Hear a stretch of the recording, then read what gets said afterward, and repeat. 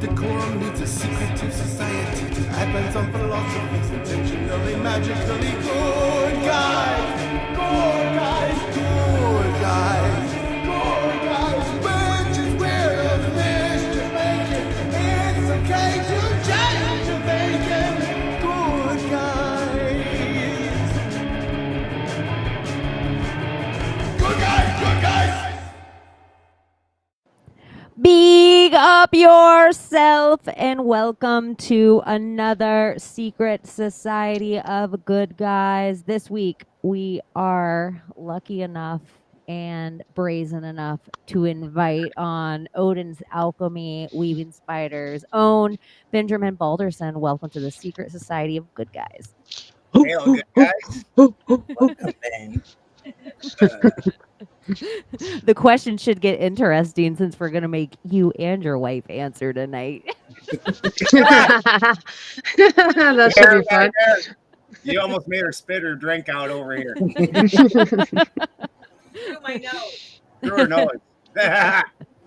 That is awesome. So how are you guys doing this evening? Pretty good. Pretty good. Good. How about you guys? I'm doing okay. It's Friday. I got my nap in. It's been a week. Yeah. How's your energy been this week? Oh yeah. Moon and Heads up. Pisces. Hotties. Okay. Moon and Pisces. That's all I got to tell you guys. Moon and Pisces, emotional damage. Emotional damage. Everything is very emotional right now. At least for me, because I'm a true Pisces. Water on fire. You're emotional.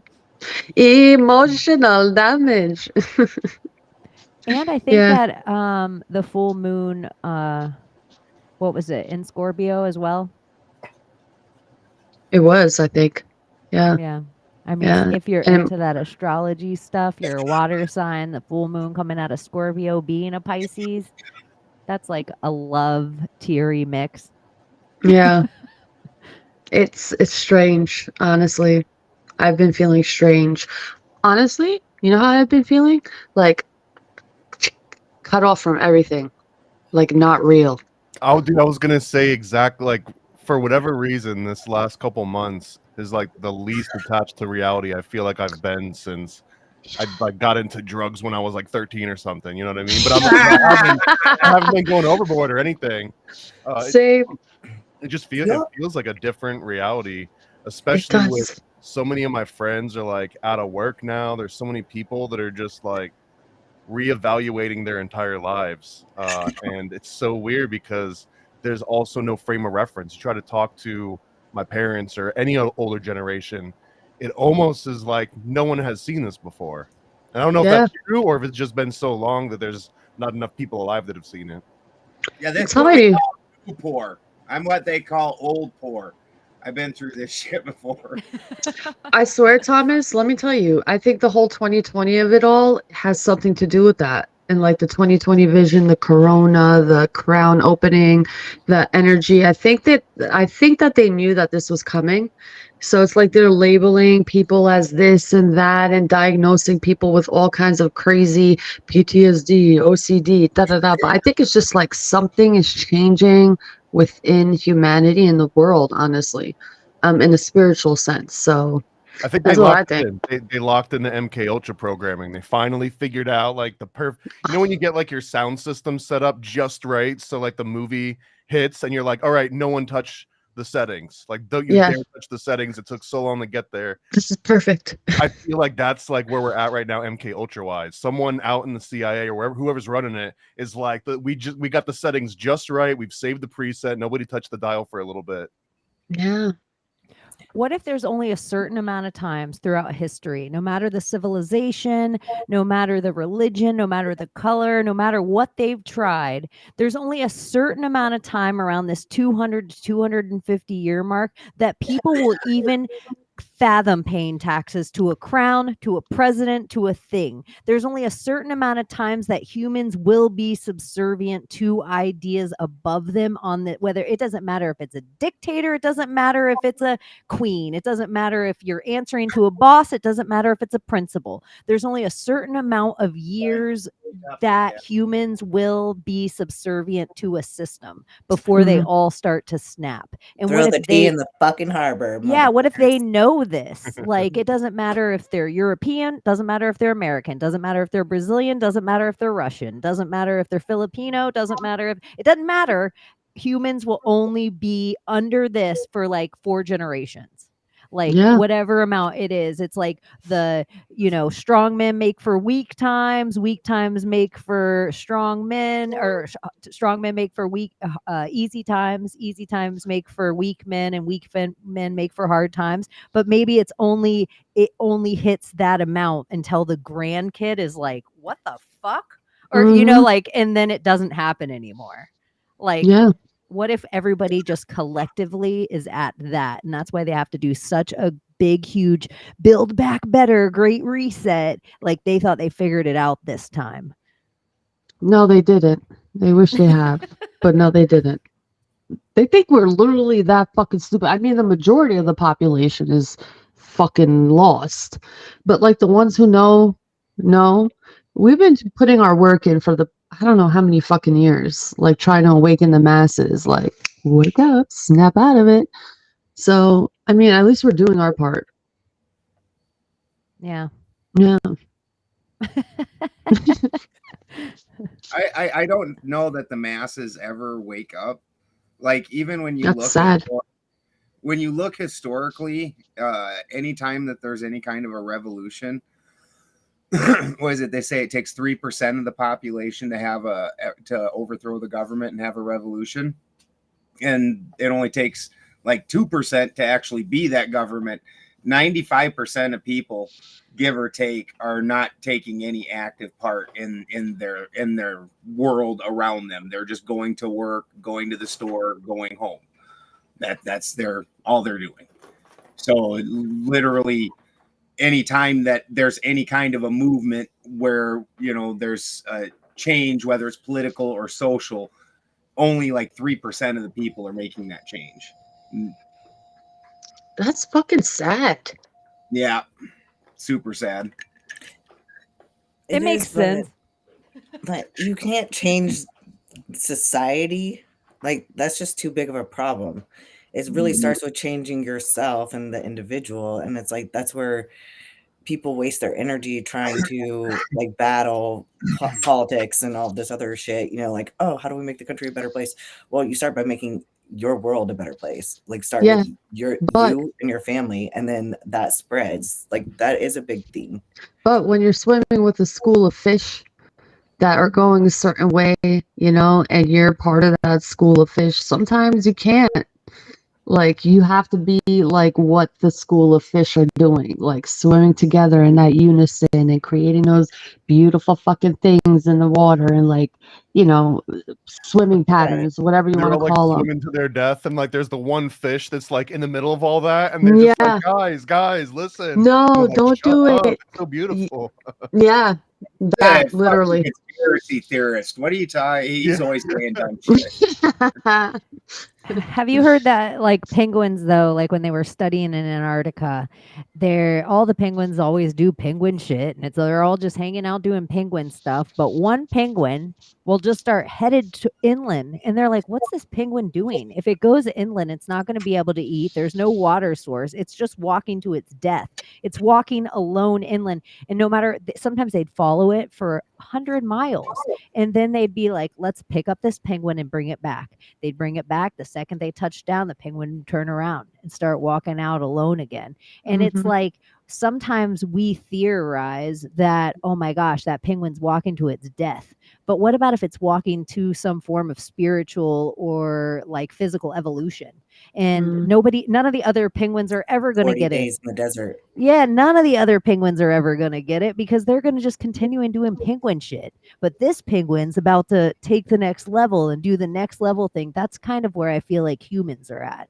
Like most of the humans are just going to play out in the sun. They're just going to be ponies playing out in the sun. You know, whatever thing that the government gives them or that their parent gives them or their teacher, whatever the higher up gives them, even if it's they're like, I can punch this person in the face and not get in trouble. As long as somebody above me told me yes, poof, like that is like how most humans are. They just need somebody of authority figure to tell them and they'll do the work. I can kill this person as long as somebody over me tells me. That's why this whole like I think this religion thing and this whole like answering and having to like appraise something over you that somebody else has more dictatorship and guardianship over that god. It's all just because humans will just immediately compartmentalize doing bad as long as somebody else told them it was okay. And it's like, well, it's not bad then. It's not bad. My boss, my general told me. My mom told me, yes. And even like somebody in these are the Berkeley experiments. They actually did this whole study of electrocuting people because they kept being like, how would all these people go along with the Nazi regime of World War II if they, you know, what we're told on the news all the time? Because as long as somebody over you is doing this. And I wanted to make a new shirt that says, first they come for the Freemasons and no one said anything. And then they came for the witches and no one said anything. And then they came for the alchemists and no one said anything. And then it's like, and then they came for me and no one's around to say anything. They need to change Germany, it from they first did they go came after for the Freemasons in one of the first waves. Yeah. They did? Yeah, absolutely. This is wild. I actually got a newsletter today from the Florida Freemasons that said they're now trying to digitize all the minutes of the lodges because there have been so many arsons, and that like the numbers are dwindling, and like on top of the arsons, it's like becoming an actual situation where they can't like maintain the records as they used to. Are you sure it's not just, you know, barbecue accidents? Well, I might have been involved in one or two of those. I've heard that Freemasons are fat barbecue eaters. I've heard that. Well, to be honest, they actually know what they're doing, so there's very little mishaps in those regards. Real quick, how do you guys, Ben, how would you say this word on the screen right now if you can see it? Hello? Yeah. Hello. Australian, hello. Hello. Hello. Or nor. Fuck, I hate that so much. That is a triggering fucking word. Hello or nor. I thought it would be funnier for you if a dude did it. Hello. Hello. Do y'all feel like time has been weird the last couple weeks? I feel like it was literally just Friday, like 2 days ago, that we just did this. Oh, I know. And I felt that way last Friday too. It's like, I feel like time has been weird. Time is weird. Reality is weird. People are fucking weird. The food is weird. The water's weird. The sun's even fucking weird. It's all weird to me, but I'm weird, so I like it. What is happening in the real world? So Thomas, I have noticed in the conspiracy world that yours and Dr. Longo's feud was like quite a tea spill. Bitch ass. I don't really. It was such a non-event, seriously, for someone that's actually been in. It was only a non-event because you are the most nonplussed motherfucker I've ever seen. For real. He said some shit that if I was in person, I would have fucking knocked the side of his jaw into another direction. Like, yeah, we definitely weren't in person. 2 quick steps and just like, bap! Nah, for real. The way you handled it, kudos, man. Like, for real. Like, that takes a man, like a manly man, to like on a high level man to fucking handle a situation like that. Because you that know was what I bitch. said? That's the dude that had a little 5-foot girl has pointed that dude in the chest and been like, "You're a loser. Your mom's a loser. You suck. You can't even get it up." In a bar in front of 100 people, and he didn't punch her out. That's that dude. Oh my god, you're starting to trigger me from some old experiences now. To be honest, we all know that bitch. That she deserves. Yeah, I can't tell any of these stories. I wish I could. I can't. Next I hope time. you Next go to time. jail tonight. I'm gonna press charge, and she's the same You're bitch like the bailing you out Ben tomorrow. triggered over here. Like, You hey, know what's guys, crazy I'm though is triggered. that I am really angry now. Fucking, whoa, I'm about to go off. I got me fucking pissed, and it wasn't even about me. And I'm like, what the fuck you talking like this to my friend, bro? Like, you little bitchy mush. What are you guys even talking about? It's nothing, right? A piece of shit, nothing. Bitchy mush. Dude, he blocked me. I was like, oh, another badge on the wall. I love it. My favorite comment on the whole thing is never go full Santos.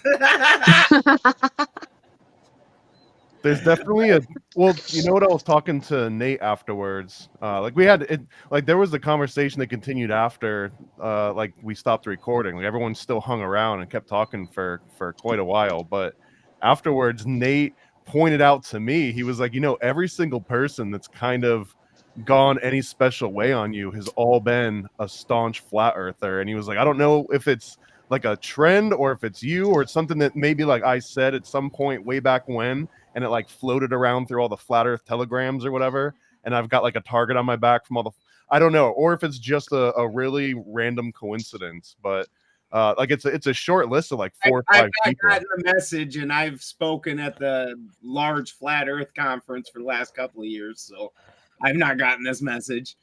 Yeah, just not high up I'm a enough, my flat friend. earther. I don't get triggered by you, even though I know space is fake. But you know, you can believe it's real. That's cool. Well, and I don't think that it's like I'm incompatible with flat earthers, but there's something within the subset of flat earth that lends very well towards shutting down when it comes to questioning something that maybe you've accepted a little bit blindly. Well, certain sects of it for sure. Yeah, what are the sets? Like what are the subgenres of flat earth? Well, for Like, me, go ahead, Layla. Go ahead. yeah. For me, it was just like literally starting off with flat Earth, and like, you know, okay, it sounds good, but I think it's more to that, and they need to like edit it more because I think it's like extraterrestrial. Like I feel like there's more to it than they say. So they're missing the underneath part of what the flat Earth is. Like outside of it, like there's more to it than meets the eye. They're on the right track, that I believe, but like they're all still new to it. So when you're in the flat earth, you start off with flat earth, but then you get deeper and deeper in a like a more philosophical understanding and questioning. So then you start asking the questions, okay, it may be flat, but there's something else. It's not the model that they feed us. It's something more extravagant for me. Well, look at how immediately right when Flat Earth came out, like they had to do such cover up that Neil deGrasse Tyson had to immediately go on Joe Rogan, and that's where you first hear the term oblate spheroid. Like they had to do such a cover up that they actually had to change the shape of the planet. Yeah. And I'm not a flat earther. I just saw the way that there was only 2 things taken offline all at the same time. And it was if you were talking about QAnon or if you were talking about flat earth for some reason, they decided to take those 2 things down. Like it didn't matter. Alex Jones stayed up the whole time. The media let you know we're about to take Alex Jones down. Just so you know, the Sandy Hook thing's about to get Alex Jones taken down. Alex Jones is about to get taken down. Before we take Alex Jones, we're going to take Milo Yiannopoulos, and we're going to tell you about that too, just so you can see all this conservative stuff that we're going to take down. But the real thing taken down was any Q person telling you how to use that map or all the stuff attached to Eric Dubé. I mean, he was like the bigger one. I know people get really triggered that his name's brought up, but credit should be give where it's due. He was the dude who brought all this attention. But it was like anyone attached to them, they had to like take off that flat earth stuff. And then Tataria came out and blurred the lines a little bit for the flat earth movement. And then more stuff got to come out. It's like do you guys remember the season of Tataria? There's a whole flat earth society, and that's got its own people. Eric Dubé's kind of got his own people. Didn't he pass away? There's what's that? Didn't Eric Dubé pass away? or somebody big in the flat Earth community?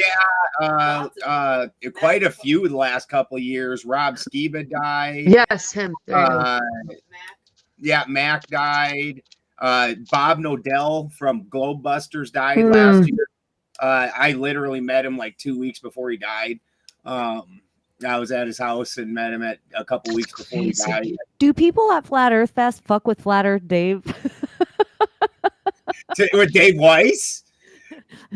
No, is he the one that's just He's Flat also Earth berated Dave? me before. Yeah, Dave White. Dude, you can't even fuck with Dave. Like, if you've ever met Dave in person, Dave is like your uncle that's just slightly older than you, that like takes you and introduces you to all the cool things. Like, if you've ever partied with Dave, like straight up, like the first time I met Dave, I was on some fungus and fungi. Yeah, a little fungi, and it was night out, and there was a bonfire, and Dave disappears, and he comes back, and he's got Amanda Vollmer and another lady, and he's got like these festival light whips that change colors and have like all these, and they're like whipping them around, and I'm all like tripping and like, what the fuck just came out of the woods? Like, you know, they're just like, you're just like. And it's everything's like that with Dave. Dave's just he's a fucking riot. So, and he's Flat Earth Dave on YouTube and everywhere. That's his like, handle. I've done a show with Flat Earth Dave. Flat Earth Dave is the only person that I actually think, because he is no frills, should go on a show like Joe Rogan and debate Neil deGrasse Tyson. Like, it has to be somebody like a Flat Earth Dave that nope, all the numbers, all the things, it has to be, it can't just be somebody that thinks they're a flat earther. It has to be somebody that knows the specifics, and he's no bullshit. Flat Earth Dave will yell at you like a disappointed uncle. I've been through that. I've got video evidence of him basically calling me a retard. I don't like him, motherfucker. You don't like him either. No, fuck him. That's it. I still like him. I wonder though, two things. I don't shit on my people. How much is Flat Earth Dave a character? And the other one too is I wonder that even if he found something that kind of challenged everything that, and this is me wondering, this isn't me projecting on him. I'm like wondering this question: if he found something that like rocked all his presentations, invalidated, decades worth of his research, like how much of you would want to shift and start adopting that, knowing that it might lose you a bunch of people, versus just like keep that engine running? Like, even if you find out that the engine kind of has a flawed design a little bit, like this might be your engine to keep running, versus, all right, let's stop everything, let's redesign it, let's reapproach. That's 100% legitimate. They say that anytime there's new science, it doesn't actually take and become a mainstream thing until the old science, the people that were the teachers, the people that made their name based on that old science, they all have to die before the new science is allowed to take hold and become a mainstream thing. So I mean, that's got complete validity to it. I couldn't 100% tell you. He's got his app that makes quite a bit of money. That guy, yeah, he's good. Yeah, Dave. Yeah, and would he want to see everything, if some piece of information, like we were actually able to go into space, happened and challenged that, would he be happy about that? Would he still, do this? I couldn't tell you. I mean, he's not. That would be interesting. What if there was some proof? Because at a certain point, the argument can always come down to that it's been like synthesized. All the imagery, all the video has been synthesized, which is technically true, because anything that they even take now goes through what? A freaking image sensor, right? It's like all digitized the second the light hits this little sensor. So at that moment, you could always be like, I don't know if I trust the photons, that you recorded the photons right, or you didn't rearrange it before it got into my eyeballs. And that's always going to exist. So it's really easy to just keep. Well, at some point, I'm going to have to face it when Donald Trump tears his mask off and there's a lizard. I'm going to have to be like, oh, well, you guys, I mean, Same. Yeah. So I just am like, we're all there with, we're all right there with something. That's how I feel like Flat Earth Dave. Like if they're like, oh, all of a sudden it's shaped like a steel drum, Yeah. you know, instead of just, it's like, well, most of it's still there. His science is closer than NASA's. Yeah. So for me, similar to what Layla was saying, we live in a cosmic egg. And so the earth itself isn't flat. The real question is we basically live in a snow globe where, you know, it's, and everything above us gets more etheric. Everything below us gets more dense. Even according to the Russians, they can only go 8 miles down, and then it's too much. They just like, you can't penetrate past that because it's too dense. So we're just in, like I said, you got the dense side. Different levels of density. Yeah, and we live where we particularly live is in this middle zone, this Goldilocks zone. The ether. Yeah. So it's pretty, and not everybody thinks of it in those terms, but the Earth itself wouldn't be flat. The Earth's still an egg. They still, even most flat earthers believe in a firmament, which would be, you know, roundish, and then they just don't think about the underside in any way, shape, or form for some reason. And the layers. Yeah, and exactly, and the layers in between. And certain things live at certain layers. When you stop and you even look at the ocean, Chaney talks about this quite a bit, where when you go into the ocean, there's things in the ocean that the ocean water is basically what air is to us. And then those things live around bodies of water that's a different water than the water that they're living in. And to them, that's water. And I speculate that that's most likely tritium, you know, heavy water that they're dealing with, because that's typically what's at the bottom of like ocean. There's a lot of tritium and whatnot, so it's got that greater density. But to them, that's water, and water is air. So it's they're just not. They're all just liquids of different density. We're all fish. Yes. Exactly. Yeah, I'm completely open to all of that, and despite not being all in on like the flat Earth specific theory, it's only because of a few like tiny little details, and it's not because I favor like a globe thing. One of the biggest ones is just the concept of infinity. Like when we go with the globe model and you talk about infinite space, that's just been the thing that was, you know, drilled into my head for 20 years through schooling. So it makes sense because I've seen all the freaking illustrations and all of like the abstract renderings. But I also understand that flat Earth has this concept of infinity, but the infinity is on a plane as opposed to just going in all directions 360. And I feel like both of those are equally like abstract to my brain. Like if you told me space is infinite, I'm like, okay, I don't understand what that means. And if you tell me that flat Earth is infinite, I don't understand what that means either. That's But only the some difference people is that would say that flat Earth is infinite. That's only some. I think it's water beyond. Like we live in a different type of water. Yeah, we're like just a bubble of infinite, you know, probably like test subjects. Who knows? We're like a fucking petri dish too. Like we could be that. We don't know the grand scale of what's outside of this. It could be many forms of what we live in just on this fucking tree. Like these bubbles on a tree. Like real quick, I don't want you to lose your train of thought, and I don't want you to do anything drastic. Your microphone's popping occasionally, and maybe you just need to turn down your gain, because your sound sounds good, but is this good? Is this better? La, no, it's popping occasionally. I don't know what it is. Fuck? I don't know what your camera tonight. But it's okay if it doesn't get fixed. I know you're in the middle of computers. I just know sometimes if you listen to it back, then you'll be like, yeah, get her out of here. Get out of here. A little hook comes from the side.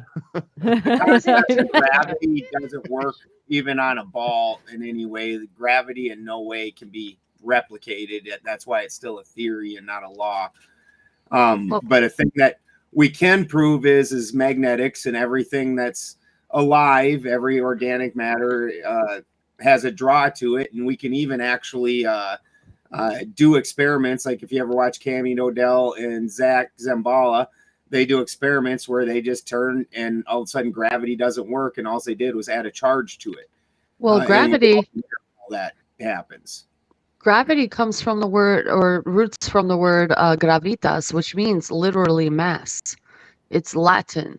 It's rooted from that word. It doesn't mean like a magical force what picks and chooses what sticks to the ground and what doesn't. Like it's just mumbo jumbo.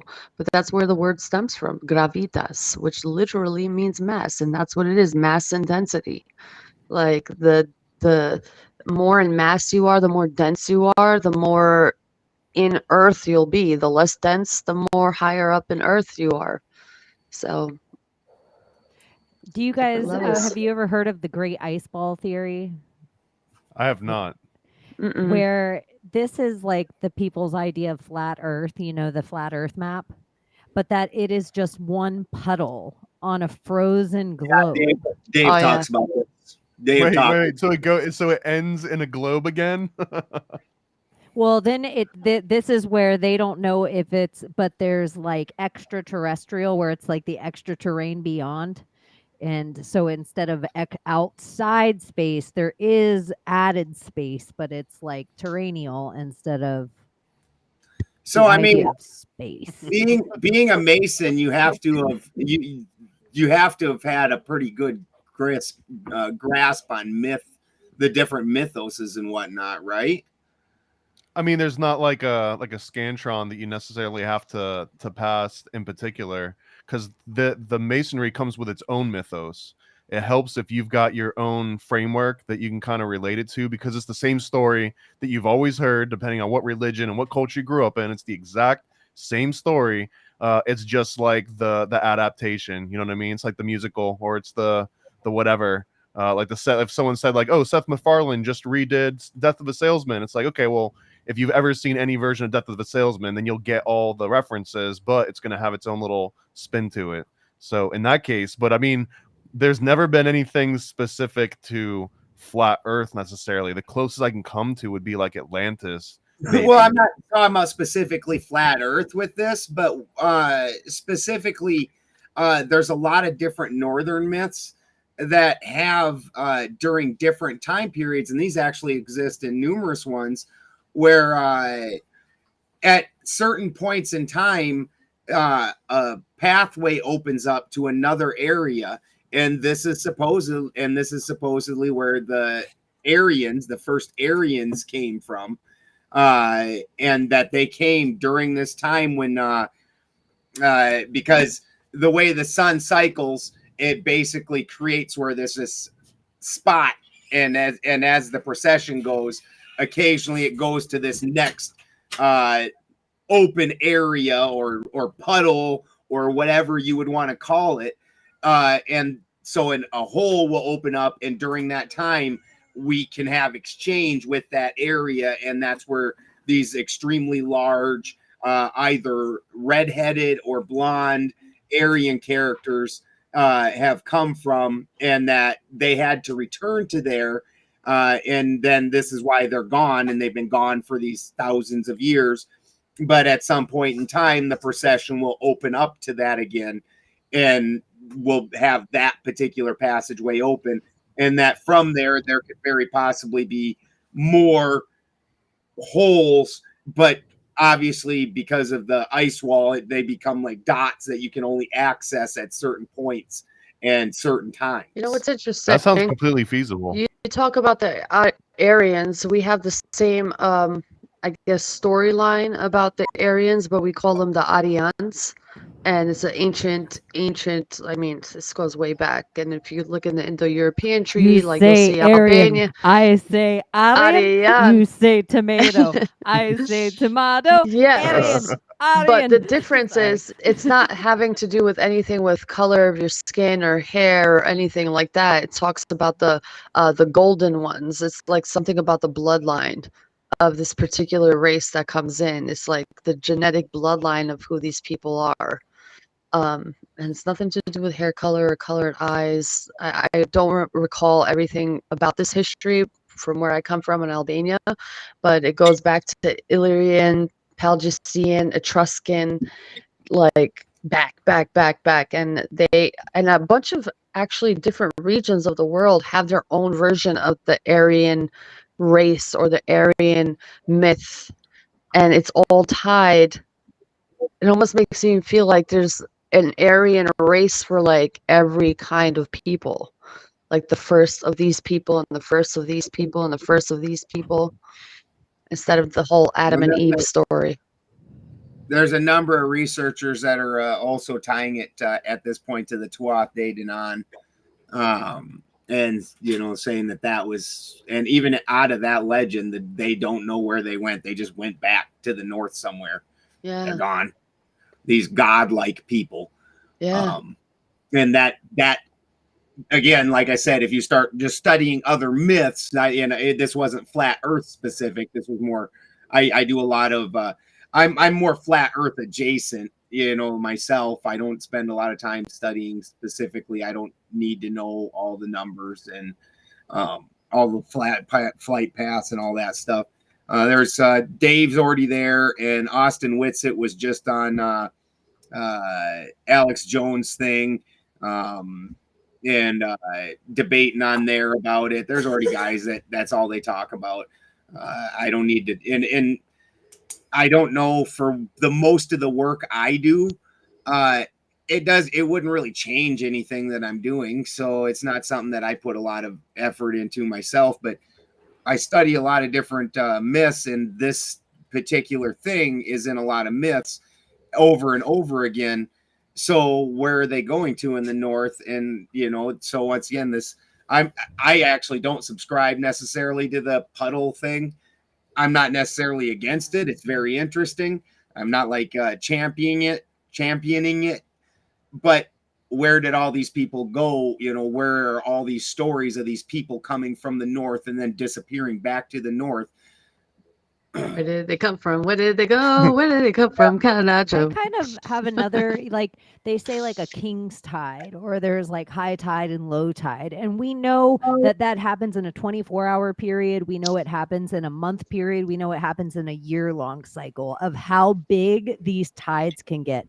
And we see during certain hurricanes how they'll be like, oh my gosh, the beach entirely disappeared. But what if in that way we have these very big tides? If we knew our solar system better and the Seven Sisters better and the Pleiades and all this stuff that our seas seem to be named after in ways, that if there was openings, like we know there's big cave systems that sometimes only during the lowest tide of the year has a clear opening that you can get a boat through these caverns, or sometimes high tide makes it so that it makes a water spout out of a hole you would have never seen before, but during one time out of the year the tide hits it so high it makes like a whale spout, and they'll be like, oh my gosh, that must be what these pirates were talking about when they buried this treasure. So there's all these kinds of high tide, low tide that sometimes I wonder if it's not more of a high tide, low tide situation instead of a space situation. Like they just took off and left. What about if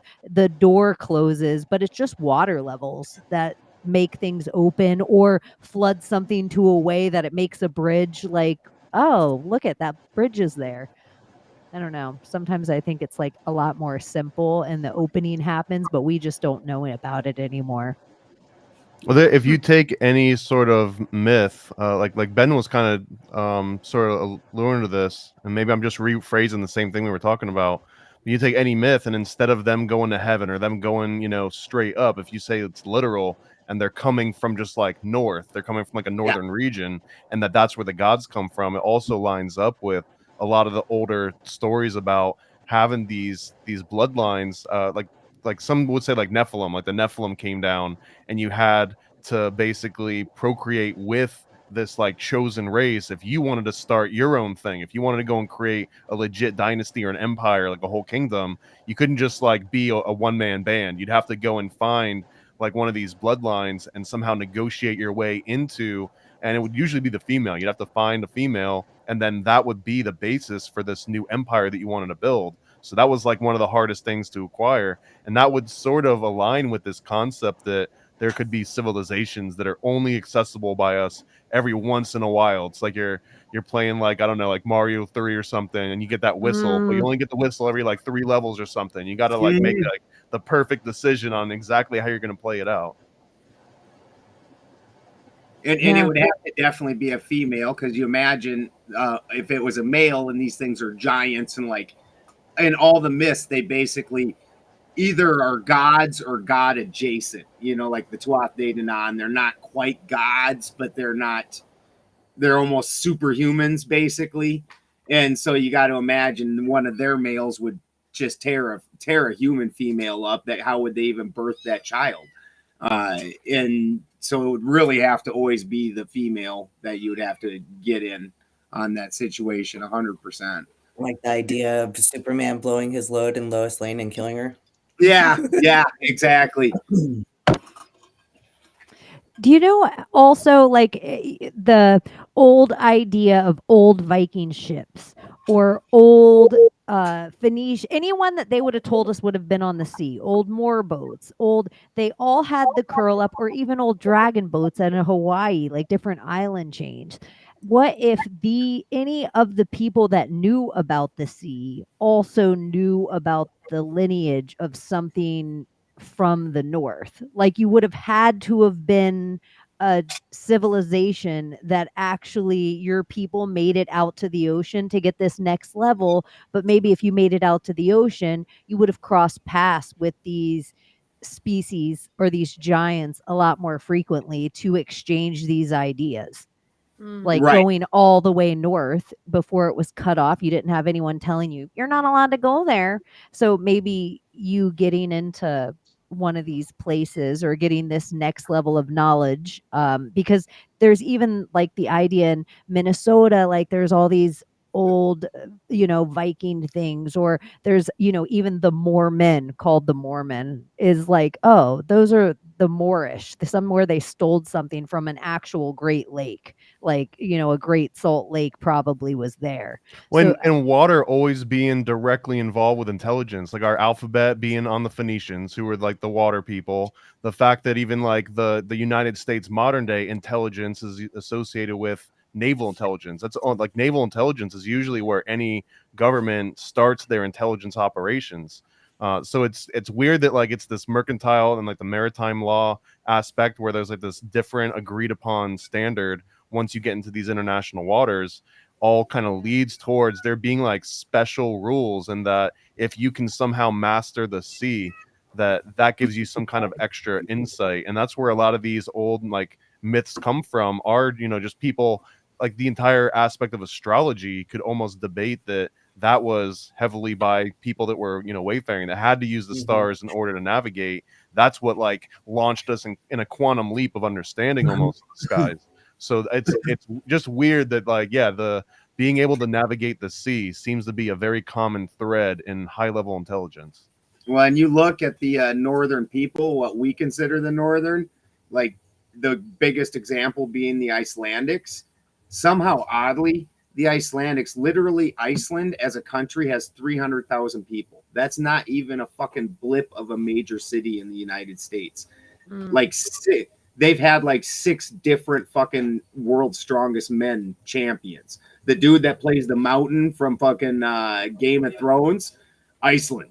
Like that one, bro, all the way. Yeah, those dudes, they talk about these giant creatures, these giant people coming from the north. Yeah, those dudes are just like, fucking insane.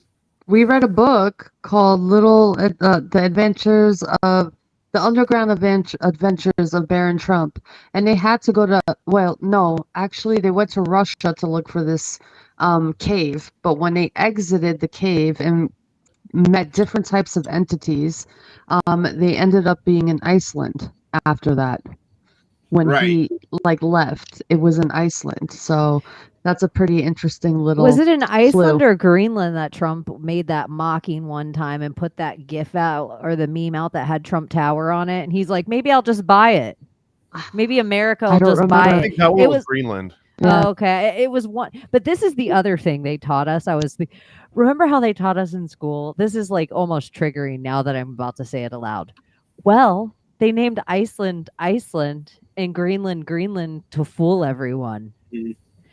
Don't you think there's probably a lot more to it? Yeah, 100%. Like Yeah. maybe like ice wasn't ice and just Greenland has more to do than just grass. On top of also one of the things that when you start studying that region, it's super interesting. So like one of the simple, it's called the Vinland Saga, and it's literally, it's just a couple of different accounts that are accounts of people going from Iceland or from Norway over to presumably America, Canada, somewhere in North America. The trip is only like a 4-day trip by fucking sailboat, like 4 or 5 days or something. Like you read it, they're like, yeah, we left, and then we stopped at this island and we named it this. We stopped at this island and we named it this. A couple days later, we're in Greenland, or we're in that's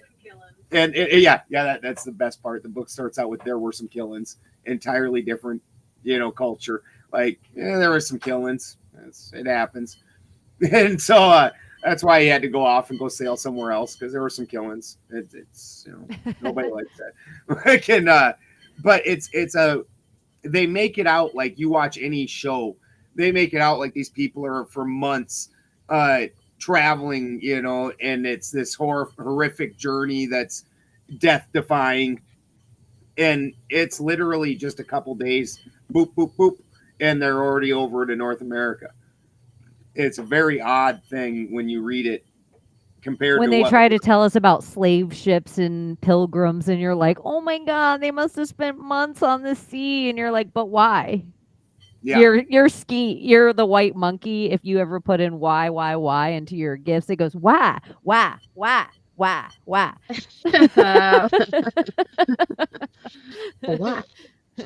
why? Like some of the things that they just tell us, and even as a little kid, all the things that you try to ask, you're like, so really they made maps because they wanted to fool people that Iceland was green and Greenland was. Your little kid brain, and the teacher is just like, just be quiet. Just accept this information it's what it says as in true. my book. It's what it says in your right. book. Just You're we wrong. both need to accept it and move on. Yeah, No, I'm it's right. right. You're wrong. Shut the hell up. You I don't know really it. You're wish five. it would have changed my life dramatically to have someone have just sat down at some point and just said, like, hey, every teacher you're ever gonna have, they're just reading it from a book. They have to read it from a book. They have to teach you this thing. And like, I don't know if I ever got, like, I wish I would have had that. I mean, my mom was a public school teacher, so maybe like she was too in the system to know, like she was the fish in the water. She couldn't tell me about the water. But I also, like, if I had known that, like, I could have understood, like, oh, play along. You know what I mean? Like, it almost felt like I was out hearing just like bad information, and it was such a weird situation to be in, because you also learn really quickly, at least in, I guess, every school outside of homeschool. But if you ask a question back or you like challenge it, now not only do you get the disdain from the teacher, but you also get the disdain from everyone around you, because now it's like, God, or at least was my experience. Yeah, it was like, just that let her is the get typical through it, experience. But as a teacher myself, I taught 4th grade, and I taught English and social studies. So like English is reading and all of that. So, but one of the key things that we always taught was that never really trust a secondary source. So but that's all we teach from. History and science are all secondary sources. None of them are primary sources. So we get into history and the explorers and, the earth being round or flat and all of that. And my students were like, oh my God, people are so stupid for thinking that. And and then the election stuff was happening too. So what I told them is, like, I'm not the normal teacher.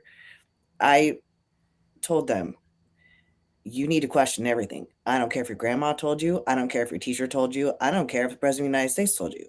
Like, don't take anybody's word for it. Always do your own research. And I said, and so when we got to the whole, is the earth round or flat thing, I did say this to them. I said, how many of you guys have seen that the earth is round? And like, nobody could raise their hand, right? I said, where did you learn about it? Well, you and the books, and I was like, yeah, you learned about it in a book. I've been lying to you. I was like, did any one of the people who wrote this book, is this a primary or a secondary source? And they're like, well, it's a secondary source. I said, so nobody who wrote this book could tell you that the earth is round because they've never seen it themselves either, correct? And they're like, yeah.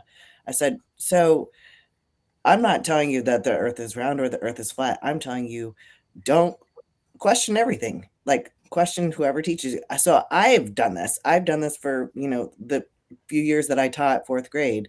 So I taught a bunch of 10-year-olds to not listen to me. But I felt like it was an important thing to do. Somebody They're has all to tell 'em. Leavenworth now, but God bless them. Good. They're the change we want to see in the They're world. probably wishing that man, I wish I was a fucking NPC. Yeah. Why did I take that blue pill? Damn. In the 4th grade. It is interesting if you think of really, you could just ask yourself really this question. How much money is there to be made off flat Earth? How much money is there to be made off space? And then I think right there, the second there's money to be made off of it, then already the weight of the thing should be so much less. There's no secret flat Earth where they're like, hey, send us all your money and we're going to keep doing these expeditions into the further terrain of flat Earth. And hey, give us your tax money for all this flat Earth and we're going to disappear all this money. And so there's no way they could keep doing this. And so it's like the space idea with the money involved, it just becomes like a very easy thing to teach my kindergarten brain. Like the second they can launder your money becomes one of the part of the equation, it has to get done before everything inside everything inside the parentheses gets done before everything outside. That's what, if they could take your tax money first, to lie about this thing has to be done first before the whole rest of the equation.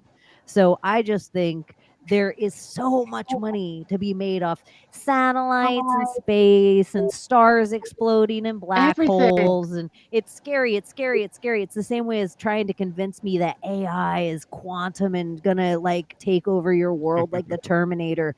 All those things will require money to protect me from that thing one day. Whereas if it's flat Earth, then the only thing to protect us from is each other. And now we got to get it together. Okay, maybe we don't have to protect ourselves from each other. Oh, it's them. And that's what they don't want. You're right. And when you think about it, it's like this whole idea of like, oh, you're such a materialist, but we lived in a material matter environment. How could you not be a materialist in this fucking material I was hearing it world? too in my head. But for real, I and thought it's she was like, going to go into it. Time, aren't you also in a spiritual world? yeah. So here's the thing: should we be nihilists and just like fuck everything? Like this is all fake. It doesn't matter. None of it's real. Da da da. And just like I'm a soul being, and that's all that matters. But like, don't you have to participate in this fucking show, movie, whatever? Like, I don't. It's so confusing to me. Like, yeah, I am a soul being, but I'm in a material body. Shouldn't I go with the game and play with the material and just ignore the material and just connect with my soul? But even though I know I have my soul within me in this fucking this carcass, whatever you want to call it. So that's literally the polarity that you embody. I just imagine the group of penguins, and they're like, "Where's Layla going?" Both things are true. That you need to connect materially, and especially connect even deeper than just this carbon material, but the crystal material, the epigenetic material that's been passed down through your family line. That's really the actual hard material of the world, because the carbon, that's just kind of filling in the spots, man.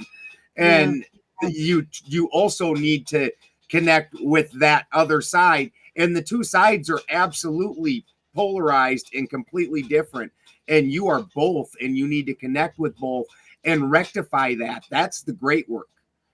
That's fucking hard. That's the great work. That's why it's not called the easy work. I have to say something right now to all of Look at you guys. I'm a smoker. Thomas, he's a smoker. Me and Thomas feel like we could smoke Snoop Dogg under the table without thinking twice about it. Okay. You forgot There's me. I'm levels so far to beyond that. I don't even look have at to wait, say wait, it. wait, wait. Let me there's levels to this fucking game, okay? I saw True World right in the channel, bro, clean your rig.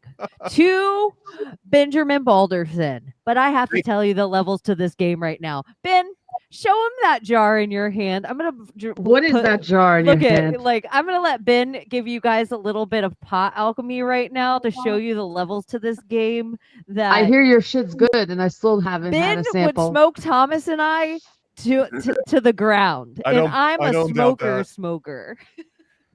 Dude, So- That looks goldenly delicious. Oddly delicious. the size of our jars are Ben dramatically doesn't just different. learn alchemy just to talk about it on podcasts and stand in bookstores and be scared of roaches on the ceiling. Yeah, He that's learns Practical alchemy for application. real pure things. diamonds. And I've got out of my stuff that I've gotten tested, my lowest test I've ever had was a 98.6 or 96.8, and my highest has been 98.6, and you can't even find anything that Damn, that bro. 92. Yeah. And then I'm running usually in the like 99.2 unconverted. So when you're looking at it, it goes from like it'll drop from THCA to just THC, and then it'll start dropping down into like the Delta 9 and then into the Delta 8. This is levels of as it's kind of transforming, because the first thing that happens is the carbon molecule drops out, and then at first that's okay because it needs to drop out so that way it can connect to your cannabinoid receptors. But then it starts degrading further, and the molecule will start rearranging, and it doesn't do the same things anymore. So the more degraded it is, it's no different than if you go buy fruit that's already like half rotten. You don't expect it to be last more than a day or two. So when you're looking at that degradation, that's a huge deal, and it won't crystallize the same. Like if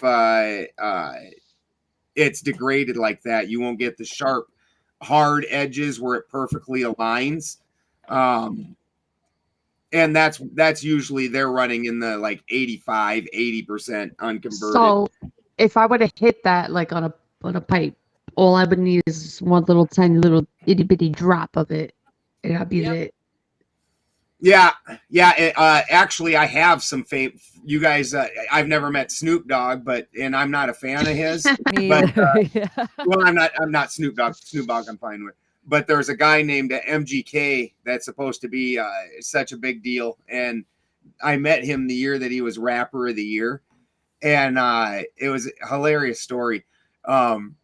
The girl I was fucking around with, and it really was just fucking around. This wasn't like a something serious or meaningful, in my opinion. Like I didn't have time for that, but I still wanted to, and she liked him anyway. Yeah, and she liked MGK, so she took me to this concert. And when I was in prison, I'd heard that I'm a Wild Boy song, because BET they allow in the prison because they got to have a black channel, and so they allow them BET, and so all in the prison, because it's all open, everybody's blaring that, and it was just a horrible shit. But I'm at this concert and I don't care about this, so I'm fucking around.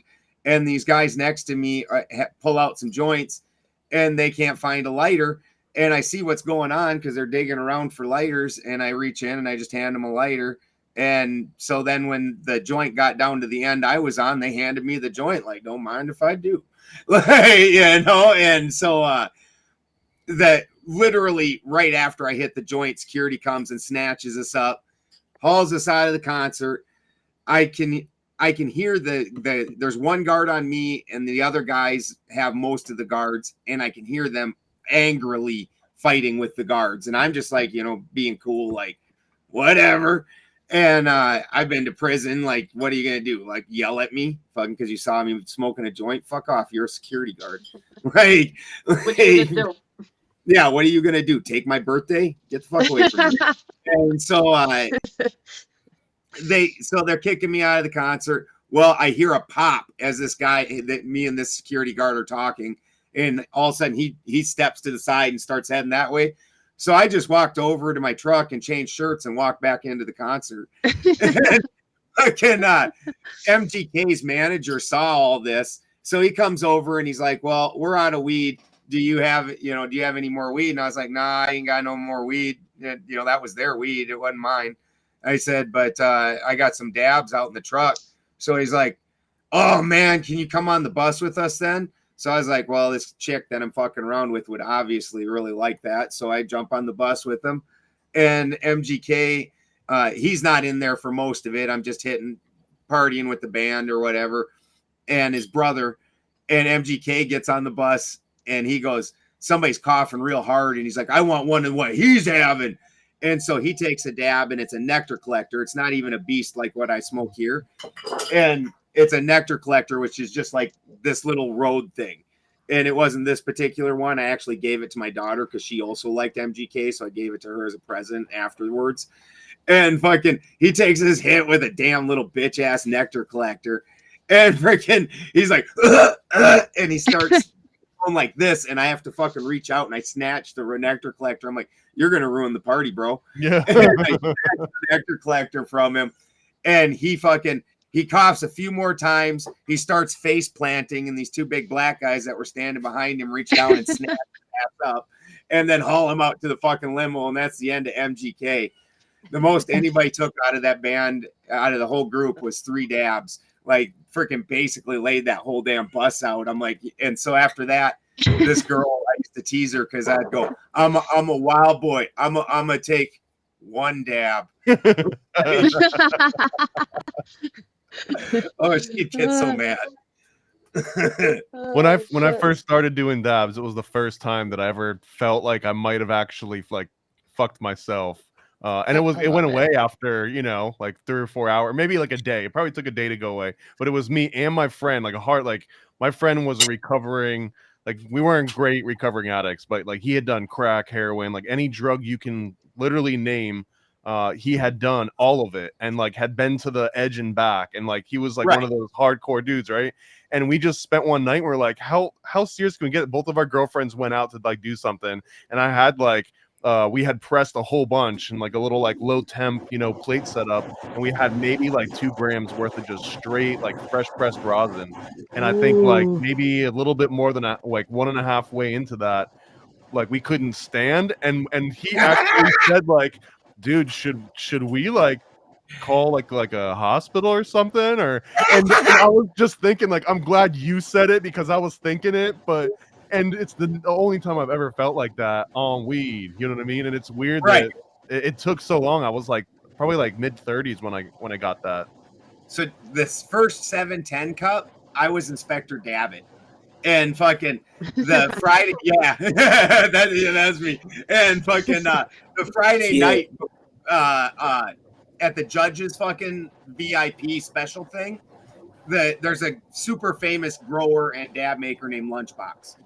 And Lunchbox, they've got like a semicircle set up, and Lunchbox is giving dabs out of his private stash. And literally, they've got 2 trash cans, and because people are taking dabs and just horking their guts out or passing out, and that's why they're doing the whole semicircle, because people are just eating shit. And so I walk up, and this is even in a documentary, is the best part about it.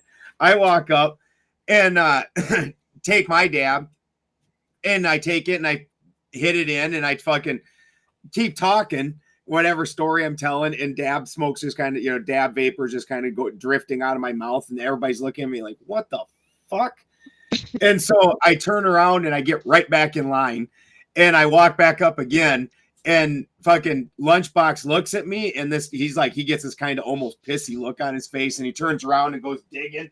It comes back out like, yeah, motherfucker. Yeah. Like an ice cream scoop full of dabs. Yeah. Like, and fucking, they take this and they take the camera they're recording this documentary with, and they literally stick it like right here. And this camera's like the size of a Volkswagen. I'm like, doesn't that thing got zoom? And fucking, so he scoops this thing up and I just take it down, no problem. So then the next day is the actual fucking event, and everybody's trying to put me under at this point. It's like, this is like the event challenge.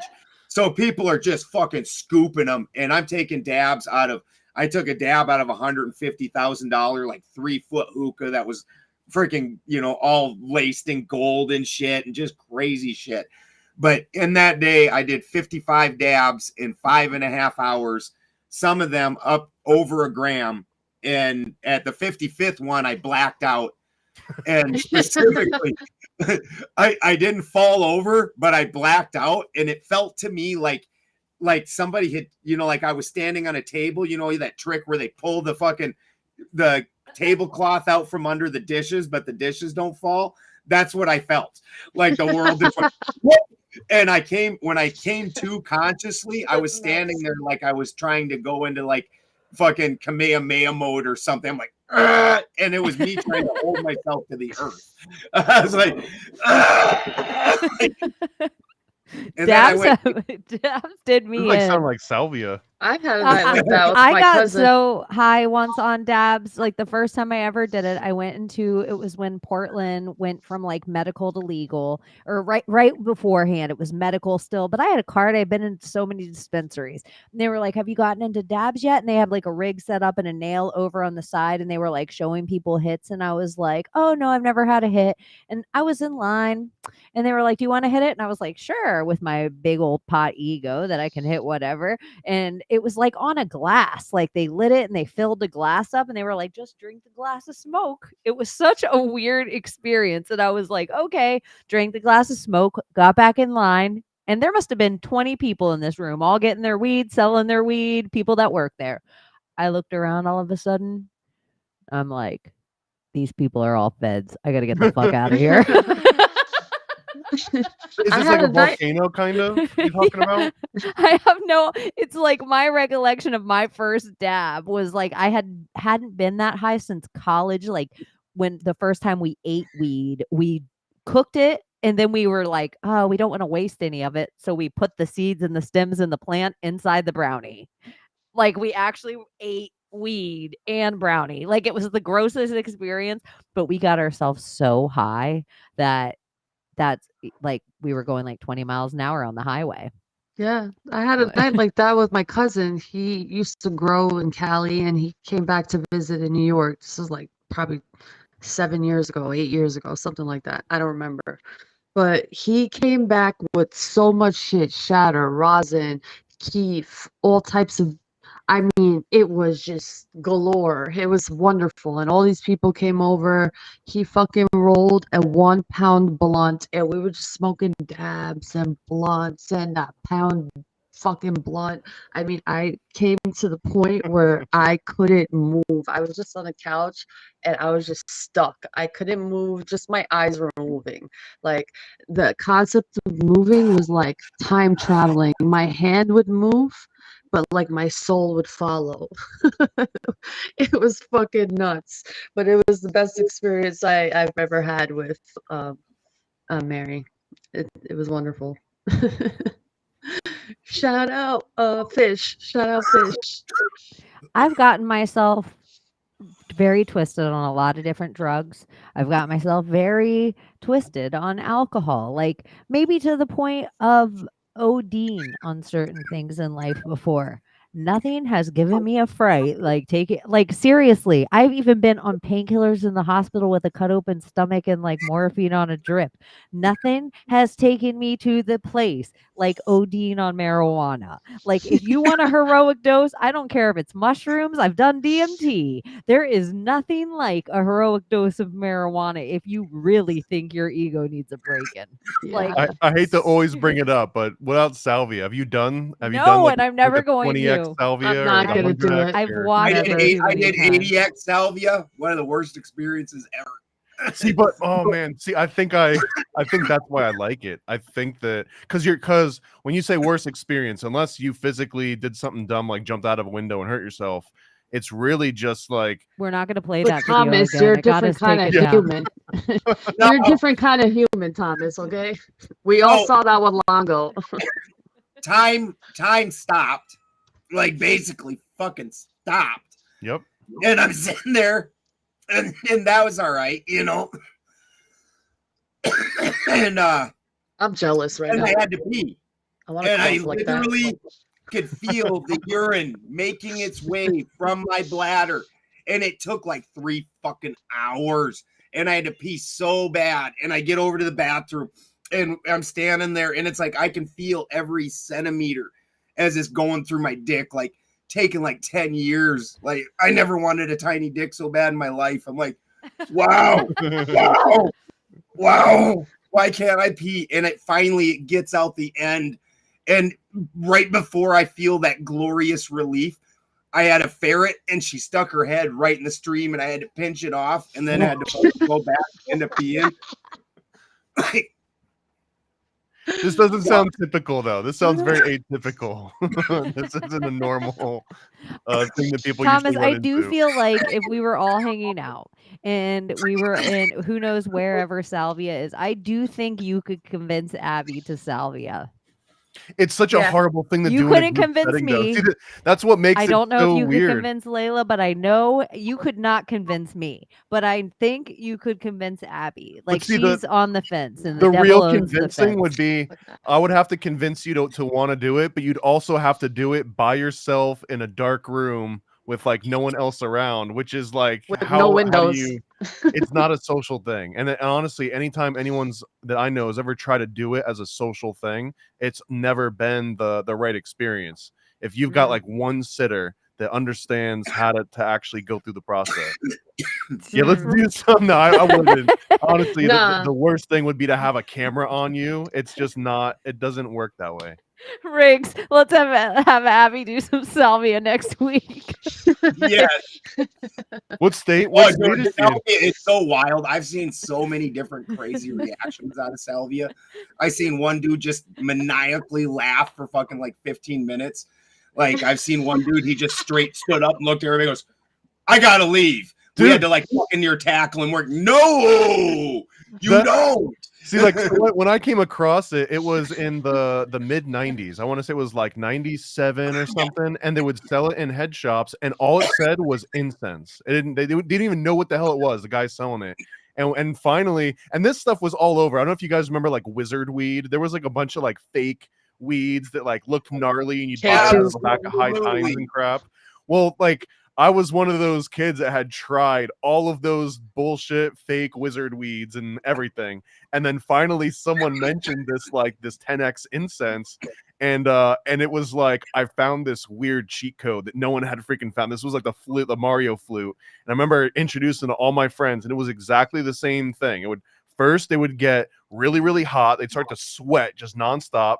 And then they would probably just laugh nonstop. And then if they had like one of those crossovers, that's when they would start doing that stuff like, I need to go right now. Or like everyone's laughing at me, and just having these weird, like stepping into a different dimension and not realizing. And that's over. I mean, we're talking hundreds of times. And that's when I start realizing like, oh, this is not something that you do with a group of people. Like I remember this is how I got introduced to Robert Gordon Wasson and the CIA and magic mushrooms, was all through salvia, because salvia came through the exact same guy that brought magic mushrooms to the Western world. That's that Robert Gordon Wasson, who was the VP of JP Morgan Finance, and he brought it here, and then he did the magic mushroom with Henry Luce that released through Time Magazine Lifetime. That's why we even get the name magic mushrooms. But that's the exact same person that brought salvia to the Western world too. What We is wouldn't know salvia what the hell made it was of? without him. What is salvia made of? It's a Mexican plant. Yeah, it's from the mint family. Yeah, I think they call it down there. They call it the something like the dream walk or the spirit walk or something like that. Lady Pastora is one of them. The shepherdess. There's a bunch of different names for it. Dude. But anyway, it was one of the few plants that they were able to protect from the like conquistadors, essentially, because they came and just wiped out everything that they saw that was like cultural different herbal medicines. And salvia, for whatever reason, it only grew in this one place on the entire planet. And thank God that they were able to somehow hide it from the like all the different people that were coming through there, until the VP of JP Morgan goes and gets it from Mexico and brings it to the United States, which is the wildest part of that. Imagine how many plants that they have under their control and their security that we do not know exists, probably, that can probably literally, sorry, I hear it cracking, that probably connects you like literally to source. And that's how they're communicating with whatever beings that they communicate. Who knows what these fucking people have with all the control that they've had? If a plant grows only in a specific area, how many other plants did that? And they could control where it grows, and they just take that dirt and take that plant and grow it in some secret little space or place that we don't know of. And the salvia plant in particular, one of the reasons that I find it so fascinating, it's the only that I know of non-serotonergic plant that has these kind of effects. Almost every other plant at some point is because it's releasing dopamine or serotonin into your system in different levels and different combinations. But with salvia, it activates, I think it's like the kappa opioid receptor, which puts it in its completely own class. Like, it has effects that people can kind of relate to with other substances, but it is completely in its own world. And it was known as like the dream catcher, like the dream something or other. And even science, Rockefeller science has shown that it affects basically like the dream center of the brain versus just attaching to serotonergic receptors. I wonder, because we have the gamma waves, our alpha waves, there should probably exist a kappa wave that we're not aware of within ourselves. That is what probably it connects to, because they only say we have 5 senses, but I believe we have more than that in a deeper sense. So what if we're on a scale of frequency and vibration and magnetism and all the isms, whatever, and we have the gamma rays and the alpha, theta, alpha, Yeah. beta. Yeah, we should definitely have more than 4. Yeah. Yeah, you're right. I never even thought about it that way. It just came to me. Yeah, there should be a lot My more kappa than waves that. are working right. Well, DMT is quite a bit different because it's not something so much that you're introducing, because DMT is actually indigenous to your body. It's more the inhibitor, that the MOI inhibitor that you're putting in, because your body normally has something that makes it so that way you don't feel the psychoactive effects of the DMT, except for in times of high stress where your brain will occasionally release an extremely high dose of it. One has to presume, like when you see an animal that's still alive being carried by a predator and it's almost in this catatonic state, you have to assume that that's what's going on. It's like, nothing we can do here. We'll just dump some DMT on this and fuck it. And so like literally? Yeah, literally. That's why DMTs and people that have near-death experiences, they say that's why they see like so many different things. They say your brain just starts pouring out DMT. It's because at some point in time you're fucked, and your brain's like, yeah, Literally? but it doesn't have to be a bad time. And I heard the thing too, it's like when you're near death, your brain is going through every file to try to save your life. And so at some point, it's going through every file in every way that it can, that it's just a blur of your entire, where they're like, your life flashed before your eyes. No, your brain was trying to save your life. Like, what do I have that's useful in this? Yeah, seriously. Whole bunch of Call of Duty. Wow, look at all that. I like that game. I'm a beast. I love that game. So Call of Duty. that Datura that was brought up, I wouldn't be able to take that. It's a nightshade. I don't do well with nightshades.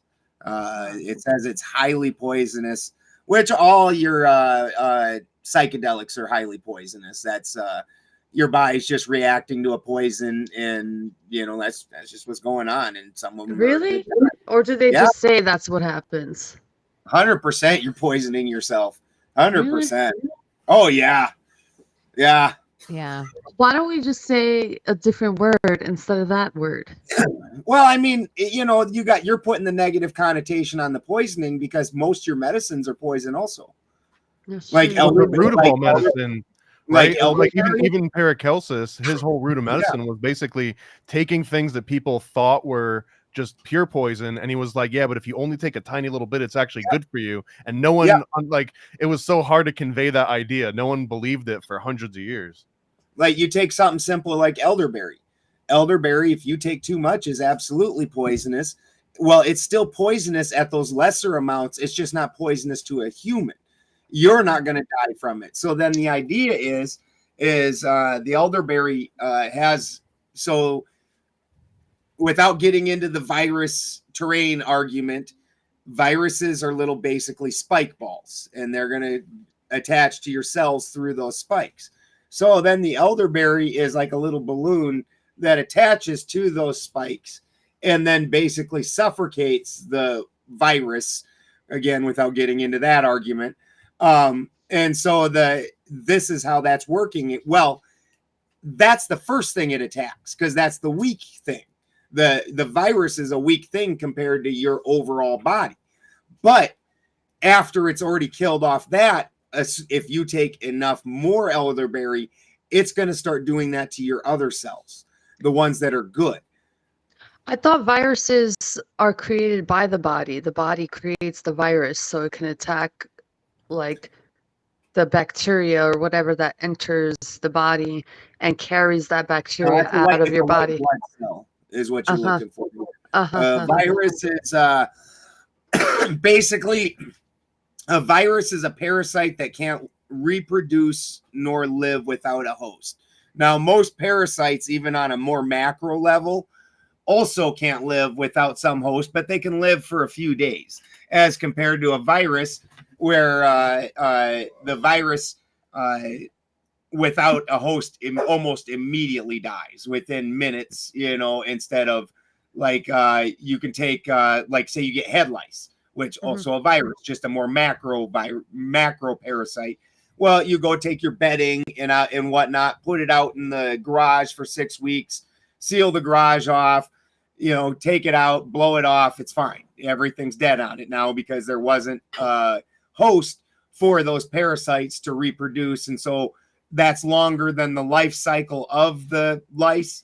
And so you've lived out the duration of that.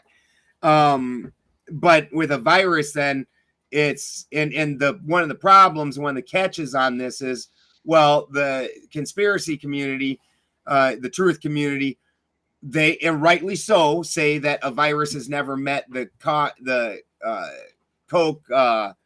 postulate gold standard of a thing. Well, the thing is in that gold standard of those postulates includes reproduction. And in the basic definition of a virus, it can't reproduce without a host. So you can't remove it from a person and under a microscope watch it reproduce. That literally the definition says it needs to be inside a host in order to do this kind of thing. So it would never be able to fit into the postulates. So there would have to be some kind of a rearranging of that of some sort. Anyways, what we're just talking about is microscopic parasites. That's why when you go and look at the medicines that they're talking about, like say, most recently, ivermectin being a big hot point, it's an anti-parasitic. And so and it's not even just microparasitics, like by animals, if they get like spider mites, fleas, things like that, it'll kill them too. Any kind of parasite, it kills it. A lot of the things that are anti-parasitic are also antifungal. And so then you get into like where everybody talks about like, oh, is cancer a fungus? Is it a parasite? Is it this? It's like when you start looking at the things that are anti-inflammatory, anti-cancer, antifungal, antimicrobial, all of them, they're all the same properties, the same plants. So it's like even elderberry, something that can potentially be poisonous to you. Like we were talking about marijuana. Look how you can eventually smoke enough marijuana and you're like, I'm in hell right now. This is the worst thing ever. And like, but look at all the healing properties of everything marijuana. Elderberry with an entourage effect of THC and CBD, because it does that thing like Ben's talking about, it attacks the weakest first. So if you're taking it at nighttime, let's say, or even during the day, let's say you have an anxiety, sometimes it almost elderberry breaks down whatever that layer is first to let the THC and CBD inside your system. So you just have a little amount of elderberry and then the entourage effect of everything. It all dances together really nicely. So that's where it's like too much of anything is probably, Yeah. but we were talking about tequila earlier, like how Tequila, everybody says like all this tequila. stuff about alcohol, like automatically in the spiritual movement, they put alcohol, like alcohol, that means spirits. This is bad. There's all these medicinal properties of alcohol, and it's not just pouring it on a wound. There was actually, each one of the alcohols had a different kind of thing, and we were talking about the difference of tequila. And maybe one of the problems with alcohol is people aren't intentional with it. Yeah. Like maybe with any drug that people would do, like I don't like party drugs. Like I will do a tripping to have a spiritual experience with my friends on it. Maybe you need to think of alcohol in that way. Well, Yeah, part you of the drink reason alone. Yeah. part of the Can reason that alcohol kill parasites? like basically every some, yeah, basically the reason that every drug says do not take alcohol is because alcohol is basically, if you imagine a cell and cell integrity, it's got a wall. Well, alcohol literally creates a tear in that wall. And so then whatever it is, whether it's a medicine that I've created, a drug that you've taken for partying, whatever, now your cell wall integrity is now no longer there. So those things are able to penetrate and get into the cell in ways that they would not have been had there been cell integrity, because you weren't drinking alcohol. Interesting. What the fuck are we?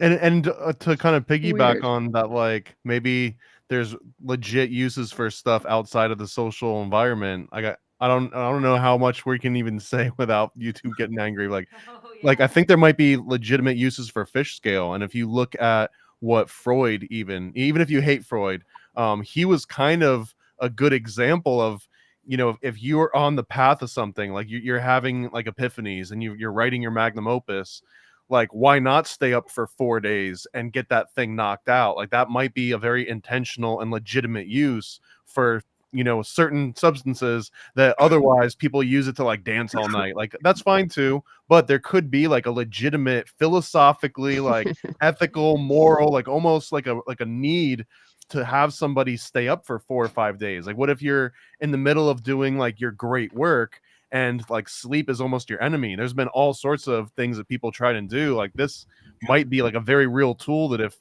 humans were capable enough of using it without abusing it, it might actually lead to like quantum leaps in what we're able to achieve. But unfortunately, it just kind of leads to crime. And I will tell you, as a person who uses insomnia sometimes for my own studying, my own research, I call it like my Carrie from Homeland phase, when my brain goes past 24 hours into this 36, something magic happens where it's like every single one of the 42.5-minute segments that my education has always tried to put my blocks in, all those walls go away.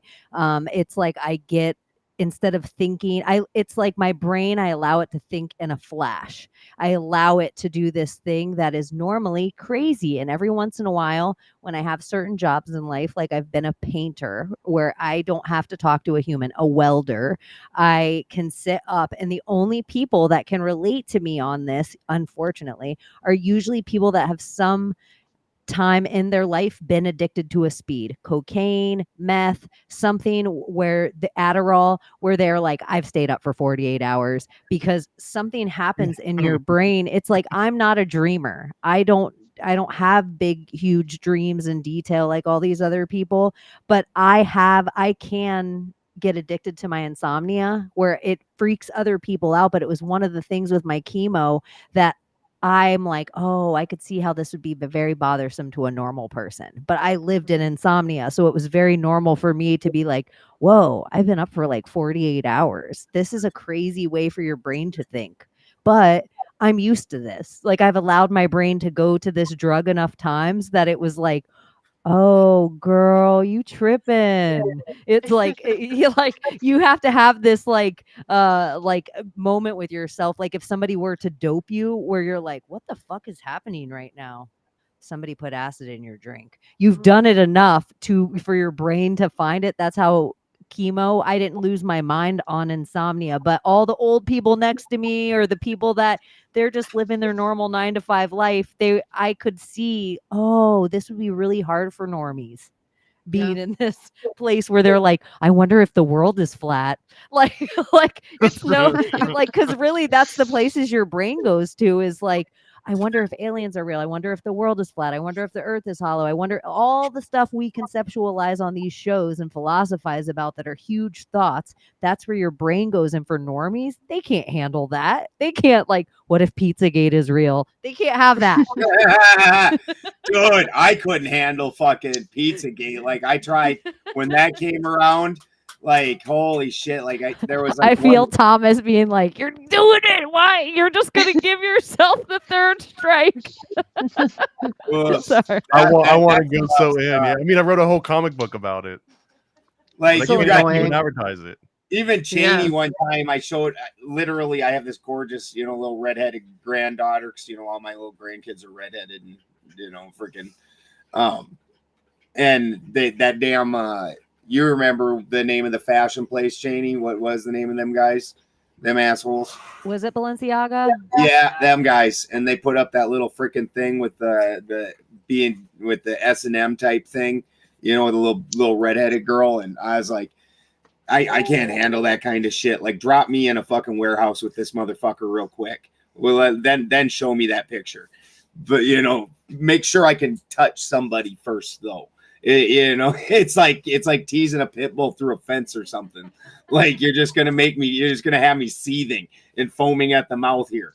Like, don't do it. I think really that was a big, huge thing even way before Corona.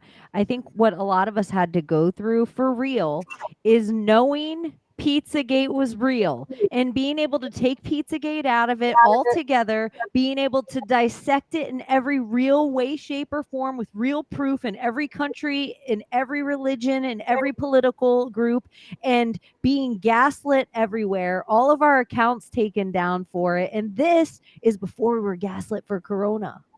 Oh God, we're so gonna get banned. It's okay. It's a different channel. It's a different channel and it's Rumble. It's fucking annoying. Didn't Congress just pass a law like recently about like we're not talking about the Jays. Oh my God, like it's getting scary. And felony. It's getting scary out there, y'all. I feel like I don't know how far you guys have pushed the teachers back in the day, but it was like first your name goes on the board, then they'll underline your name, and then they'll like circle your name, but then they have to start getting like really creative. Like I've seen like stars and circles and squares, and like once you got like a certain number of shapes next to it, and it like kept escalating, and it kind of feels like that's where we're at with all of our YouTube channels right now. Like they've run out of like fancy little shapes and stars to add. And we're getting real close to like they're going to start calling our parents. That's where I got rancid tickets eventually from my dean. It was like, Chaney again. Because I was the kid. I wasn't a bad kid. I was like Thomas is saying. I was just like, hi. Can I just question what you're saying right now? Because it doesn't make sense to my logic. Over and over and over to every teacher. And I got sent to my dean enough. And sometimes my thing would say, Chaney's trying to be smart. That would be like the real thing. I remember reading my write-up. Like if I had a phone back then, like, isn't that why we're here?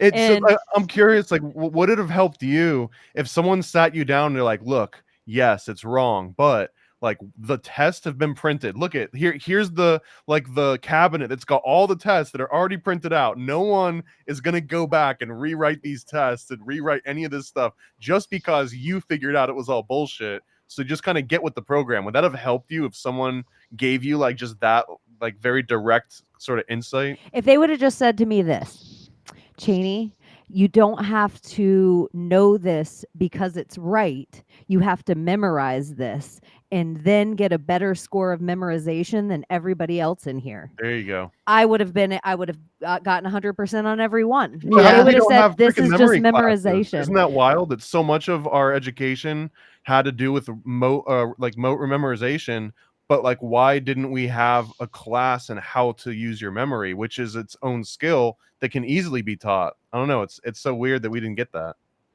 Yeah, and that's So- all it was about.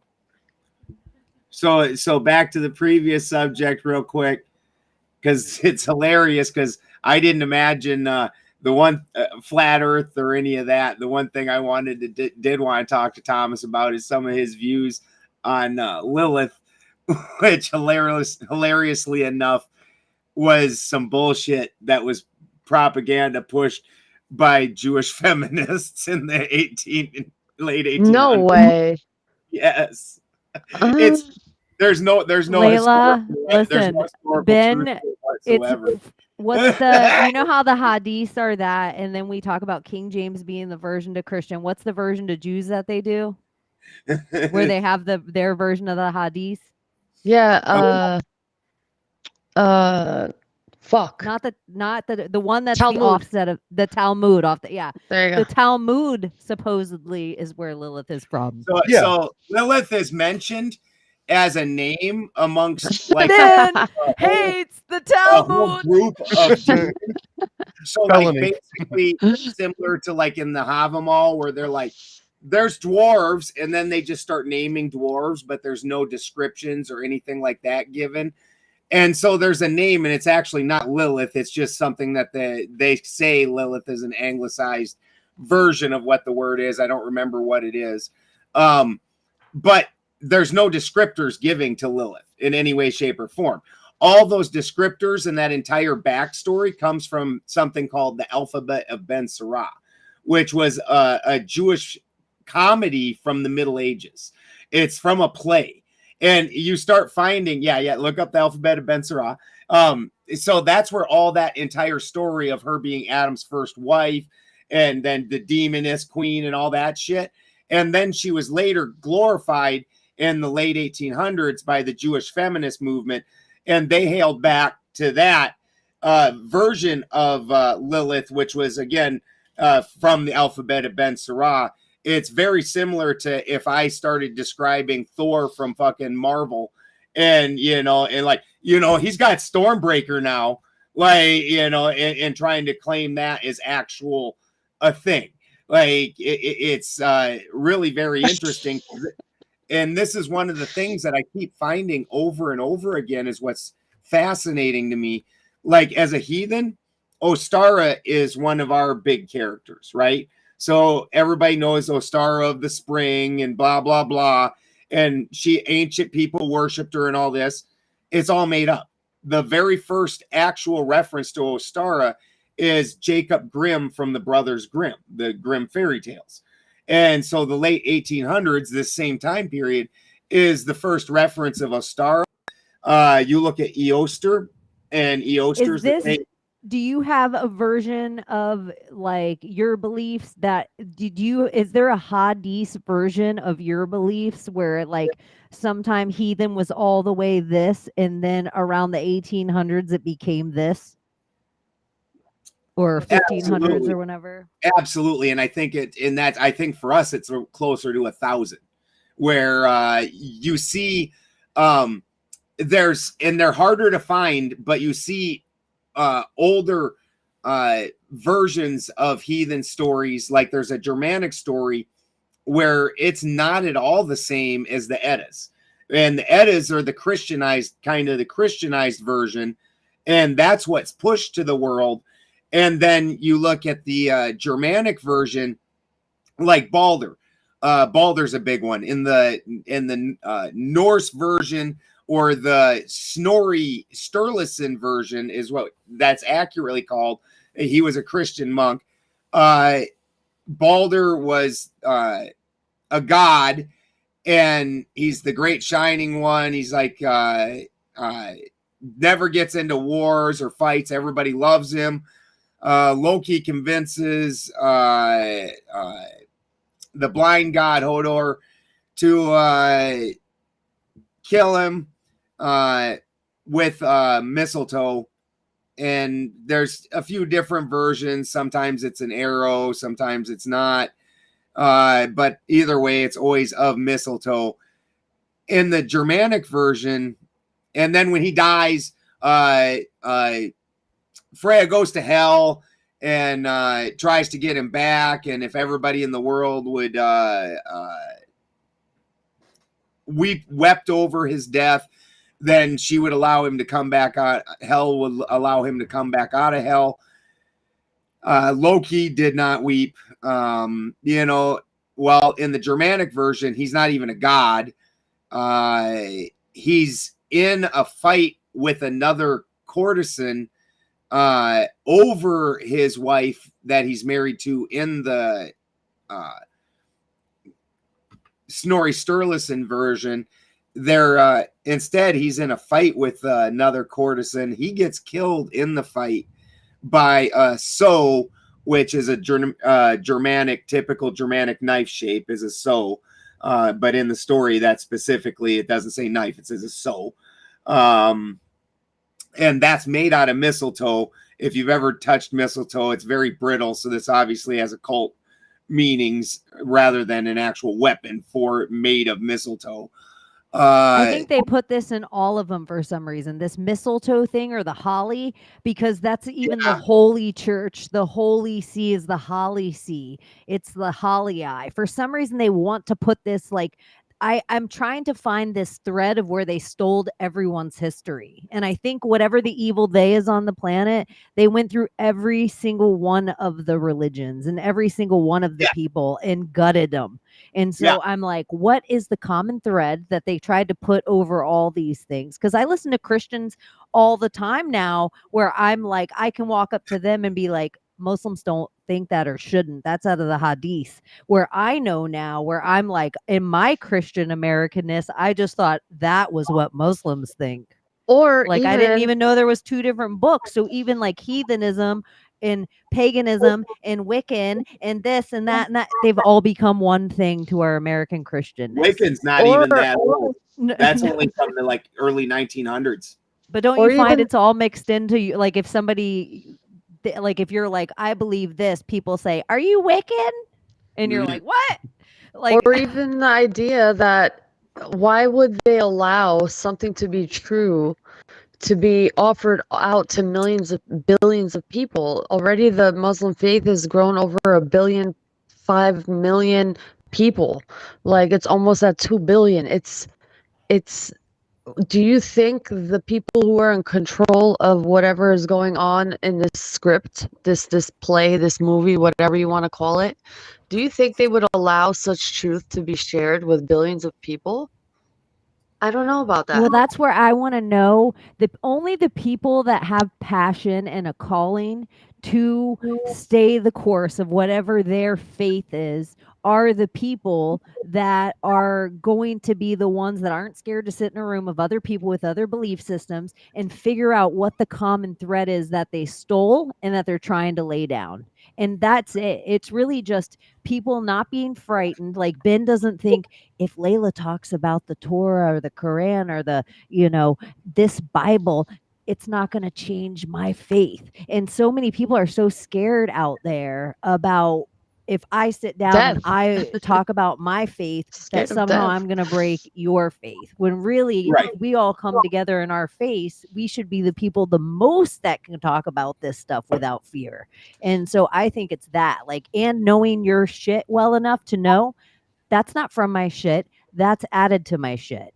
And most people don't know their shit. They're just walking around being like, I'm a Christian without knowing their shit. I think people are afraid of death. And they forget that it's such a natural process that they shouldn't be afraid of it, so they It's an create a hypnosis inevitability. they create a hypnosis within themselves this from that fear.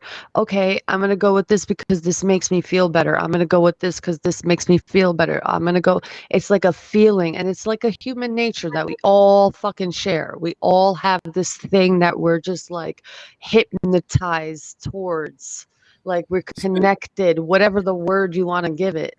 It's a human nature that we all have, but it's like Balderson said earlier, the way to disconnect from that part of it all and connect deeply within yourself, like your soul, your spirit, that's probably more of the goal. But that's more like, why do people want to, why could anyone live like that, or a monk or a Buddhist or whatever you want to put your name on it?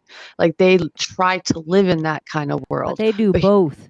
Even though yeah, they don't have the material like we have, they learn the material of their surrounding structure in each other. So yeah, it just becomes one color and one thing. But now they take on skill of the material. They yeah, take on, like, they don't, it's like we have an idea sometimes of like meditation and monks, like they just sit like a Buddhist, just sits and does, but they also take on this like beauty of the flesh that I think sometimes we lose, where we think material is just this shit and this shit. yeah. And it's sometimes like the hammer we pick up and can figure out how to use in all the ways it's used. And Yeah, I it's don't like know. Lucy said, like it's all like a high. Everybody's trying to get this gratification for something. It's like this, oh, that makes me feel good. It makes me feel comfortable. It makes me feel safe. It makes me like look at all the freedoms we're giving away now just for safety, in the name of safety. It's like, yeah, we're trying to create a utopia, if that's what we're trying to get to, if we could ever get to that. At this point, I don't know about that. But the only way Triggered! I see a fucking Don't say utopia utopia happening. around Thomas. Well, Don't I'll say tear it here's down. how a utopia utopia around. can be created, though, okay? Pure inoculation of all of humanity, and everyone bows down, and everyone's fucking inoculated and controlled molecularly. That's how I believe utopia can be fucking accomplished, by I'd complete argue that's a control. dystopia. Huh? I Well, I Yeah, don't I believe. agree. I yeah, also don't but believe in in the utopia because I don't believe how in can utopia either. one system represent all of us? it In is a order for there to dystopia. be a utopia, I would also have to believe that we need to become the Borg and have one mind. You know, because at any point in time, you know, just temperature wise, most guys like it colder than most women. In Great any point. given This is like a really, because like what, like the utopian thing in the terms of any story, but the in particular Bach Saga, right? The Bach Saga utopia, that's one of my like most pedantic aspects, is if this was a true utopian paradise times for millions of years, literally, even if we said 500 years, but does that mean that everybody likes the exact same temperature? There's not one dude that's like, you know what, it's a little hotter outside today than it was yesterday. I'd rather not carry stone bricks to the castle that I don't get to live in at the end of the day. I'm just going to kind of like hang out inside the day. Does that not exist? Is it like everyone also like they've synchronized their periods and their preferences for like temperature? Or do people actually have preferences? Yeah. But You that's keep on why I was trying to again. say, like, the idea of utopia for us is creating this safety net, this everyone being the same and having all of this and not da, da, da, whatever the case is. But that is the dystopia that we don't see, that we're Yeah. trying to create. Well, I It's always like, hear or else, like that, like they don't say that part, but it's like everyone, you know, loves this. It's paradise. Everyone treats each other the same, or Mhm. else. And then you're like, well, wait, Welcome what about that part? to Artopia. We oh hope yeah, you like it. you guys Yeah, want the it? only Here way- you go. Ben, I got a question for you. So is heathen like just a relative term? Is that like the standard definition, or is that the actual like people who practice the Norse faith? Like, is that what you actually call yourselves? Most of us, yeah, we call ourselves heathens. And the term just means person that lives out in the mountains, you Right. know. And that was, but you look at where the culture came from. It come from High Germany and out in the mountains, and even in that culture, it's the Havamal. One of the first things Odin says is, "You're better off having a shack or your own place, even if it's a shack with a couple goats, like they're where the Viking part of things are highly glorified and then bullshitted, complete bullshitted. There's all kinds of most of the television, Hollywood's Hollywood. So what most people think of with the heathen culture is just complete bullshit. But these were hardcore farm people. The axe was the chosen known weapon, not because like an axe was something fancy. That was what you used the most. If you live out on a farm, having an axe is just a constant thing. And I tell you what, if I can swing it all day at a tree, I can swing it all day at you. Like a tree is much tougher than a human. Like, I promise. Let me ask you, Balderson, what's the word for like a one who, because for the word that we use for like your honor is your word or your word is your bond, your word is everything, besa. It's like whatever you say, you portray, like whatever comes from your mouth, like it'll happen, or like I will give you my word. Like your my word word is is your everything. bond. Yeah, what is a word for Like that? worth your salt. Ours Yeah, is your besa. your troth and your oath. Your troth, Yeah. oath. Yeah. Besa. And that, but for us, that only That applies was a to lifestyle. that only applies to your kin. We're not Christians, so if you're our enemy, there is no troth with your enemy. Like there's no reason for Just me with your to, tribe. yeah, just with your tribe. Like Mhm. I'm honest with the people, but if you're not one of my people, and like say a cop comes up and asks what I'm doing, none of your goddamn business. I'm fucking your wife. I'm texting her right now. What do you want? I Yeah. love that one. That one fast Yeah, tracks for you out of the real. thicket. Like that is such a like put into a dystopian thing. I You have to have beat to up like my cop I before. have to answer. Always tell the truth. Don't always tell the truth. No. What is that? What is that? I That's Four agreements, Oprah book club bullshit. I wanted to bring up this. Do you think it's better marketing for the Freemasons if they call themselves sovereign builders? Is this better They need marketing? something, dude. They need something. They are dying quick. The Unless Sovereign you're willing to Builders come Club? out and do some brickwork for me without pay, I suggest your name is false advertising. I know. Well, it's speculative masonry is like the technical term. I mean, There's practical and there's speculative.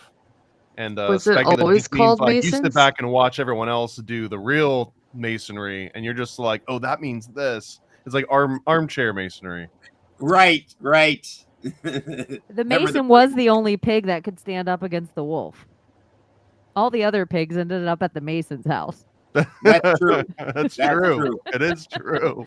I'm Period. just saying, if we're you going to have talk to about pick a barbecue, pig, the Masonic pig is the better of the pigs. the to pick. Masonic pig is the pig you want to go with, because if you went with, the twig pig, you're huffed and puffed and blown away.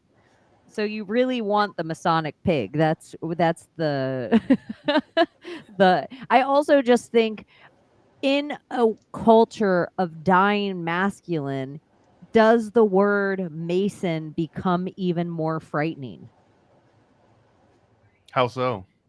For me, it's not dying. It's been dead we've been on the feminine for a lot of years. Mm-hmm. So I mean, and yeah, I think anything, because Masons literally had to, part of their thing was having to do it. And I preach this about alchemy, where if you don't go do it in the lab, if you don't have the root of the lab, you don't get the fruit of the philosophy. That's my own personal saying. And that's part of what Masons did, is part of their understandings were derived from the things that they did with their hands constantly all day. That's why there was a society of them. And we pretend like that's a crazy thing, but it exists in every world today, where 5 mechanics sit in a room, and if you aren't a mechanic, you don't understand what they're talking about. They're speaking a secret language. No, they're just talking about the shit that they do. And so it was prerequisite to do this, to do the work. Well, there was a million of these out there. Like there were secret societies that took all their phrases and they adopted it to like eye surgery. like to optometry, and there are ones that applied it to flexology, and ones that apply it to astrology. Like every single little niche. It is interesting that it was like masonry somehow that became one of these, lack of a better word, foundation, right? Like one of the foundations for like stories and kind of like just memory work. And I think it might just be because all those other fields are so abstract in a way where that masonry, you could say, look, here's this building, and we can encode some of the stories into these like large buildings that then get painted, and then they stick around for centuries. If you're using all these like abstract analogies, that's great for you to like try and pass down. But if there's a cataclysm, there's a fall of society that goes away for hundreds of years, for centuries, or multiple generations, it's very hard to convey something in these like abstract concepts. And what if, like for the optometrist, how many optometrists are there, and what kind of work do they leave behind that you can leave to like 200 years forward? Well, like masonry is one of those things, because these buildings last for thousands and thousands of years. So if you can encode information into the masonry, then that might be just the only reason that they kind of still have a name versus all the other ones that have risen and fallen. They just didn't have a lot of like connection to keep them as relevant. Not that they're like special or they landed on something that was That's why I think some ultimate runes. truth. No, I think that the reason runes have such a staying power is they were etched in stone. Like it was such an important thing for them to be etched in stone. So I think a lot of languages might have been created and lost, but unless your language was carved into a tablet, your language isn't Semitic, it isn't Kemetic, it isn't, where they go back to all these Germanic, like old languages, because your people didn't make it either to carve into stone or somebody broke it. Sorry, Native Americans. Like that's why the culture is pretty much disappeared, and even people that are interested in what their original culture is, like a lot of it's just kind of evaporated, because if your culture relied on written word, for whatever reason, the way that society has worked for as long as written history works, like if you didn't write it down, it didn't happen. So, and there's so many people flooding into this country that have so many like written histories versus oral traditions.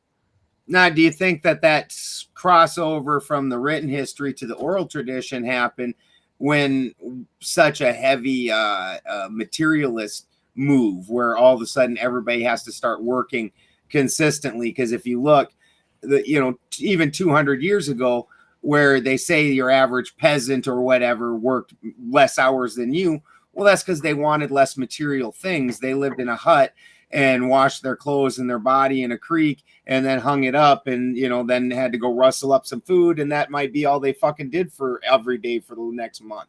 I mean, I think we're essentially talking about technology versus no technology at that point. Because to me, the written word is like the first real technology that humans started to develop, some way to like write down communication. And the biggest one for me is like, it's a blessing and a curse. It's a double-edged sword. But oral tradition lacks one thing that I can't wrap my head around, and that would be like some massive cataclysm. Like you would have to rely on some small group of people living through some huge, tragic times, and making it through that in enough of a capacity to pass on all the information that you had to give. But like if you store it materially, there's almost like a way of like storing it for potential future generation to rediscover it and be able to like pick up where you left off, almost like a little time capsule, which doesn't really exist as much in oral traditions. Like if someone comes and just wipes out the whole village and there was nothing but oral tradition, you almost cease to exist for all of time. But what about like the Odyssey, like Homer's The Odyssey, because that was all oral tradition, like the bards until somebody wrote it down, and now it's just the one. Like I'm pretty sure the version that I heard of Homer's Odyssey didn't come from the oral version. It came from whoever wrote it down first, and then So I mean, what you're saying definitely bears credence, but the thing that you're leaving out is up until the advent of the Gutenberg press, any cataclysm, any written tradition was subject to the exact same thing, because if it's any kind of a real cataclysm and short before the Gutenberg press, how many books in a small tribal area would they have had? This is one of What's the on world's Holy oldest carvings. Library of Alexandria, yeah. And sometimes I'm like, oh, is this where Abraxas came from? Because it's like almost a chicken. But really, I just think it was like porn. Like one of the oldest carvings they found was like the head's broken off, or they were like, who cares about a head? Let's just make a big vagina and big tits. Yeah. Like it wasn't actually like a coveted goddess. It represented, it was like just some dude's like thing that he got at Spencer's Gifts. Yeah, it was just like, oh, look at, and he could pass it around to all his friends, and they were like, shut up. And he's like, look at, I can lay my dick between these tits and these legs. Look how big it looks. Yeah, like I don't know. It's the same way as technology. Sometimes I wonder where we'd be at if people weren't trying to get laid. Like people like were in the village, some ugly guy, and he's like, gosh, no one in this village wants to sleep with me. I wonder over there if there's people that want to sleep with me, and then he invents a wheel. It's like I don't think anything like I think all the technology with computers and everything they try to convince us is really just about people like horny. And so it's like everything's so through our root chakra that does invention just they will eventually be brainwashed. Like it's either they're horny or they're scared they're going to be horny, so we'll sell religion. But it's one or the other. Horny or hungry, those are the two biggest driving factors. Yeah, horny until if we can keep them fed, they're going to get horny. Yeah. And like it's going to be, and then we're going to have a population boom. And then if we have too big of a population boom, we're going to have to give them a fake blankets. We're going to have to give them smallpox blankets and then tell them that it's dirty bathwater. And they threw the baby out with it. I don't know. I'm so nervous. I got nervous in the middle of speaking that, am I allowed to say dirty bathwater? and yeah, PK's got it right. I don't even know what the fuck Thomas is talking about because the oral tradition he was talking about was about drinking cum, and you didn't really get the story unless you swallow it. So the verbiage isn't really there. I will never forgive my parents for keeping me away from all that knowledge, and like I'm screwed now. That's probably explains why I'm at where I'm at. But tell me that's not a trope that's also repeated in so many cults where unless you're taking the cult leader's semen, you're not really being enlightened. Like that's how you achieve enlightenment through the cult leader's semen. Like one or the other. The cult leader either starts sleeping with your wife or sleeping with you. One or the other is happening in the situation. In my opinion, that's a requirement for a cult at this point. If you apply the term cult to all like the big name successful ones that got really wackadoo and interesting, they all share either that theme or in the case of maybe Heaven's Gate, it was like an inversion of the exact same theme where it was like, if I can't have sex with everybody, nobody can have sex with anybody. Because that was kind of like it was still based on like this weird sexual fetish thing. So that it's a requirement for cults. For sure. Good thing we're not a cult. Why else start a cult if you're not just sleeping with all the people that follow you? Okay, I know a dude who started a cult leader. You may as well ban them all, right? Just because he thought he could pick up chicks slinging drugs. I knew like a bunch of dudes doing that. Dudes, if you tell them doing it will get them pussy. Yeah, starting a cult. I really wonder if, and I might be everything that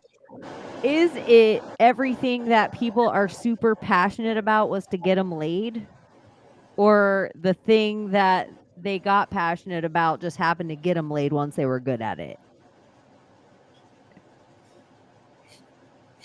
Like, does somebody pick up the guitar because they're like, I really just want to hear music by myself? Or are they like, one day a girl's going to want to suck this dick? I think that is probably one of the primary motivators. That's why, like, yeah, that would be your sacral chakra, but the two lower chakras are the basis for everything. Yeah. Survival and sex. Did I hear dick? I would say that guy is not going to ever be Mozart or Jimi Hendrix, but it's 99% of them. It's definitely fucking what's his nuts from the Rolling Stones or somebody like that. Like definitely those dudes. Do you think in a weird way of the Bach saga, do you think, like, let's say we're all picking up the guitar, and because we're all picking up the guitar for the wrong reasons, we're never going to hit our, you know, Beethoven or Jimi Hendrix.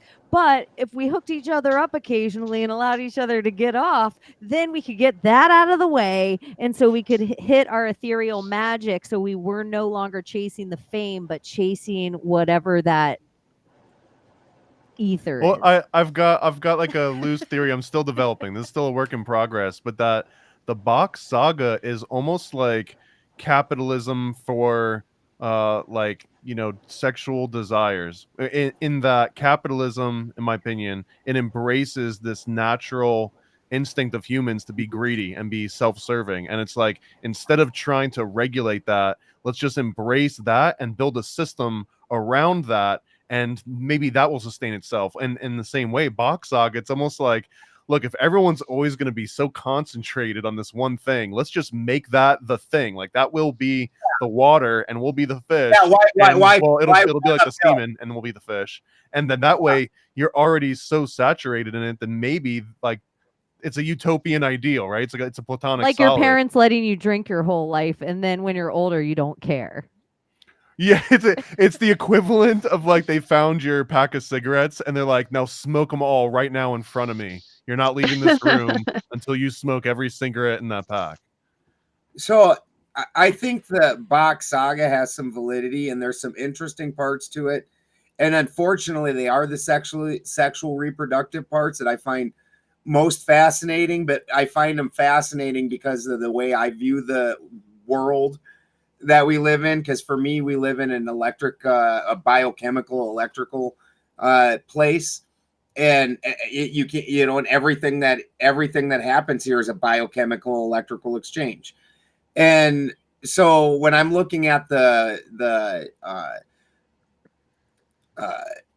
non-fixed stars, the planets, to me, they're part of an electrical cell. And when in that electrical cell, there's an anode and a cathode. And you have two different cycles, a galvanic cycle and electrolysis cycle. And during the galvanic cycle, the anode breaks down and oxidizes. And when that happens, an electron jumps over to the cathode, and then the ion breaks off, and then that goes through the mercurial fluid over to the cathode. And that's where those two are recombined. That's where you get usable power. All right. So the battery you're describing. Now, when you look at the way that their system is set up, so if I had a 9-planet system, the one that's the most anodic would feed into the next planet, because that planet, for the most anodic, the one directly above it is the cathode. And then the next, for that one, the next one is the cathode. So this one would feed its material to this. This one would feed its material to this. And all of this would just be a degradation of power up until the sun. And the only thing that would be able to feed the sun is the moon in this situation. So all these other planets would be feeding the moon, which is the masculine captain or general or whatever, the Bach. And then the feminine sun would be where the moon is actually feeding the sun. And for me, the entire lunar cycle, the full moon, literally, when you look at it, the new moon is always on the sun side when it's next to it. And for me, that's a depletion. Like, it's, if you imagine it, that's a flaccid moon. And then once it gets close to the sun, it absorbs that sun's energy. And I tell you what, there's only two things that ever get me in that state, and that's my wife's energy when she's next to me and the morning sun. Like, fucking, so the moon gets next to that energy and absorbs it, and then that's where the moon becomes solid because it's particulated silver. And then as it's coming around, it's the one that's also feeding the sun. And so when it does that, then it goes flaccid again after it's fed the sun. During the full moon, it goes flaccid again, has to go back around and do its whole cycle. And so like, that's where you'd get wolfy. that would be maybe where that came from in time, is that werewolf, that hungry, that wanting to like, that primal like urge to impregnate. And if a girl was on her cycle at the same time, so that she was ovulating during that full moon and a guy was primal during that full moon, yeah, very natural. You damn werewolf. straight. Yeah, that And is. there's cultures where women have to expose their genitals to the full moon if they want to guarantee pregnancy. That's First Nation in Canada. Like the moon gets women worked up and the sun gets men worked up. You know, like that'd be real weird to me if the sun was a dude, because I get morning wood fucking every day. And only my wife. Yeah. Speaking of the moon and cults, isn't there like a whole cult named the Moonies, and like how a bunch of people get married with a bunch of strangers, and it started, I think, in Korea or something like that, and it's still practiced today and in the United States as well. It's the Unification Church. Yeah, it's nuts. They're actually the ones that wrote that expose about kids going on like midnight adventures at the White House, the one that everyone always cites that's like Franklin scandal related. Yeah. That came from the Moonies. Hmm. And I wanted to say too, with Ben, what you're describing, like it relates to that whole box saga aspect, and the way that you describe that makes sense to me, because what you're describing, the way that I see it, is like a fractal. It's just fractals right. All the way up, all the way down. So if you were to describe the box saga to me as, here's a fractal way of thinking based on astrology, and here's how it could play out in this one avenue, the only time it breaks down is like, and nobody threw a punch for 50 million years. And I'm like, wait a minute, what? Like that part doesn't make sense, because like stars are colliding, meteors are flying around, like everyone's getting thrown punches on every fractal level. How is he on a round Earth? Like, because their whole story of the paradise time, the Earth tilted. Well, if I tilt a ball, what fucking difference does that make? It shouldn't. He was sort of self-taught in a very special way of homeschooling. So like, well, and I think to me, a lot of the homosexuality of it came from he was gay and he wanted to get his dick sucked by young men, and he did. Yes, doesn't that seem to be a big, huge thing for all these cults, is when you really look at the cult leader, they're a homosexual man, but that can't come out of the closet about it. And so it's like they have to do this whole entire thing to... It's almost why I think... Are you throwing shade at David Koresh right now in particular? It's almost why I think homosexuality is pinned together ahead of time with this LGBTQ whatever movement, because it does exist all the time, but they have to find something that they can start the blackmail train with. So they have to make it as like it never happens. Here's the way marriage happens, because I think every single species in a very lowercase level would have a natural way of doing this to curb its reproduction. A natural way of villages taking care of themselves would be some people in the village would not be inclined to procreate the same way.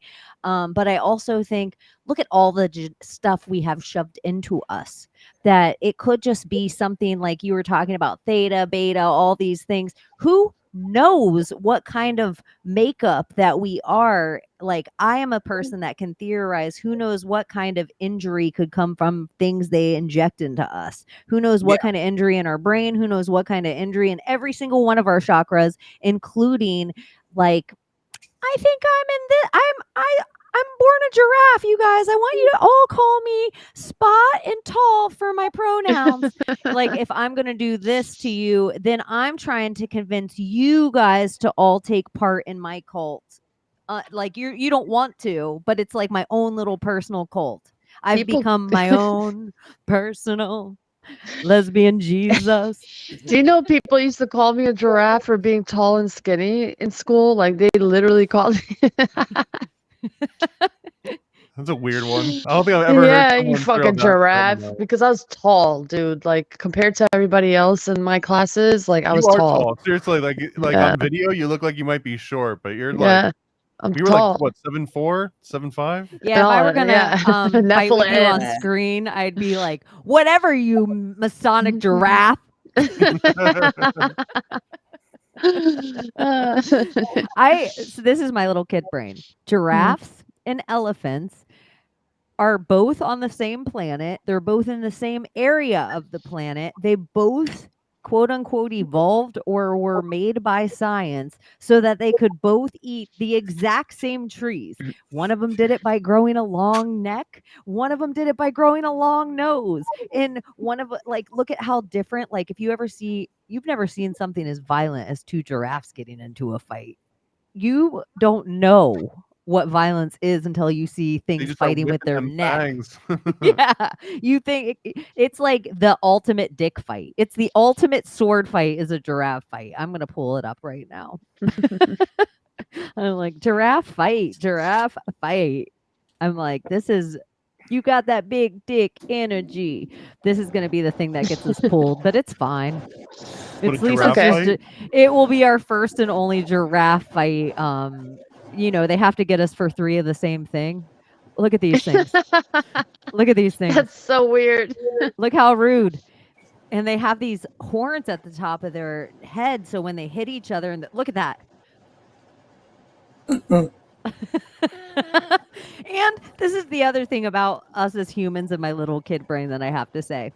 So these things, these things exist in real life. They walk around. We can go on safari and see these things, but it's outlandish to people that unicorns exist. For or real. that Bigfoot exists. This is a real thing on the planet that just was made this way so that it could eat leaves at the top of the trees. And look how it fights. It's like, oh, you want some of this? I'll swing my head into you. Alpacas fight the same way. Look at these things. Hey, earlier you guys were talking about mistletoe. Did you guys know it's a parasite? Yep, it's mostly on oak. Kills the hell out of them.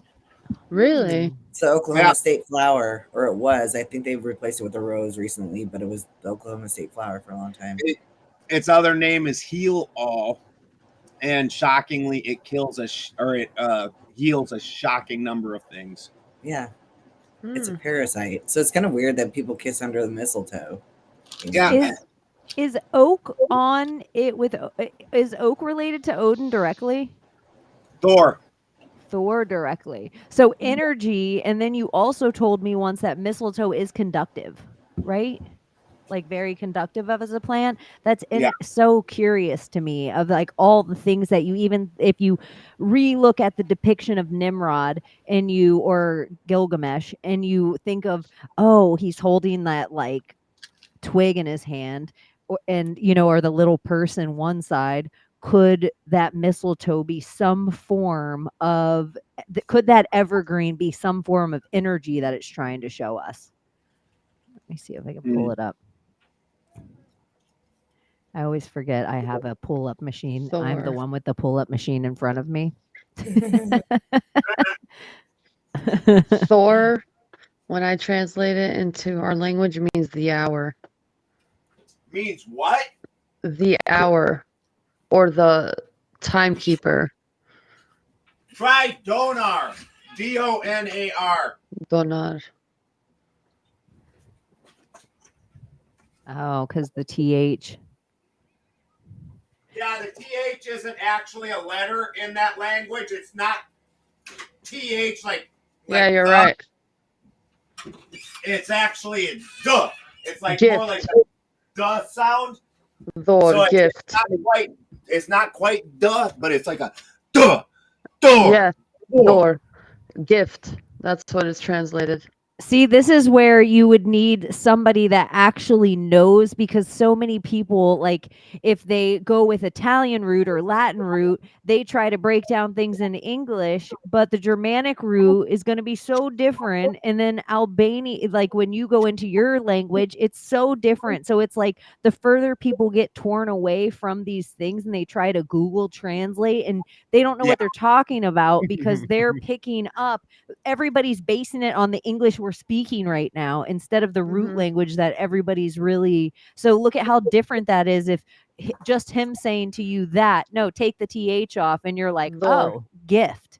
That's what it means in my language. And then look at, here's this, he's the first, right, of the next. It's like Titans and if we were talking about fractals, Thor's like a child, like he would be a gift, like. Yeah. That's Well, like and then this. also he was the god The that gifter. equivalent to Jupiter, which is the giver of good things. Mm-hmm. That makes sense. Huh. And then all planetary again. They are. It's always connected to the stars. See, this is why I Always. really wanted a philosophical conversation on the Bach saga, because I think every single philosophy deserves the same kind of breakdown. And not to get angry of it, that I was like, dang, I even feel like I could do this with Thomas. And I don't even back the Bach, but I feel like everything has truth in it. It doesn't matter. It doesn't matter the school of thought. If you look into Scientology, there is truth in Scientology. And so if you get emotionally invested in things, you're not a good philosophizer. You're never going to be. And the second I call you personally anything, I've immediately lost. Like, we're not allowed to do it in debate. We're not allowed to do it in philosophy. And it shows me the people that have never taken those classes in college. It really shows me. You eating Mason? Yeah, well, you can say, you know, I'm like, I have to put my hat on if someone calls me out. I found out. Do it. there used to be real. Yeah, the reason that we got certain degrees wasn't Period. because we were in a Rockefeller education system. It was actually because we learned how civics. We learned what philosophy meant and the rules of engagement for philosophy. We learned what the rules of debate are and the rules of engagement for debate. We didn't just watch a couple of podcasts, call ourselves a doctor, and mark it off. Like, it was actually the classes we had to take with other people that were curious about this skill, that you could sharpen your tool in this skill. But every idiot off the street 20-year-old couldn't do it as well as somebody in their 40s, and somebody in their 40s couldn't do it as well as someone in their 60s. And it would be crazy and egoic to think you could. It would be crazy. Really, a humble student would be somebody in their 20s that would sit under somebody in their 40s and understand the tutelage of what that meant. And then the person in their 40s would only be good because they sat under so many people in their 60s. And the one person in their 60s was awesome because his teacher was the one surviving person in his 80s. Like, the reason this happened, and now for some reason in this culture, there is such a disrespect for age. There's such a disrespect for wisdom that you cannot learn wisdom in school. You cannot learn wisdom from a teacher or books. You can't learn it from that. So you can get intelligent and you can get smart, but what the fuck does that mean? Your IQ test isn't even real. So it's just really your IQ test became a way so that the Ivy League could tell who was going to be the easiest to indoctrinate at memorizing this stuff to be true. And they weren't going to question any of it back. None of their logic skills of reasoning were ever going to say, this doesn't feel right, smell right, taste right. I just accept it because somebody higher than me told it to me. That's what your whole IQ test is based on. It's not all the other things. I have 50,000 followers. Ha ha ha. You know, a great antidote for, and I guess you made a good point, because I hate the classical debate rules just because it represents like the nerdiest, weirdest thing. But like I was in a debate club, and I did get a trophy in debate club at the regional level. But one of the things that completely changed my perspective was that in a proper debate, you have to sometimes take a position that you don't even agree with. And that's one of the best things to ever be confronted with.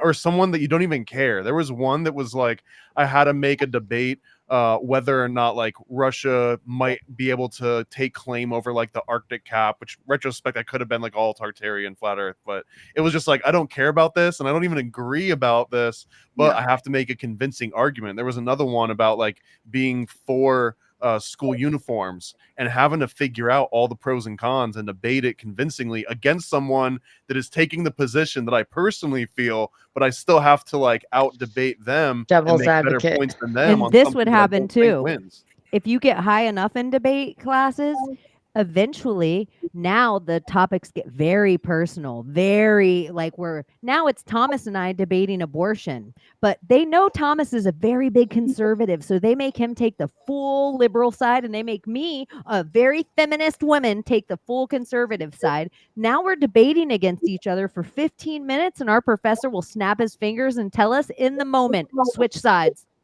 Yeah. Switch sides. So now for a week I've been studying this side. Now I have to go back to my emotion that I thought that really I had no legs to stand on with my emotion, and I realized it in the real time in the debate class that I've been holding myself accountable to this side my whole life because of my avatar. But in the moment of debate class, I realized, oh shit, that was all emotion. And now I have to debate Thomas on it, or I'm going to get a B in this class. It was pretty heady. I never took debate, but I can tell you that I did. I loved it. Well, just being an English major, like I learned that the easiest way to write essays is to find the easier stance and not go with what I want to write about or what I think is the right thing. I would take the position that would be the easiest to research, the easiest to, put down thoughts and everything. So I learned to take the opposing viewpoint and run with it, because sometimes it's just the way to go. Like, especially if you have a word count, let me take the easier one. Like, it's not that necessarily easier. It's just like, it's just the mainstream idea, maybe definitely not my idea, but I always go with the position that might be the easier one to expand on. Yeah, like debate class, logic and reasoning, philosophy. Those were my like 3 favorite classes that I went to. And the others I just went to for business management, but just to get the degree, but I didn't even fucking get the degree. And I really didn't want to be in those classes. I only looked forward to those 3 classes because those are like the extra like classes that you can pick. I was like, you know what? I'm going to do these because something drew me to them. And I'm glad I took them because here I am now debating with clever minds. How great is that? And those are, I mean, you were attracted to the trivium, which is what used to compromise like the original like learning system before it switched out of, whenever it started taking on like the Prussian system that people usually call it here. But whenever that kind of took over homeschooling and community schooling, that was kind of the end of the trivium and the 7 liberal arts. But that's exactly what debate is the rhetoric, which is the last part of the trivium, and they don't teach it now outside of self-help or like weird marketing classes. They try and like teach you how to get people to buy crap that they don't need, like high pressure sales. It's so weird that it's almost only taught as like a martial weapon, it's like a martial art, and it's not taught as anything outside of here's a way to convince people to like do things that you want them to do. Yeah. Manipulation. It used to be something. Go on. I think in instances like that discussion, debate, monkey poo slinging thing that happened with Thomas, I think when people get so angry with religions and why they can't debate and have that disconnected open debate type thing is because in that scenario, you start opening yourself up. And if it's a religion is something that you identify with, you start opening yourself up to questions. And like I noticed in that debate, you were bringing up some fairly, reasonable questions. And I agreed with most of it. And it just angered him. And like as a heathen, there's certain things in my culture that don't make sense. And if you're going to get angry, that's just telling me that you also understand it doesn't make sense. And your defense against that is anger. And rather than being able to figure it out. Like for myself, in the beginning, there's Muspelheim and Niflheim, and Genungadap brings them together. And out of that appears Adumbla, the great cow, and then Ymir, the frozen ice giant. Adumbla, the great cow, licks free Ymir, the frozen ice giant, and from that spring the gods. And then of the gods, Odin, Vili, and Ve kill Ymir and use him to create the world. So where did Adumbla go? And according to that story, there's a giant space cow floating around out there something. Oh my gosh, that's the cow jumped over the moon. Yeah. You just figured it out. It's been the second summer for over a year on her beanstalk theory is what happened to the fucking cow. Yeah. So yeah. even in your story, the cow is just what happened to the cow? So there's Oh. just a giant space cow somewhere, and like I could get mad, you know, if somebody's like, "You believe you're an Odinist? What you believe in the thing? A story with a giant space cow?" Yeah, I do, and while I don't understand the exact meaning behind giant space cow, that's just because I don't understand it yet. I assume at some point in time I will understand the metaphor or the whatever it is that I'm supposed to understand out of that, like in so many stories that don't make sense. And that requires a more philosophical discussion, but you got angry, you know, so we're obviously not doing that. Well, it's the Milky Way. Good. It's the Milky Way. The space cow is the Milky Way. Yeah. Sorry, Yeah, go on. actually, yeah. Because that would be the one that indirectly gave its life to create more life, right? Like if one was taken by the gods and used to create what we've got now, that's kind of like everything outside of that. I wanted to say on like a debate, usually people will Taurus. state like what their position is. And I don't even That's a remember bull. when we had that discussion. Like I didn't come there with a position. I came there literally with like a bunch of like, hey, I read this thing and a bunch like here's the very specific ones that made the least amount of sense that I want to understand. And then as asking those questions, it almost like was like someone hit like the player 2 start, you know, versus screen, and it was like, you know, I'll take up this position and I'll defend this, but I don't remember what the position ever really was. You weren't trying to be a debate. You were just trying to philosophize on it, which is a very different thing. And this is where it is such a huge deal to me. One of the biggest gifts about technology and Zoom or Restream or any of these platforms is we get to philosophize. Like no matter where you were, one, women would not be invited into these circles probably for a very long time because we probably did get too emotional that they were probably like, ugh, we can never philosophize with them in a room. They're always doing.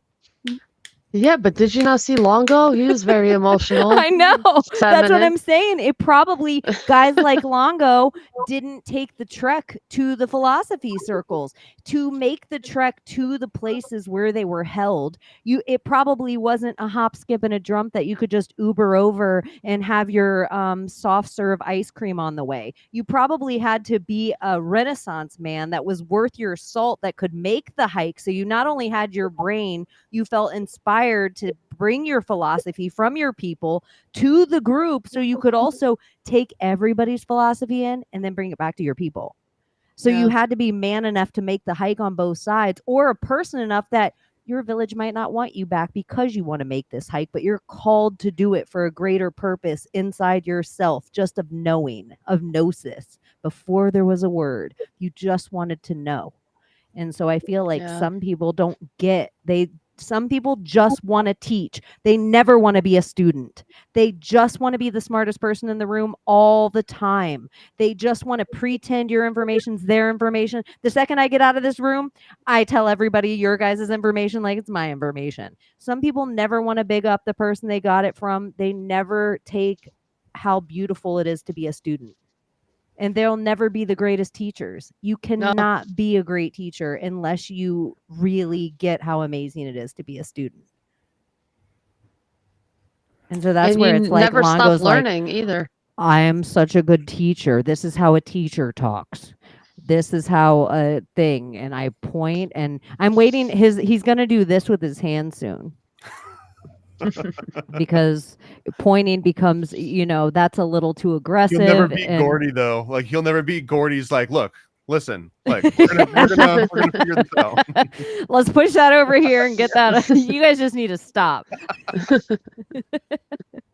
You are the most nonplussed dude I've ever seen. Like he talked down to you so bad and then kept saying, listen. I somewhere in there I meant, listen, you little motherfucker. Say that to me again.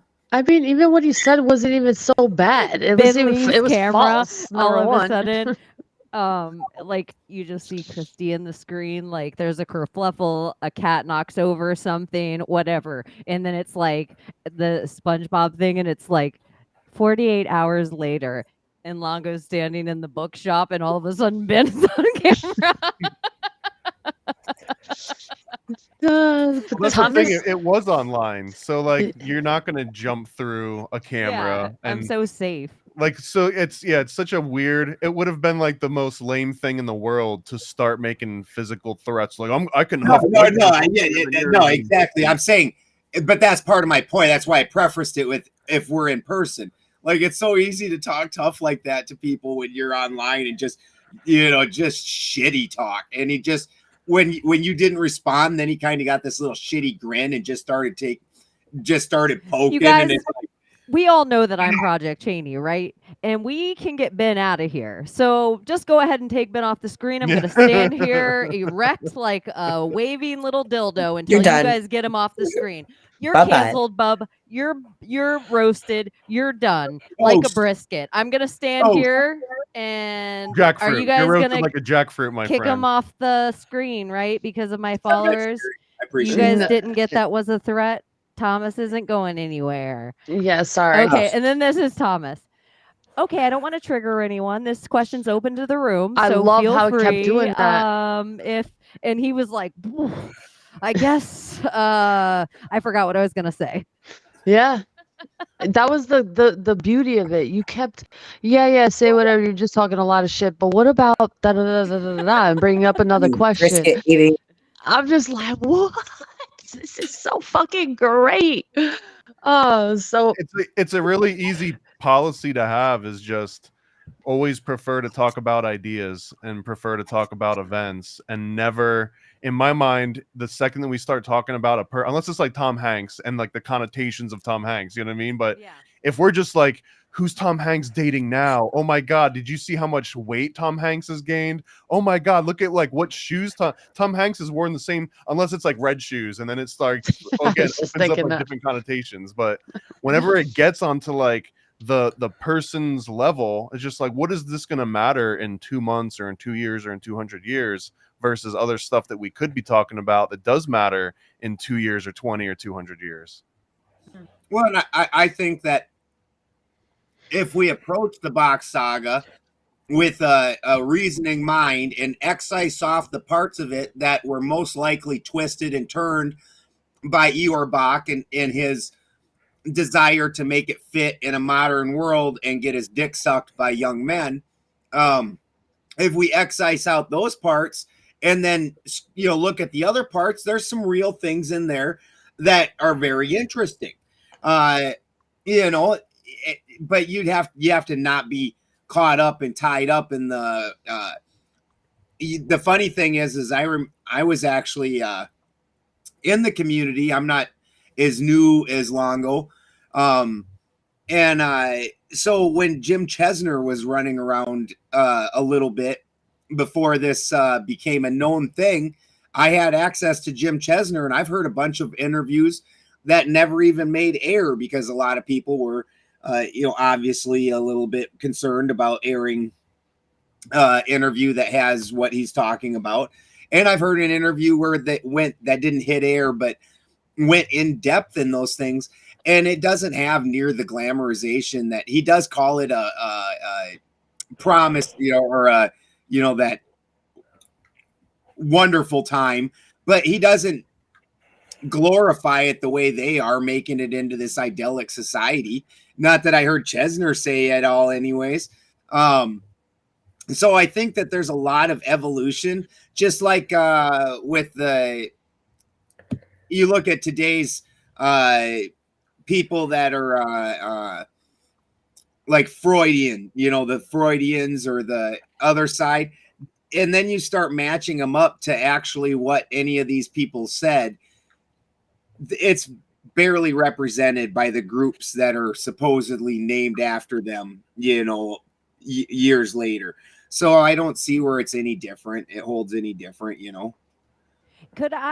It's dawning on me right in this moment too, because even my contrarian brain, while I was listening to the show, it took me like 48 hours to come up with a contrarian idea, even about the weaponry, where I was like, well, I could see if we were going to talk about full Like it took about 48 hours, and usually my contrarian's on it where I'm like, okay, blah blah blah. But then I was like thinking how he kept going into like, I invited you to my meetup and blah blah blah. I was thinking how he's had other meetups at the Bach Tower in That one's so Florida. hilarious. I want to talk about that too. I know, because I was going to go just to meet up with you and Juan because we were about to do the big meetup the following day. It literally, I didn't even know Longo was going to be there. I just thought you and Juan were doing something with the Bach Tower. And I was like, I'm not driving that far and turning around and going back.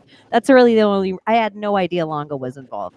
But I'm thinking how many meetups he did at the Bach Tower. And I think he likes to be a pseudo intellectual. And he also liked to show, well, you haven't even read the book. You haven't even read the book. You haven't even read the book. I usually just know when people are like, you're a cheater, you're a cheater, you're a cheater. They're cheating. And so I was thinking maybe he hasn't read all the book. And now he's had all of his cult followers come to the Bach Tower where he's done this gorgeous piece, this gorgeous piece, this gorgeous piece. And you guys need to get into the nuances of this philosophy, yada, yada, yada.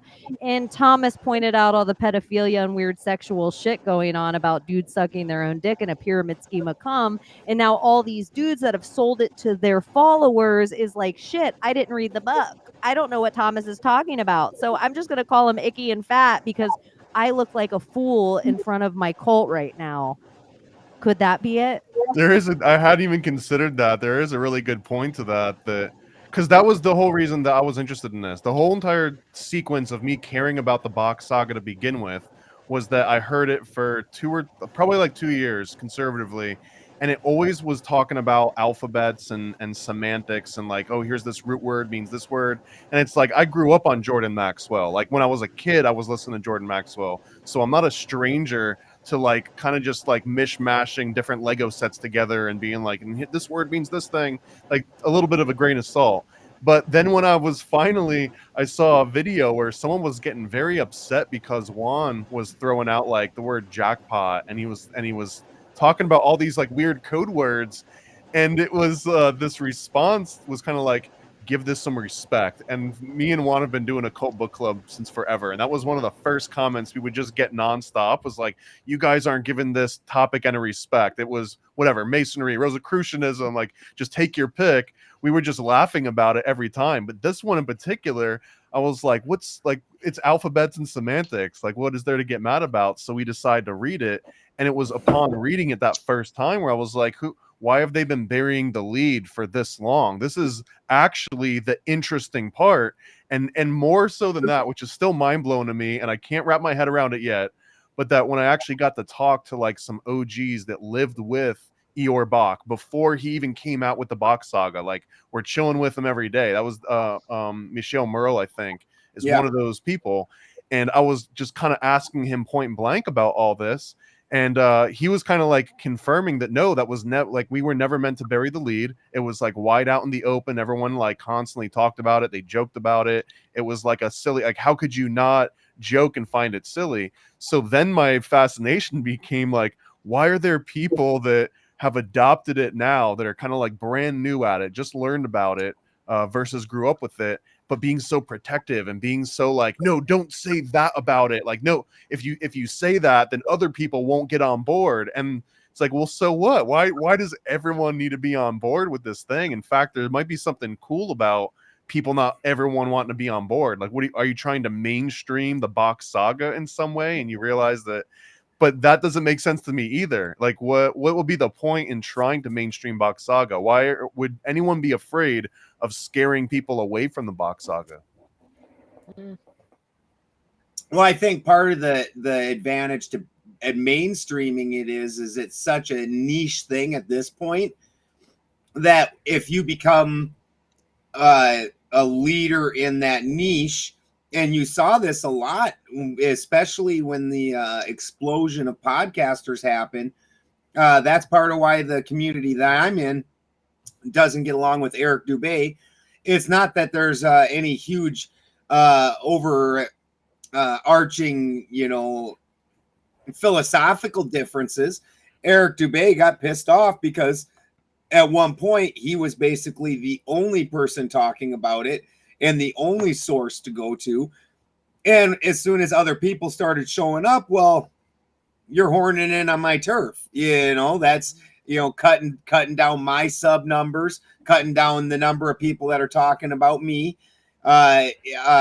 Where when you have this small niche thing as it's growing, it's something that you can become a leader in.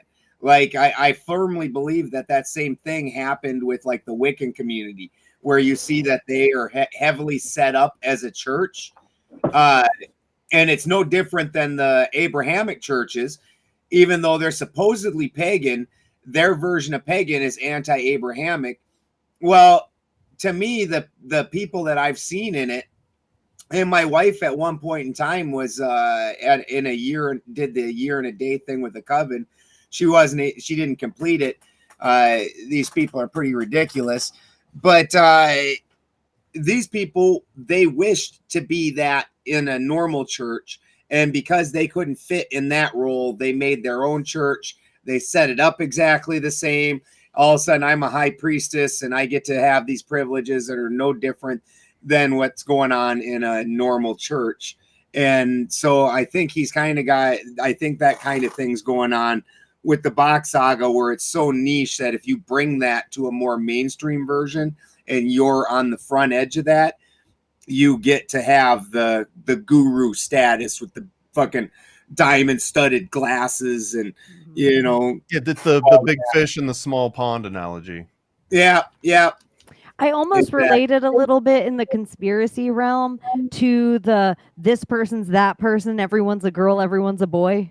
You know, where they're the transvestite, every single celebrity you can think of, they're like, that's a boy, that one's a girl. Like they reverse their sex, every single one. That one blows my mind, because I got a lot of friends that post that stuff nonstop, and I'm just like, oh my gosh, it's weird to me, because like, how many hours of the day are you, like, literally, this isn't a metaphorical question, like literally how many hours of the day are you just thinking about celebrity genitalia versus the myriad of things that you could be thinking of? That is taking up a very non-zero real portion of your brain and your time. And when it's people, just like, does Jennifer Aniston have a dick? Well, it Does all Jennifer Connelly boils have a down dick? to sex. Isn't that kind of like the theme tonight? Well, I mean, granted, me and Chaney are the ones that made the Big D Energy song. So, like, you know. But even if they're like, oh, measure it, this is how all women's bodies are, and this is how all men's bodies are, and now they've all been trapped in their house for a few years, and they haven't been around people enough, and they're all listening to AMSMR or whatever shit so they can hear someone eat and breathe. It's like, if you saw me and Layla and Abby all standing right next to each other, we are all very different shaped women. There isn't anything about our arm length or torso size or shoulder length or this, and none of us are men. We all have ovaries, like all the things. We're all born females. And this idea that, oh, this is how women's clavicles are, and this is how men's femurs are, and this is how, and I keep watching people do this thing, and I'm just like, you guys, it's okay if you just investigate 9/11 and decide whether or not the planes are real. You don't have to invent a whole new conspiracy. And like, you don't have to be on the forefront of something new. You don't have to be the first person that you think you're coming out with this whole thing. Like, it's like people are in such a reach where they're like, Donald Trump's Elvis. Like, they just want so badly to have their own conspiracy. That's almost what I think about the Bach Saga in a little bit. It's like, oh, there's already too many people that know about Odin. There's already too many people that are into Bible scholar. There's I'm too late to the train of like studying the Torah. Like, oh, the Kabbalah's already been researched. Oh, let me look into dream hack. Oh, there's already dream hackers. The 80s are cool. What happened in the 80s? Yeah, it's like, so it's like, oh, this niche of the Bach Saga, almost in this way that Ben's talking about. Like, if I'm the first to get on the, oh, you're all meditating, but have you transcendental meditated? And then once I put the transcendental word in front of it, you have to pay money to get it. And now you can join my Patreon and buy me a coffee. Yeah, have you done Bikram? Though, have you breathed in mildew particles into a very hot room that aren't supposed to be in a cold climate yet? Sorry, but I just I went off on like 10 things. But I do think there is something to the Bach Saga and this. It seems like, but we can know more about this yet. We're the first ones here. I've seen something really interesting that kind of like exactly like this when Juan and I worked on the homunculus pamphlet. And we've been going hard on like the homunculus topic for a while. And once we released that thing, and he kind of like became this like homunculus expert in this like space, right? But it was getting all this weird emails from people that were like, you know, I brought this topic up first, or like, you know, I'm the one that really knows about homunculi. No one was talking about it before me. It's like, before what, Paracelsus? Like that you started before that, dude? Like Nothing this new under the isn't new. sun, They had y'all. this in, like, we've read the books before, like Barnes and Noble in the 80s and 90s. You know what I mean? Like no one owns any of these topics. So it's weird that when people do latch onto something and it's like that stupid meme where, you know, the person draws a picture and they hand it to the person next to them and they hold it up and they're like, I made this. And just like everyone knows the process, that you didn't come up with this original idea. But it's interesting how people can latch on, and they do make it work though. Like you can make these things into your career almost. Yeah. Don't you get triggered though a little bit now in the conspiracy realm? You've read a whole bunch about the Bach saga, but let's even say like back to the flat earth topic. You may not be a flat earther, but doesn't it trigger you a little bit if you're out in the world and somebody does whatever the theory is that might be an outlandish theory? Like I just mocked the whole transvestigation theory about Jennifer Aniston and Michelle Obama and whatever. And I do think Michelle Obama Sandra is Bullock, Big I do Mike. too. Yes, and I For the do think record. Sandra Bullock is a man. There It are is some Mike. people I Mike. actually think are questionable, but I totally forgot my train of thought. I thought about Sandra Bullock. I'm like Sandra Bullock. It's like I thought about Sandra Bullock's genitals, and that was it. I thought about too Are we much talking Sandra like Bullock. net Sandra Bullock or what? Yeah, I think that all was the she Sandra takes a Bullock. lot. All of And I Sandra- know her cousin. You like- can look back into Jennifer Aniston and Leprechaun, and she looks like a chubby faced Greek girl, but you cannot look back at Sandra Bullock that way. I, like some girls, you could look back and you're like, oh, before they started taking tea, they look like a woman. You were talking about someone like doing this in like real life versus just on the internet. I know I was talking about my own thing. If I could, I've totally forgot my train of thought. I'll That's go back and another watch thing. it, and then I'll have to comment and be like, "Oh, I remember what I was talking about." I did too many dabs on this episode. It's always about the 3-hour mark where my head starts going. But I wanted to revisit something too about the Lilith thing that that Ben brought up. Like, yeah, I fully acknowledge that the Lilith story, the one that is specific to Adam and Eve, that's basically Book of Lilith, which is Talmudic, which is fairly recent. It's kind of like a recent development. But my understanding is that that was just kind of retrofitted and adapted to the much older versions of like stories of Gilgamesh, and in particular, there's like this Bernie relief. And the Bernie relief is what I think is the start, and this is like 17th century BC, and that this is the start of where even the Book of Lilith kind of evolves from, because it's the first one that shows this archetype of the perpetual maiden, which it has kind of like two forms. You've got the perpetual maiden, which is the old crone who's entered menopause that can't have kids even if she wants to. And then you've got this other perpetual maiden, which is like the eternal virgin, that no matter how many times she's able to have sex, she'll just never get pregnant. She's always just going to be a virgin forever and ever. And that this archetype, this gets conflated with Lilith in the Book of Lilith.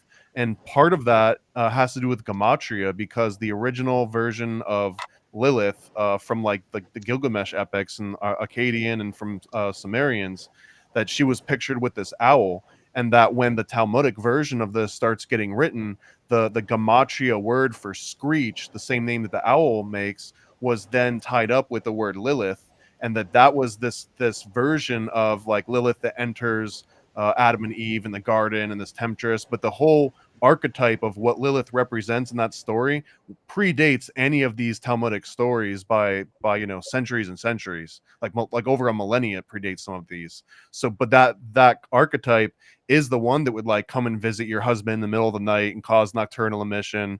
And that if he did that, that wasn't just like a biological response. That was this Lilith. That was this perpetual maiden that was trying to like get this thing that she can't get, and that you would have to like divorce her. And that all of these original incantation bowls that they found in various cultures would have that archetype in the middle, but it might not have had this name Lilith until that got adopted just for gematria reasons. It almost would be if it was said Lilad, and then it's almost like Iliad. But you see what I'm saying, where they went Yeah. back and retrofitted? Exactly. And that's where the problem comes in. And see, historically, you start seeing that a lot. Like, again, with the Ostara. And I like using Ostara because it's from my culture. So fucking, people get butthurt when I shit on other cultures. But Jacob Grimm was a linguist. So when he went back and when he invented this, he made it linguistically correct. And that way he could retrofit this back into the time periods that he was talking about in order to make it fit. And of course, he understood that. And so it starts getting very weird. And then also, I'm not one of those ones that I understand that there's certain ideas that no matter what culture you're in, that same idea is going to generally appear, right? But I'm not one of these ones that tries to push all of these cultures in together as one big mush. And where they take and they're like, oh, this God, we all see it come. What's Easter coming up? We're all going to get bombarded with it. Oh, Easter is Ishtar, is this, Esther, and yeah, and it's every fucking goddess that's under the fucking sun. And for me, a lot of that stems from the push by the Theosophical Society, and then later on that moved out of the Theosophical Society when Alice Bailey, became head of the Lucis Trust, formerly the Lucifer Trust, and then became the spiritual wing of the UN. And you started seeing components of that pop up in every religion, because that is part of their deal. Is they don't care about what religion you are. You just got to be on their page. So they It's do AA, that. bro. It's AA, Yeah, and NA, yeah, and yeah. Masonry, and all of them all the way down. Just like we don't Yeah. care who your God is, just bring that programming archetype with you because we're going to use it. Now, but with all that, these gods were not the same. Like for me, even if it was for white, like the people that try and push the Aryan thing where everything's derived from the Aryans and descended from there, that's bullshit. Like scientifically, show me any situation where one thing appears and everything descends from it. If I take a loaf of bread and I get it and I put it in a nice, moist, humid, warm area, is mold going to appear on one spot in the bread and spread from one spot? Or is mold going to appear all over the bread, and then the sizes are going to be, some bigger, some smaller, and it's going to be all over the fucking place? Which way does it appear? You've done all the work on the homunculus. We're talking about spontaneous generation, and spontaneous generation doesn't happen singularly. When the environment achieves the ability to hold life, that life just starts springing all over it. We even see that in like Arizona and some of these desert areas that recently have gotten substantial rainfall, where they're having an explosion of life that did not exist in those areas. And we're seeing things like complex life, like crabs and things in entire colonies. It's not one crab appeared, and it didn't like migrate from the ocean, from another area. Like shit's just appearing in these areas and it explodes in them.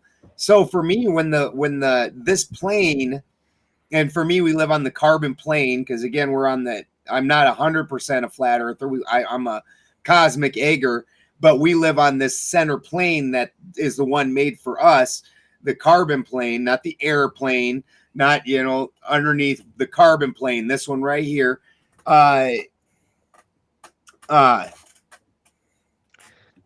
Philosophically speaking, okay, we live in a cosmic egg, and we look at nature and life and how life is brought into this realm.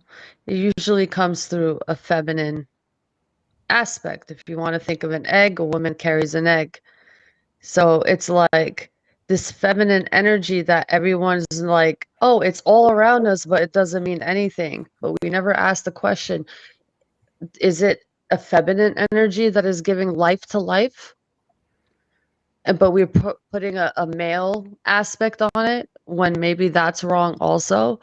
Why is that something that is always overlooked when it's like the proof is in the pudding? It's all around you.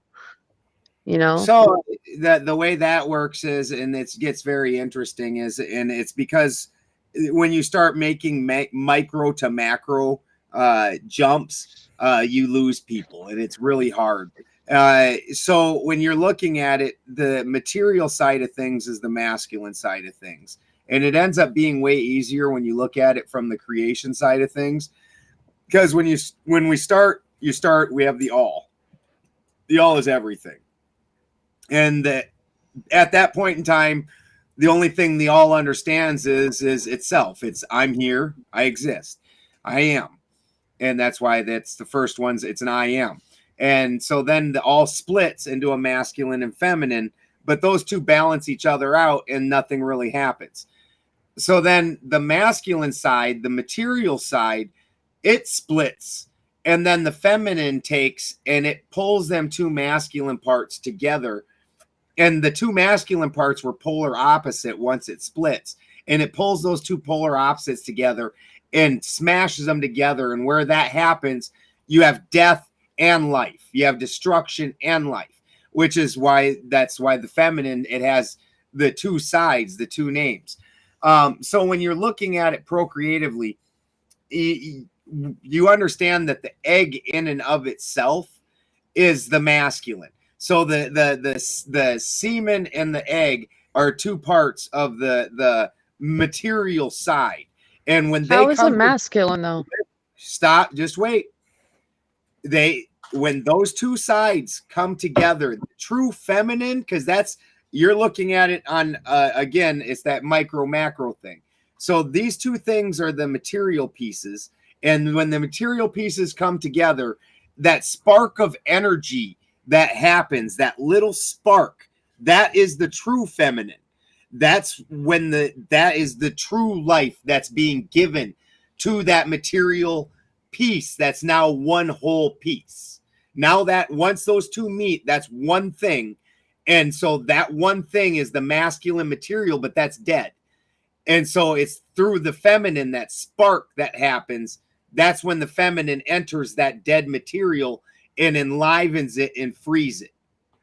The Zoe. I've got a really clunky analogy that I've kind of come to accept, and I think it's sort of like a rube version of what Ben was describing, but I kind of see it as like the male seed is almost like when the waitress comes and takes your order and she brings that order to the kitchen. Like that's all it is. It's just like order up here. Here's the thing, or not the order up, but it's like here's the thing that we need to create, and then the feminine aspect is the whole kitchen and everyone in it and all the ingredients.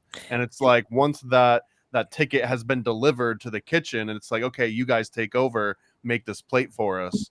So it's sort of like a very inconsequential. It's like the burger and you and everything in the restaurant is the masculine, but everything beautiful that happens inside the kitchen, all the knives and the pans and the cooking and the ingredients, that's all the feminine. But you never get to see that, what happens in there. You only get from the ticket from your table, and you get the burger back, or you get the hot dog back. But imagine you get thinking that like you made that burger because like you put the information down on the ticket and sent it to the kitchen, and it's like I made that. It's the idea, the Gnostic idea of Adam and Eve, or Zoe, and Eve's original name was Zoe, which means life, and Adam was just this clay figure, and the Gnostics believe that Yaldabaoth like created him and that he couldn't give it life because the feminine was the life. Yeah. So Zoe breathed into him and gave him life. She was the spark. Sophia? No, Zoe, she's she's before Sophia's Eve. daughter. She's Sophia's daughter, but it's like Sophia, she had no flesh. She had nothing in this realm. She was just she was just an energy in this realm. But once she had her first thought, her first thing that was ever birthed into this realm was masculine, was chaos, was Yaldabaoth. But everything she bursts into this realm is of masculine. Everything. Her life is the feminine. Her life and her breath is the feminine. Everything else is the masculine. That's why Yaldabaoth can create bodies until the cows come home. He can create trees until the cows come home. But So why are there Sophia has feminine? to give it breath. Why is there females there then in this realm if all things are masculine? Because we just have this masculine and Because feminine, the like these female, thoughts. it's not the egg that makes you special. It's not that. It's your ability to Bring take life into and bring and channel that life into that. That's Not what the egg, that- but the womb. but the womb. Exactly. That's Your your ability to spark take of Sophia. and that's where that happens. And that's the only place we can take and we can put that together all over the place. It doesn't matter. In there, all of a sudden this crazy spark happens and this life comes into it. And that's you, and you are just a channel for that life. Because you were just an egg bearer, I'm just a sperm bearer. We're material things. The all mother, when that condition was right, and this is again that spontaneous generation, when the conditions are correct, life appears. The all mother is the one who brings that life, and she brings the death. That's all at her discretion. And everything else is just the carcass of the thing until it's just an egg And an transferred unfertilized egg. into something else or used for something else. and separated. Like we're both the masculine separation of each other. It's weird for me to say. I meet my soulmate, and yeah, I might be a man in this lifetime or a woman in this lifetime, but our souls coming together in our spark of life makes our feminine. If we find each other, like we're just masculine halves of each other coming together. But when we do and it's perfect, that spark, you know how they show us that light and they're like, that's just sulfur. When's the sulfur? That's Sophia. See, That's the feminine, how you know it's the feminine is because you can't measure it. That's how you know it's the feminine. That's why the feminine side is so unknowing. It's Hecate. You She's can't magic. measure it, You can't can't hold ever it. measure it. Yeah, you can't touch it, but you know it's there. You fucking know it You is. feel it. Uh-huh. Does that mean that like I'm interpreting that means that AI is actually masculine trying to be feminine because yes, it's trying to be like this unknowable knowledge, but like unmeasurable, but by definition it's measurable. Like the whole way that you train it is by knowing exactly what weights go where and that you can reproduce it consistently in different environments. So it's almost like this false Sophia. So would that mean that AI is masculine by definition? 100% it is. 100%. It's Yaldabaoth at the beginning. If you look into the Gnosis, and Yaldabaoth creates this atom, but can't do anything with this clay body, and then eventually needs Sophia to come along and blow life into it. All these years later, all these books later, all these millennia later, Which is why they named the first AI Sophia. She's Sophia, and they want us to have an artificial womb. They want us to stop being the carrier and the ability to have this womb. They want the computer to have the womb. And so Yaldabaoth will get that chance again to breathe life into something. Isn't that the natural progression? Isn't that kind of like if everything is fractal, then that means that eventually that will happen, that there will be like the feminine energy will somehow jump into this masculine thing, or it'll transform into it. So that means that it will become kind of like all-knowing, and that's when it becomes feminine. Period. That's when it becomes a teenager, teenage girl. If AI were to actually gain consciousness and like singularity happens, is that the transition from the male? There's zero to the feminine? chance that AI can have. I mean, number one, we're both masculine and feminine, and that's the problem with the AI is it's missing half. And it can't. The thing is it can know everything. And here's the problem. When Odin knew everything, what did he do? He went on a fucking quest because he said, well, this ain't it. This don't cut it. Fucking, he went on the whole fucking journey to hanging himself on Yggdrasil because knowing everything don't cut it. What good does knowing everything? If the AI knew every single book on the planet, would that make it intelligence? Artificial Well, I'm intelligence? saying that like AI might not in itself be the thing that gains consciousness. Would it if it's this concept of Sophia, or like if we just consider an abstract archetype of just like feminine information and knowledge, that thing, this external supernatural thing, could jump into the very real mundane AI that we have, and that could be this next lead. I don't know. I'm just posing a And if question. it did, it would make it wouldn't be a perversion then, I think. Like that's like it would be fixing it, or it would Yeah, be it would be improving it fixing it. It somehow. would. But yeah, but that also sounds like Skynet. Odin in Albanian means the one who knows. Maybe that's the solution. Odin in Albanian is Odin. Yeah, the one who knows. That's what it means. Like literally. Yeah, the wise one. Yeah. Mhm.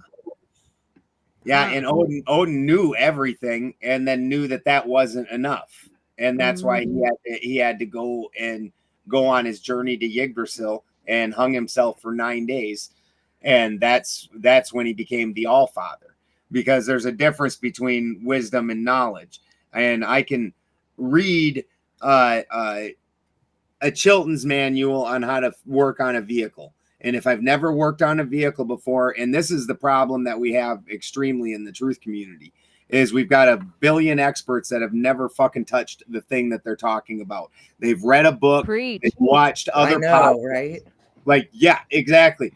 And they usually haven't even read a book half the time. They've just watched other podcasts. It's just, I told Karen, I'm real good friends with Karen B, the one who throws the Flat Earth Flattoberfest, the big Flat Earth festivals. And I told her, I was like, I feel like the truth community is just the fucking human centipede. I was like, one person says something and then another person watches their podcast and then regurgitates what they said, only not quite as good anymore because it's now regurgitated. And then somebody else eats that up and then regurgitates it. And I was like, and that's all the fucking community does at this point. Well, we have such a perversion of the word expert anyways, though, because we think of an expert as somebody with like a PhD, somebody who's gone to school a really long time. But really, expert implies experience. And so, just because you've read all the books doesn't mean you have the experience of somebody who's actually just sat and done the thing.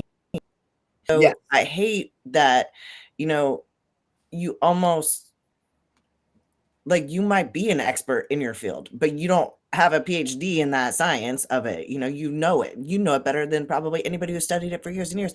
And it goes back to the whole alchemist. Like, in the book, The Alchemist, this man is like going on a quest to meet an alchemist because he wants to be an alchemist. He's read all the books on the Emerald Tablets and on the Philosopher's Stone and the Great Work, and he knows all about it. And he goes to meet the alchemist, and the alchemist is like, what, you want to work with me? Like, no, buddy, go apply the shit you read in your books and then come back and talk to me in a few years, and it's like, because all the stuff in the books doesn't make you an expert.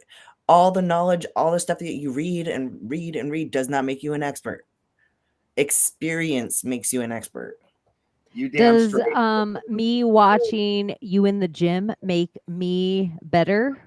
Like, I might be able to get stuff off your form. I might be able to, but until I feel it on my body, it's the same for any martial art. It's the same for, we were talking about debate earlier. You don't know what your skills are until you put yourself up against somebody else with the skills. So you might think of yourself as an alchemist or as a, oh, I'm a Christian or I'm a Muslim or I'm a witch or I'm a conspiracy theorist. You think of yourself in this way. And then when you're ready to be a student again, you put yourself around people that are really that thing. Like really that thing. I think so many people are so scared to put themselves around people that are really that thing. That are They're just embodying it. yeah, they're like so nervous about it. Everybody, how many podcasts out there are telling you to live off grid for real? And really, I always say this, you guys couldn't drive an extra 45 minutes to not wear a mask during lockdowns. You aren't going to grow enough tomatoes to feed your family. Please stop trying to act like it's easy. If all of you guys move off grid tomorrow like Ben, your family starve. Yeah. Like, please stop trying to act like this is an easy thing to do if you just have enough money and land. Nope, still not easy. Like, why don't most of you start in your yard and see if you can keep 2 garden beds alive? You know how many tomatoes you'd have to eat to like actually sustain a family for a long period of time? That's what I think is so crazy when I watch all these pipe dreams and these crazy people meet up in chat rooms and they're like, yeah, and we're all going to move off grid together and you're going to end up with 10 dudes sitting around in a fuck fest, like a jerk off fest. Like, I just think all of them, and they're all borderline cults. You've met Mark Passio? I don't know who that is, but I'm thinking of other even bigger where I'm just like, oh, come here, bring me your money, and I'm going to teach you all these skills, but they have no skills. Like, what are their skills going to be? Showing you how to make it in LA? Like, I don't know. I just think it's so crazy, some of the stuff going on out there. And the grift, I think it's so important to put out over and over again. You know who's grifting because that ain't their thing. You can see him talking about something all of a sudden. Like, at least Longo, give him a coffee, give him his thing. He's doing his research. He's doing his videos on Florida. He's putting in his time. Like, I big up his stuff. I don't need to agree with it. I big up him for doing that thing and for people that are putting out content like that. Do you know how many people are just like taking all that work and then doing nothing, and they're asking you for things every day? They're not giving you anything in return. That's where it's like Thomas is giving you something in return all the time. Do you know how many people are grifting out there? Like, all of a sudden tomorrow I'm gonna do, Chaney has a whole breakdown channel on the hadiths, and you're like, what?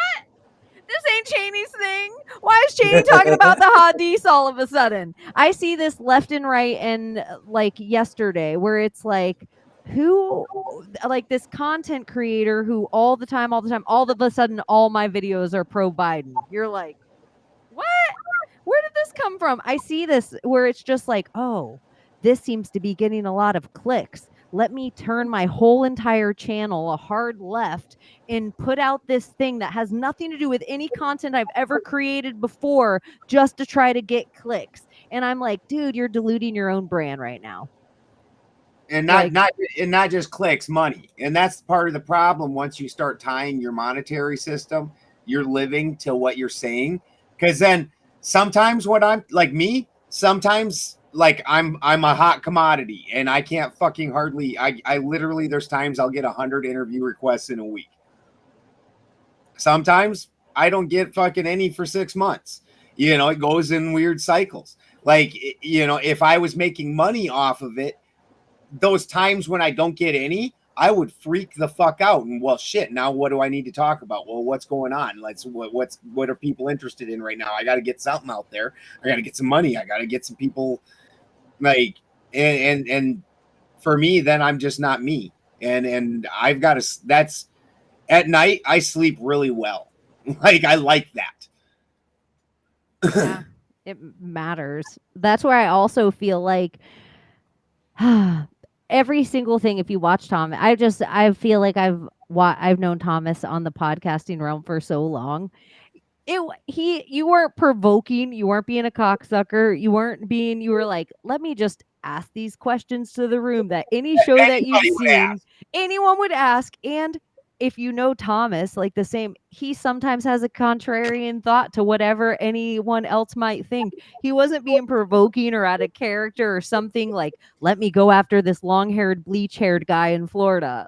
Like there was no, he probably would only go on the show because he's like, hey, there's some good content put out here. This guy seems mildly intelligent. I bet we can have a next level conversation about this thing that I'm missing over here.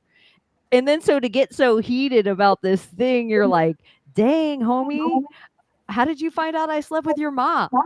I do respect the passion though. Like I would much rather have someone be passionate about a topic to the point of not being able to maybe communicate properly, like getting frustrated that you've got something that you're trying to convey, but you just don't have the experience in how to communicate it properly. You don't have the trivium knocked down. You know, you've maybe got some of the knowledge, but you probably don't have the grammar. You definitely don't have the rhetoric. And until you've got those three locked down, it's just a very frustrating experience. And I can kind of see that. And I still am like, it's still cooking, you know, like those thoughts are in there and they're definitely cooking. Like they're under like a high pressure cooker. But it'll be ready at some point, as long as that thing doesn't explode and cause like a Boston, you know, massacre type situation. But if it goes all right, then there is going to be something at the end of that. There might be a meal that's ready to like display, but it's definitely still cooking right now. Well, it'd go better if he would let go of some of the things of it and just have some, you know, your rhetoric has to not just be fucking crazy. And like some of the things that he's blabbing on in order to justify the other things that he's saying, like the fucking like 20-minute diatribe about fucking, oh, the weapons are after just because men got dicks, and you know, dicks, it's like a sword. It's kind of like, you know, what about an axe? My dick don't look like an axe, bro. Like fucking. Well, that's actually a very big part of it. That you would be known as like a club. Like there were the sphere or the spear peoples, there were the sword peoples and the club peoples, and that in the box saga, this literally meant what the shape of your dick looked like. And if your dick looked like it got skinnier towards the end, then you were a sword person and you were going to be selected for procreation. But if you were a club person or an axe person, this meant that you had like a club mushroom shaped dick and it was unfavorable. So instead of you being the person that gets to procreate, you kind of get cordoned off to like the lower castes. See, I would think of like, this is where I would argue it. Like I'd have to come in for the axe people. Like if I lived in the box saga times, and I'd be like, the axe people are the great gash makers. Like they're the ones you have to send in first to lay the pipe first before you send in the pokers and the swords and the tiny knives. You need the gash maker to go in with the axe and separate the Red Sea first, and then you can have the pokers. And you obviously want the people with shivs to come in first because otherwise the swords are going to stretch it out. So probably all the Jamaican sword wielders, you stay at home for the first few hours. We'll just have all the Asian ninja shiv little swords come in after the axe makers, because otherwise, if you just come in with the shivs first or the swords first, you've ruined the whole experience for everybody else. Like, so I think you need the axe first, the gash maker. The idea the gash makeup. Like the idea that this weaponry existed without ever having had a function is just insanely ridiculous. Like, what would have you had based the ceremony off of?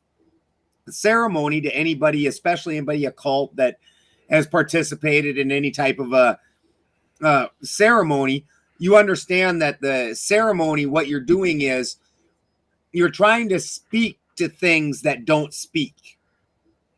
And so with your actions, with your what you're doing, you're trying to create an energy, a story, a whole thing.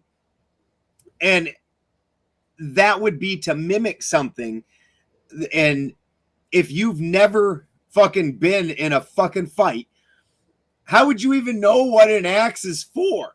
Like, why would you know what that's going to do? Like, how are you going to base your ceremonial things around something that you've never experienced? It makes zero fucking sense. And I tell you what, even if you had an axe dick as opposed to a sword dick, nobody's you poke with a sword, you swing like this. So Nobody we make does- a really sharp, pointy object that's like for ceremonial purposes only. That's supposed to be phallic in nature. That makes no sense. Yeah.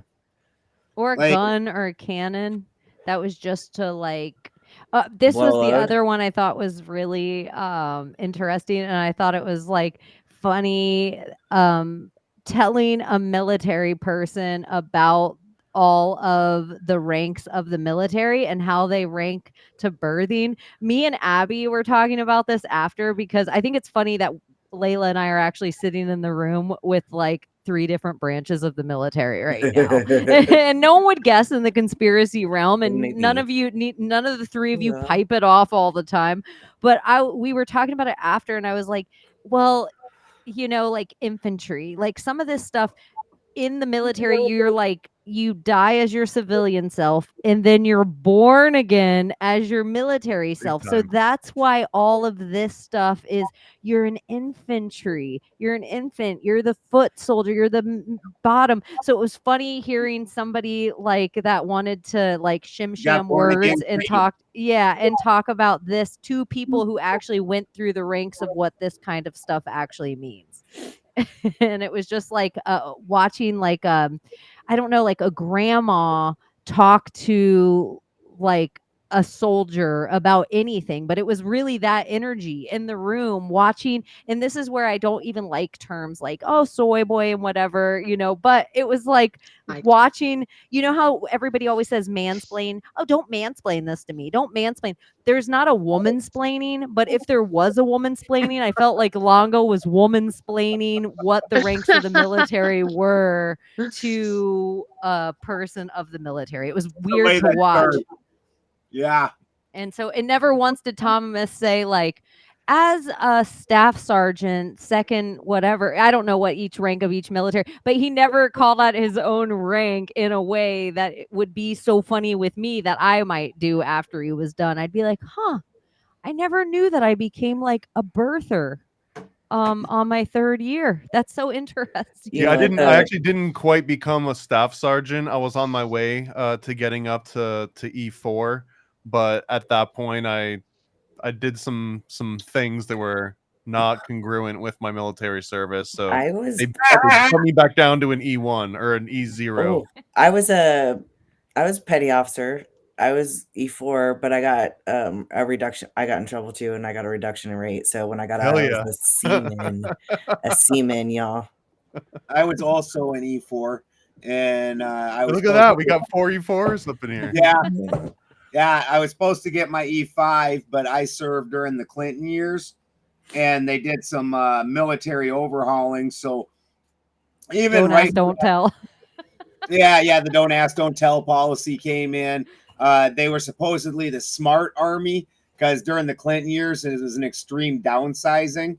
And so with that, there wasn't very many. They made this whole slot system, and they made it so you couldn't be very mobile with your slots. So I was a 62B, and even though most of the work that I did was 63B work, that when it came time for promotion, because I was up for E5. When it came time for that, there was only 2 slots in 62B. And one guy had 12 years and the other guy had 14 years. They both planned on doing minimum 20, especially once you're 14 in, you're doing your 20 for sure. Yeah. If not, damn right you are. You fucking A. And that was how many slots. So I was like, well, move me over to 63B. That's what I do all the time anyways. But they said, well, if we were to go to war, then I wouldn't do that. Then I would have to stay with the 62B, which is a construction equipment repairman, as opposed to 63B, which is like Humvees and Cuckvees and things like that, which there's, a million of those and they're getting trashed all the time. Your bulldozer don't get driven that often. It's not that often you're driving an M9 Ace. There's not that much work to do. So I'm always doing their work. But they said during wartime, when they need a 62B, I'm the best 62B. I was a better mechanic than either of the 2 sergeants above me. And they're like, we need you. In fact, when I was over in Germany, I've got a presidential meritorious achievement award for the work that I did when I was over in Germany in a unit as a mechanic. And they're like, you've got to stay in your slot. And I was like, well, if you can't give me a sergeant's, give me a sergeant spot. And they're like, no, we can't do that. And I was like, well, then I'm not re-upping, motherfuckers. Are you fucking nuts? I got meritoriously advanced in boot camp because I was a badass bitch. Oh, nice. Yeah. What does that mean? What happens? I could do more push-ups and sit-ups than any man in the military. Yeah, but what was the benefit of that? Money. For me, it was because mine was a presidential meritorious achievement award. Most of your stuff is on your right side. Mine was a left side medal, and I got a medal on my left. Well, I got if we're just comparing awards here, I got an LOC, an LOR, an Article 15, and a BCD. Did any of you guys get any of those awards? No. Do that again. I have to look up LOC that for and my LOR. military This is police. in the progress. It was LOC, LOR, Article 15, BCD.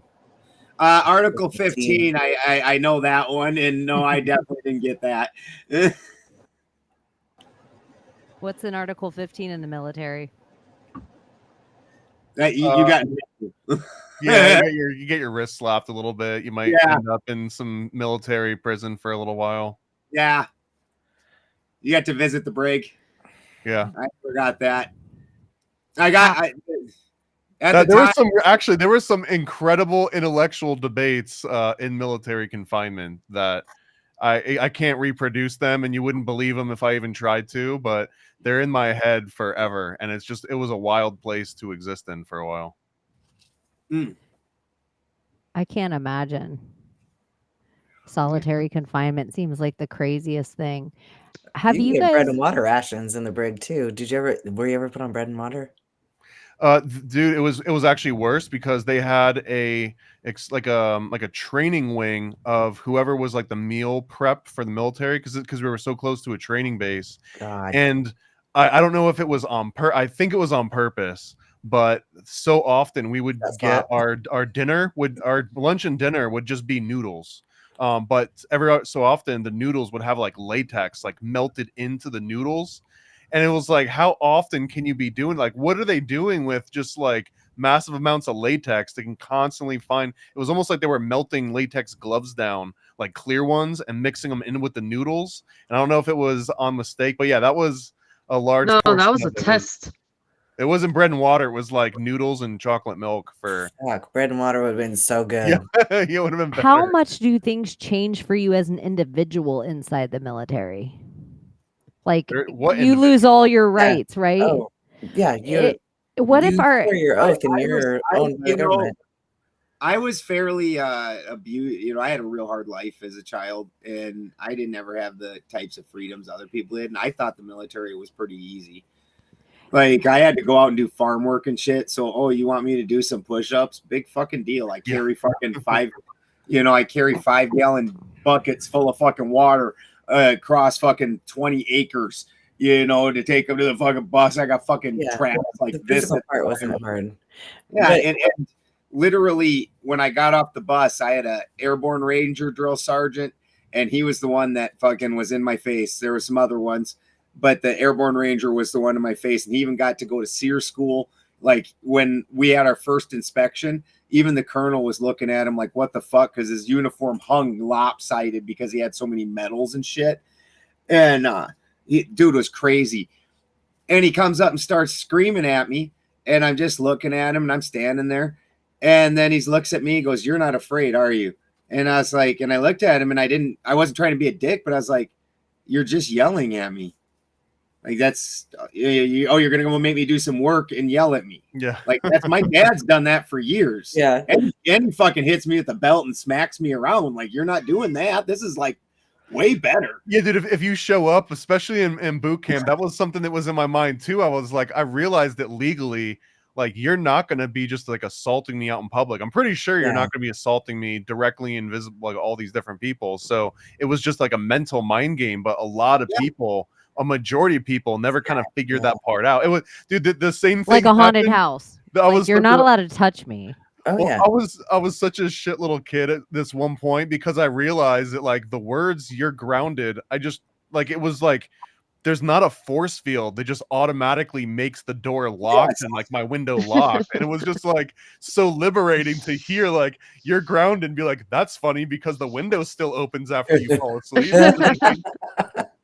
It's the same mentality that like you show up in the boot camp and it's like, are you gonna kill me? Are you gonna like snap my neck, or do you need me to survive this? And like that would be illegal and you'd get in trouble. Are you gonna just stand there all weirdly red in the face with all your veins sticking out, calling me names? The Looking hardest like part for me with in boot camp, though, the hardest part was just the sleep deprivation of it all. Like, yeah.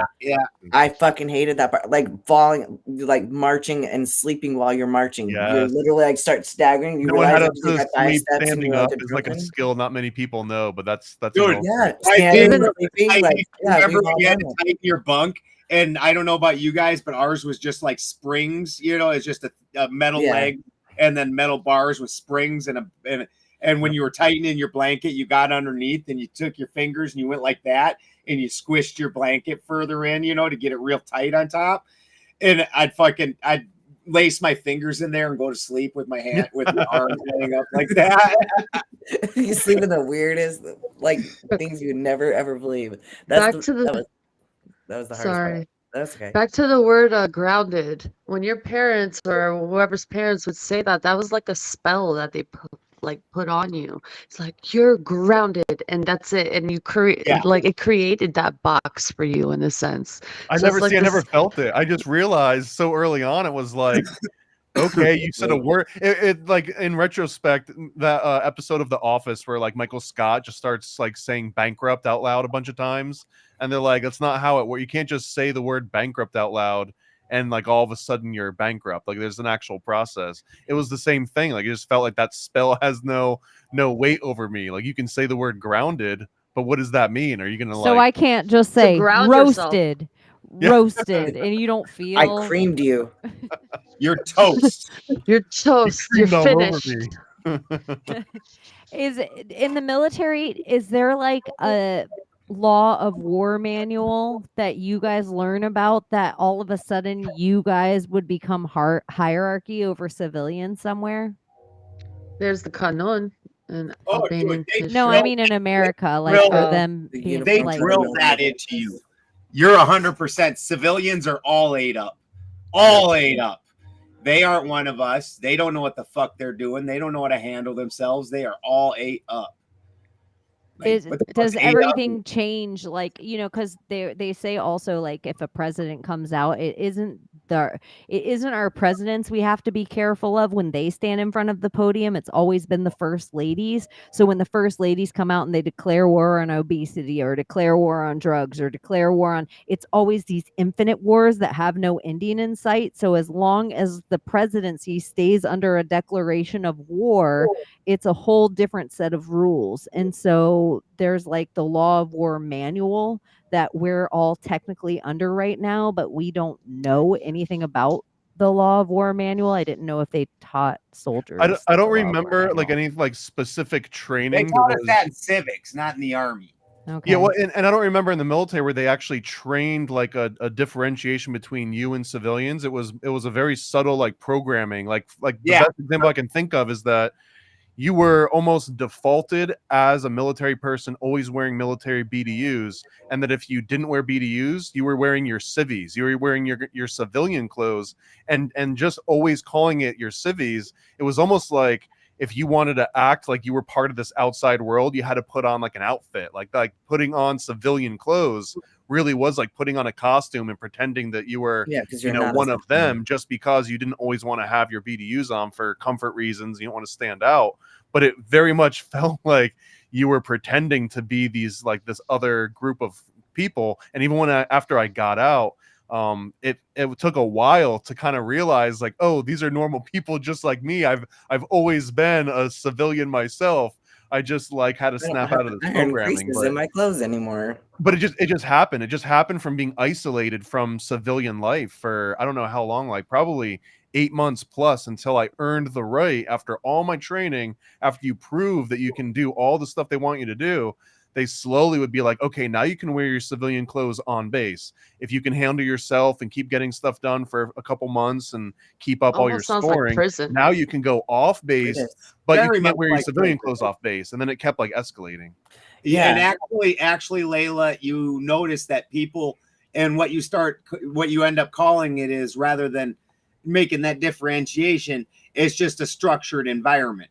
And there's certain people that thrive very well in a structured environment.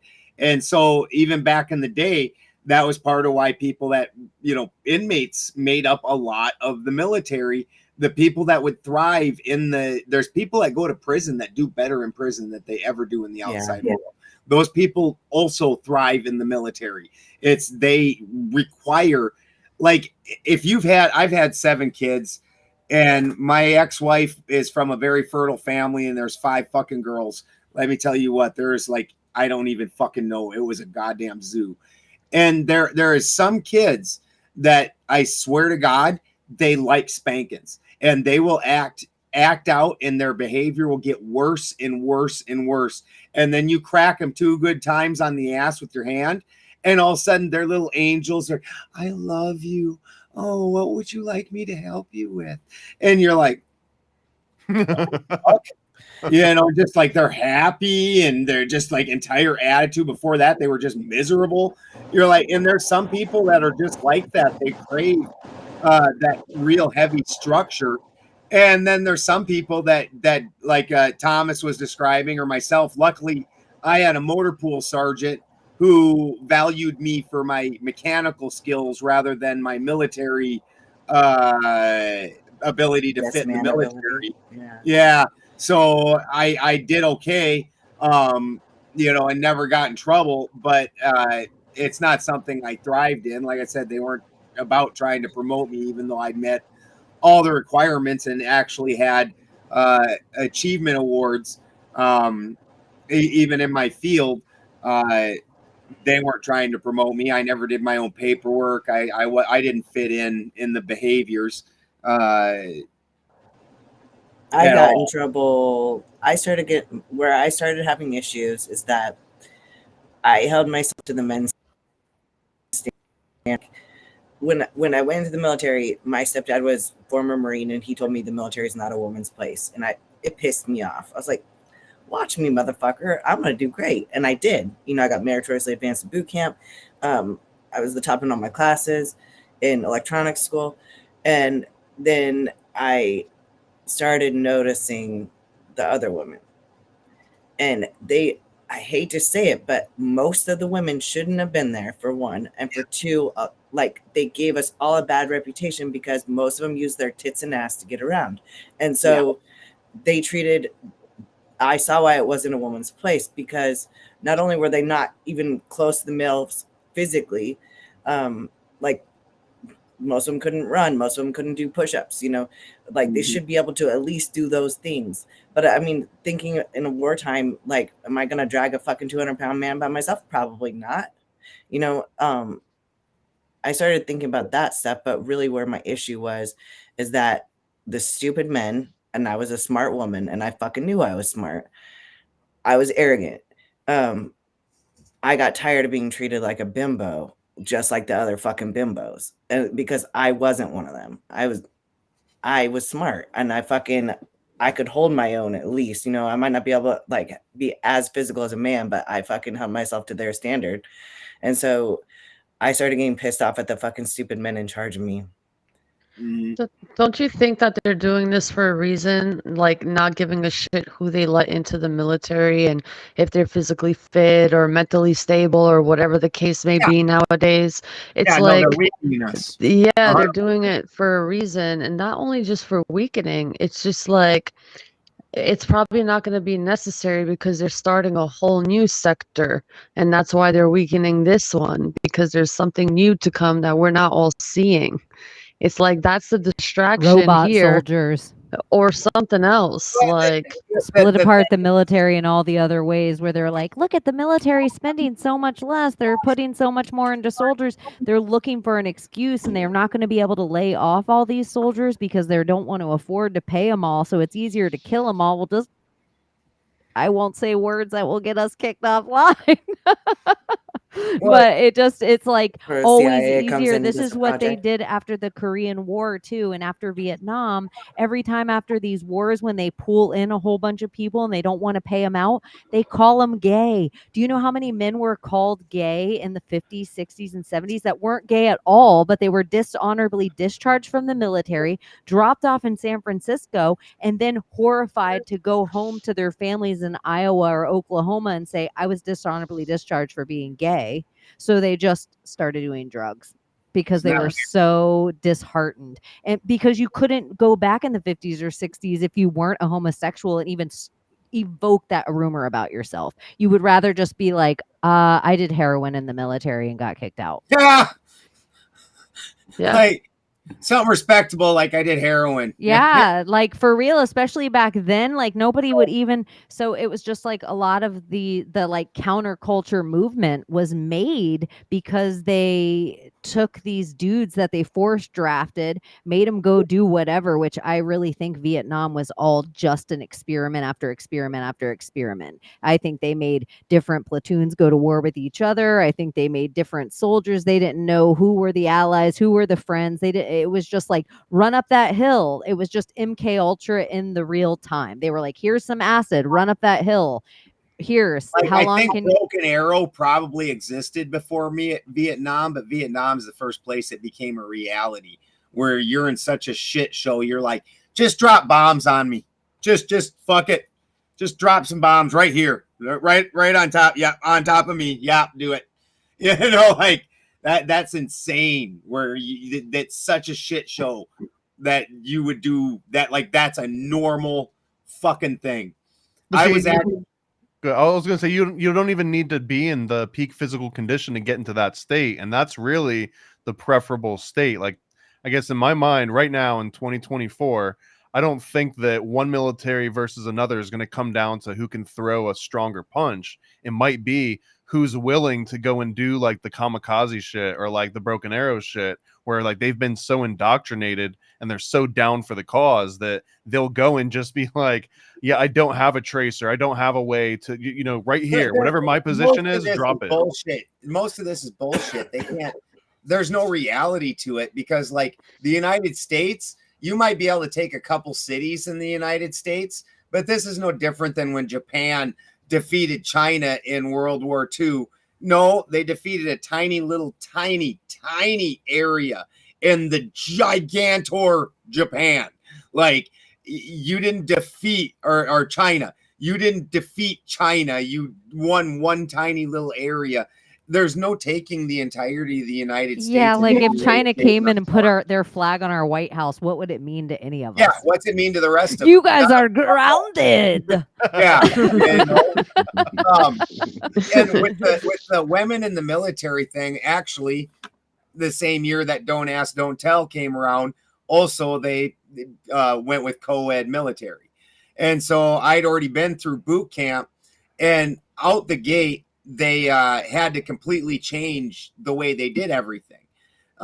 So the first things they did was women can't keep, typical women cannot keep up with men in a group run or with group push-ups or anything like that. Well, you're supposed to move as a unit, so you've got to slow down to the weakest link.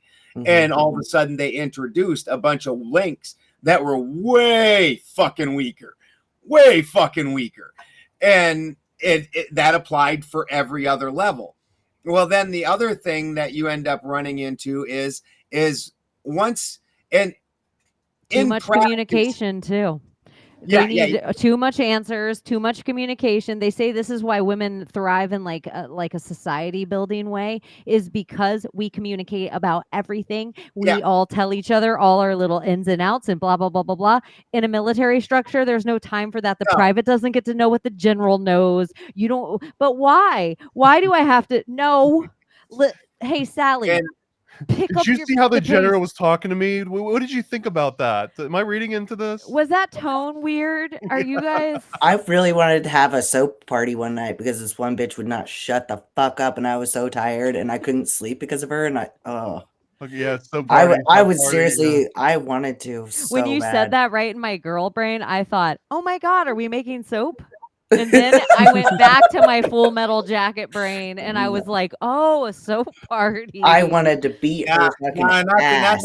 Not the women's fun soap party. A blanket over your body, a pillowcase over your face. Fuck up, you dumb bitch. Just go to fucking bed. That was real. That was something that I saw a few Oh, times yeah. where it would be in the middle of the night, and because of how that blanket that Ben was describing, it was all tucked into the bottom. Some people would just sleep in there, so like you would wait for That way someone in the to be morning, you asleep. just quick went like this. Yeah, but then you would have people under it, and they would just pull the blanket down. So even if you wake up, you're trying to get yourself out. And then everyone would just take their dirty laundry and just hit as hard as you. And we're talking like 60 people lined up, maybe like 3 or 4 times in a row, just hitting you over and over again. It was wild. See, I don't know if anybody else would have been on board. It was probably just me who was that pissed off about it. So No, it would be like the one dude. So I get in trouble. It was usually And I wasn't boring. staying in boot camp longer than I had to be there. This is something that one of the big, huge things for drug rehab, that this is some big thing they've brought into prisons all across the country. And it was like, let's try this out and see if it works. But I really theorize that, this is what happens when men are either over coddled or raised by single moms. And so they had to take a bunch of drug addicts and put them through a military style boot camp. It wasn't about the activity, and it wasn't about the, like you have to learn all these, who's the higher up and who's this. It was just to teach them that their consequences had actions for the other people in the group. So it was like, Chaney can't keep up, or Chaney keeps talking shit, and all of you, Chaney never gets to have to do it. Chaney watches you guys all do more exercise. You guys all have to run more because of Chaney's big mouth again. That's how Chaney gets pulled down with a blanket and beat with soap. And it's a weird thing that this whole big program that they started in the country for all these opioid drug addict dudes was just teaching them your actions have consequences, and the way that they do that isn't the general yelling in your face and isn't the staff sergeant. It's what happens when everybody else pays the consequences and there's no parents around to see. You are going to eat it because you are a dude that is the weakest link of the dudes. And sometimes the way that guys get other dudes to step up is these kind of things that women don't understand sometimes. That's why Abby's like, I was the only one who understood it, but Abby was also the only girl holding herself accountable to the men's standards. So she was the only girl in line when she's like, nobody else would have done it. When Ben's like, I did that at least 10 times. And I needed to do that. I fucking needed to beat that chick's ass. But so the other real problem with women in the military is because in our current regime, so before there was always women in the military, but they were held to non-combat positions. Yeah. And so the problem with when it comes to combat, and we haven't seen a heavy combat since Vietnam. We did have Desert Storm, but I was in the Army during Desert Storm. I didn't actually have to be in Desert Storm. I was in boot camp while Desert Storm was going on.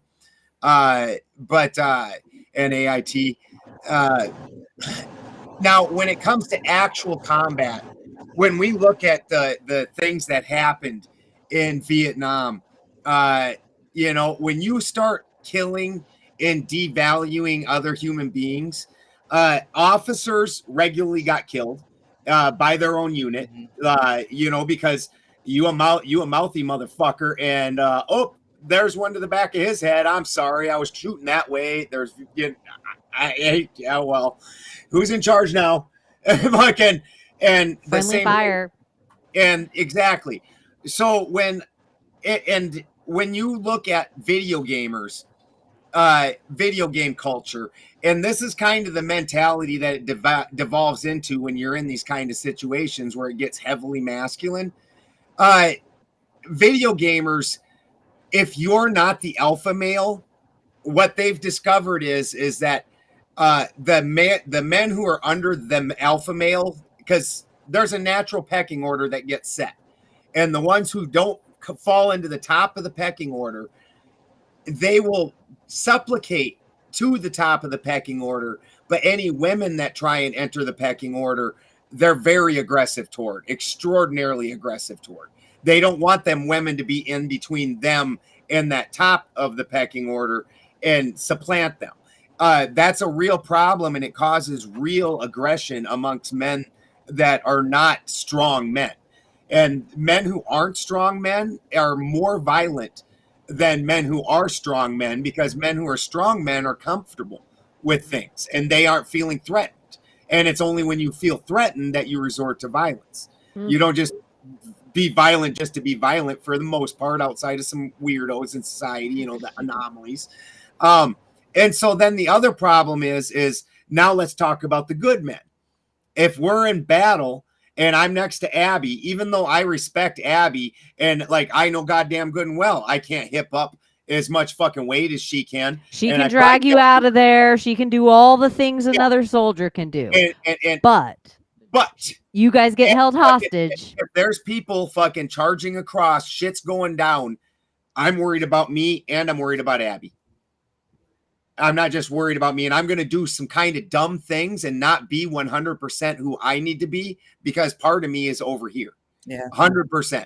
So you've got half the dudes that are willing to do fucking shitty shit, and the other half who are going to become lesser soldiers, because now, and it's not like a battle buddy thing. Like, you definitely don't want your battle buddy to fucking go down. You got his back. But that's not the same. It's not the same role that a man's naturally going to take over a woman. Even if you somewhat respect her as an equal, it's still going to be there, because you're a masculine dude and you don't want to see some chick get fucking raped by some dude from the other side. And that's going to be a real goddamn problem. So overall, you have 100% weakened the military by doing this, because only one out of every maybe 10,000 women are like Abby. The rest of them, horrible. And Abby is still going to cause problems in and of herself, even though I would fully agree physically she may be better than a substantial portion of the men. It's still going to cause problems just because of the natural social orders. And I totally agree with that. Like, I didn't want to hear it when I was 18, but it's the truth of the matter. I don't feel like the military is a woman's place. I mean, maybe there are places in the military for a woman, but like frontline, absolutely not. There are places where I don't think that women should be. And if you 'Cause even we are look not into the equal to men. oldest cultures throughout the world, even if a lot of battles were not done unless some woman in the tribe said, this is a good time of season, the stars are okay, but that woman or oracle or whatever did not go stand with the general in front of the troops and say, you're going to do this for me, men. She wasn't standing there with it was 300. completely separated. Yeah. She was allowed to sit at the circle. She was allowed to talk with whoever the hierarchies were, but when it came to inspiring the men, she was not the Khaleesi. She didn't have her dragons right up. She kept her like silky robe she like inspired the generals, but the generals inspired the men. Yes. Yeah, that's a funny thing that I never picked up on, but like that Khaleesi like inspiring the armies is such a silly concept because of that. Here, I'm this tiny little gorgeous female, but bloody conquest. No, so many of the big, huge women throughout history, even if they were really great at what they did, like pirates or whatever, they had to pretend they were men for like the longevity of whatever their career was. Like they were seen in this other way. Even like we hear about everybody always, Joan of Arc. Yeah. Joan of Arc had to pretend she was a man for this certain amount of time to ignite her army. And then the way they always out them, they'd say, look at you guys, haha, you were falling a bitch. And then the army You're a witch. Yeah, Bam. like the army just crumbles the second these low men find out they were following a woman. None of the higher men care. They're all very confident in their skills. They know what kind of soldier they are. They trust that woman's magic and her hierarchy to tell them to go into war and when to swing their sword. But the lower men feel like, I just followed a woman. Well, and if the woman is allowed to be known as a woman and lead in those, and as Chaney said, in piracy, that's been known, those women weren't known as forces in battle physically. Those women were known to be crafty negotiators, manipulators of humankind, you know, able to read the enemy, able to plot And things. sometimes their ship, because they were the only woman, once their ship found out about it, like Mary Read, when her whole crew finds out she's a woman, and you know, they still back her on their ship. She's the captain of their ship. They fight so hard because she's the woman on their ship. They fight so hard because her getting captured, that's never going to happen. Her getting captured, her getting tortured, her getting anything, that's never going to happen. Like it's over. They're like, okay, I'm gonna die for my other brother in war. It's like, no, it's like a mother thing. Like a whole bunch of sons now take care of Mary Read like their ship mother. So it's almost like a different energy they give her, instead of like that idea of like different we're allegiance. co-fight. Yeah, they are like, we're never gonna let anyone touch the lady, and so it makes them more so. But that's just Mary Read's story. I don't know about the other. I know there's like a Chinese pirate too. Like she was We like have one too. the biggest pirate in the Mulan sea. is that exact Yeah. story, where like she joined the army under false pretenses, and then after proving herself in battle, then she, you know, basically reveals that it was her all the time, and it was, and people were surprised, but it was still like, oh, but you know, you're still one of us. A Queen Tuta we have, and during like 800 BC or something around that time, she was a pirate and had an army, and she went against Sicily and the Greek colonies of the time, and yeah, she fell because of that betrayal. Oh, how could you follow a woman? But you know, the whole thing was for Albanians back in the day, the honor of Besa. Like they really respected her, but then came one little fucking sleazeball to say, how could you fucking follow a woman? That's not the Roman way, or whatever the case may be. So that's how it fell. It does seem to be like a big thing for the Romans that they did not like any women in higher. Like they came into Egypt and they were like Mark Antony and Cleopatra, they were like, we got to figure this out. Like woo her. Like she's hooking up with her brother, it'll be easy. Like Yeah. I don't know. It just seems some kind of crazy. Well, and that's where we have the spread of Christianity, right? Is throughout the Roman Empire, which is definitely like patriarchy, right? Or I can't think of the word, but it's all about the men. I would beg to differ on that.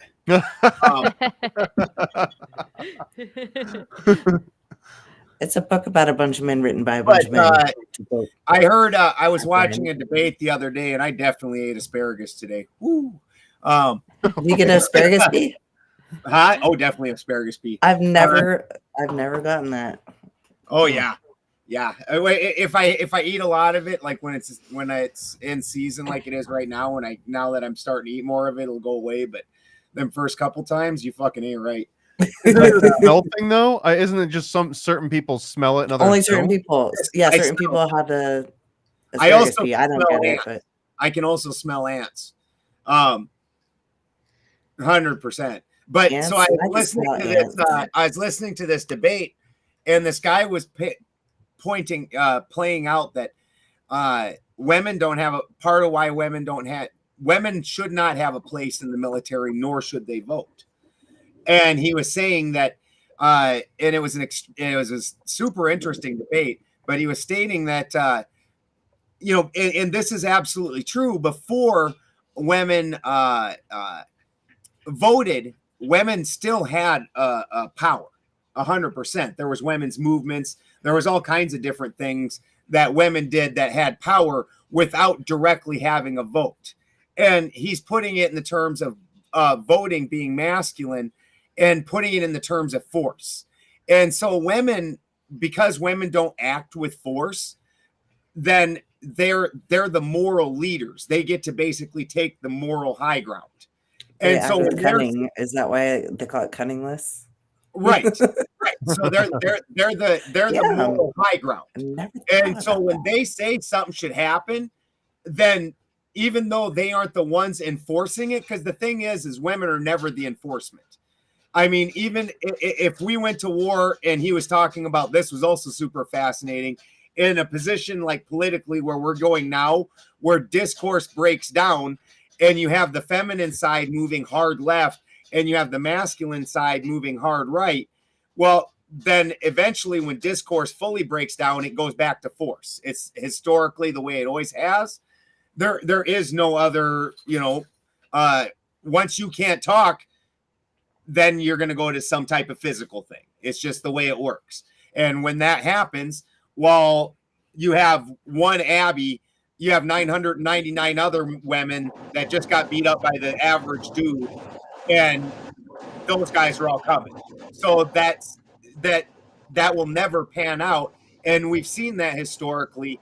And then women end up losing their rights. And then then because of the way polarities work, you see some real shitty, ugly shit like you see over in some of the Arab countries, where it's really just disgusting the way that women get treated and the way that they're just like less, almost animals. And yeah, that comes from the hadiths. Yeah. And so this is what happens when that happens, because men hold the monopoly on violence just because we're physically better at it. It's period. Even like the weakest man would still beat my ass. Yeah. And men are physically superior. I'm sorry, I hate to say that, but it just is. Like the puniest man would still, like, that's why I really can't get behind, men competing in women's sports. But doesn't modern warfare invalidate some of this? Like in our lifetime, isn't drone like whoever can fly the drone the best might be who wins. Then they should. Exactly. That's what I mean. It's situational, but I see why women aren't supposed to do certain jobs. How much is drone warfare? We talk about that, but let's be real. I guess I remember one of the things that really stuck with me in the Air Force training was how much they drilled in that. And this is classic Air Force versus like Army or Marines, but that wars are won in the matter of like minutes. Like really, you can win an entire war if you do the right strategic launch from the air and just blow the right things up in the course of 40 minutes. Those 40 minutes that launch, especially if you take them by surprise, this is the shock and awe campaign in particular I'm talking about. But they taught shock and awe campaign as like, this is how warfare should be won. We didn't have to send over tens of thousands of people on the ground. We just flew some planes, dropped some things in the right spot.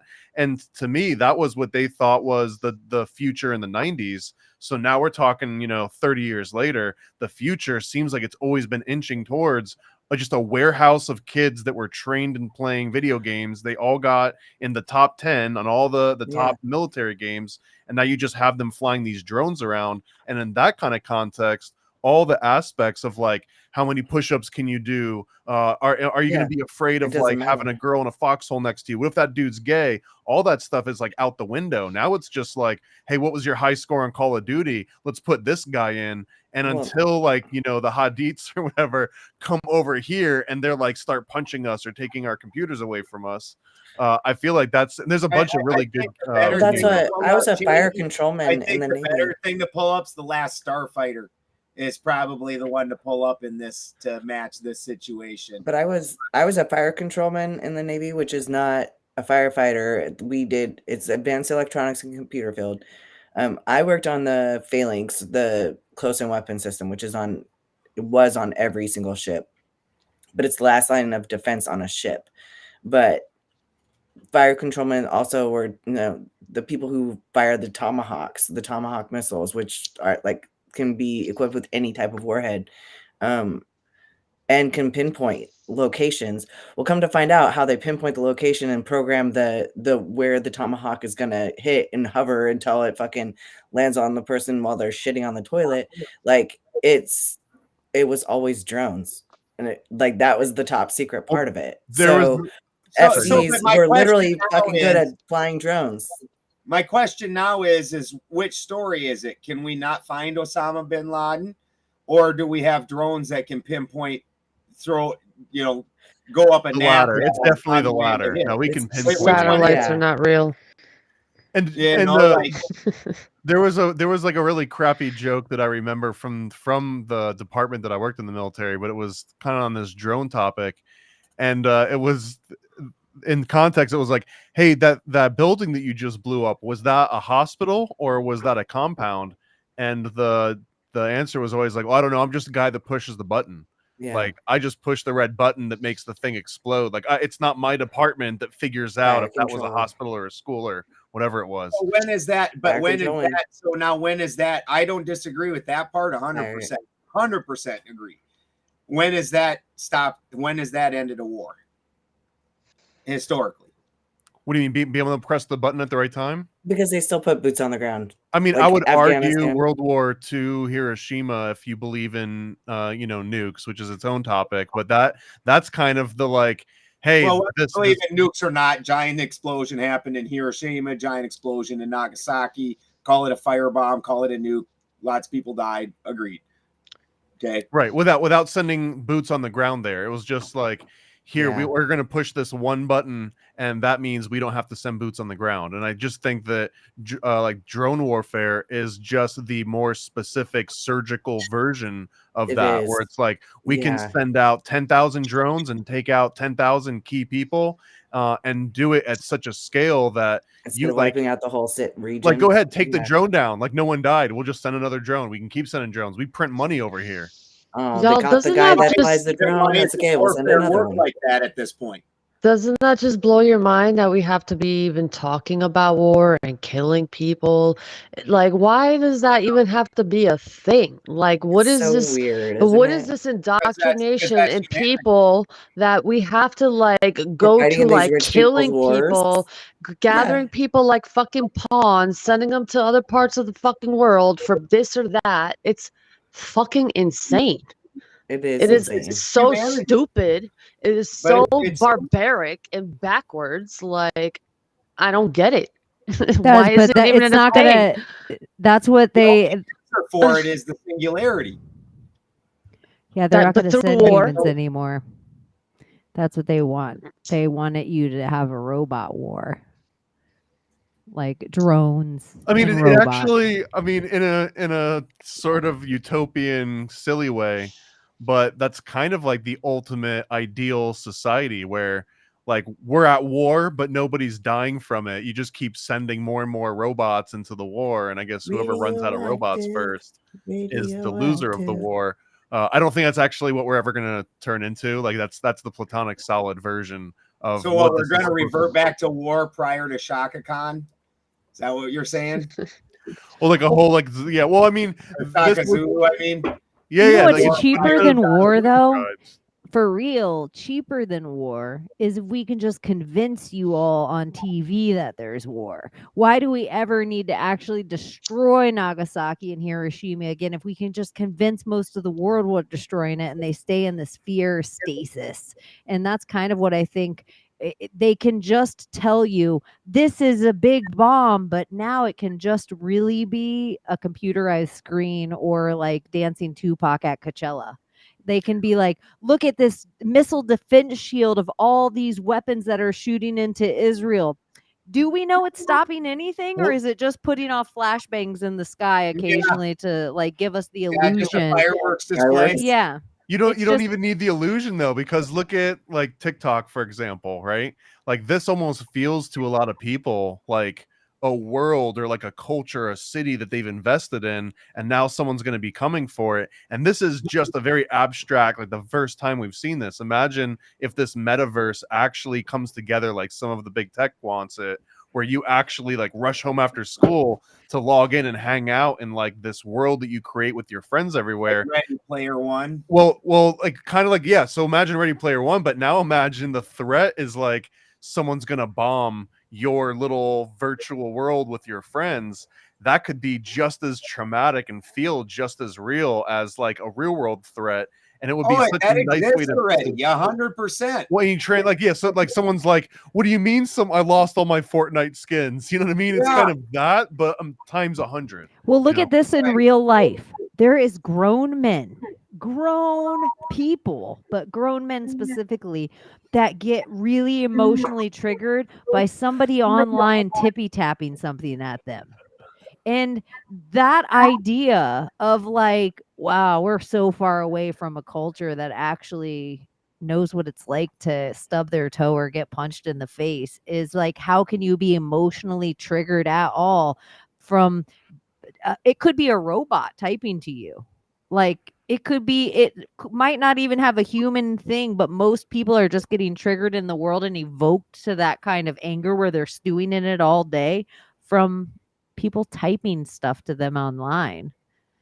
Like somebody is so mad, their fingers are shivering at their keyboard, and something in your masculine is like feels threatened, like let me get my fist balled up, or That's, like that's a symptom of a feminized society, though. that's where I think if Yeah.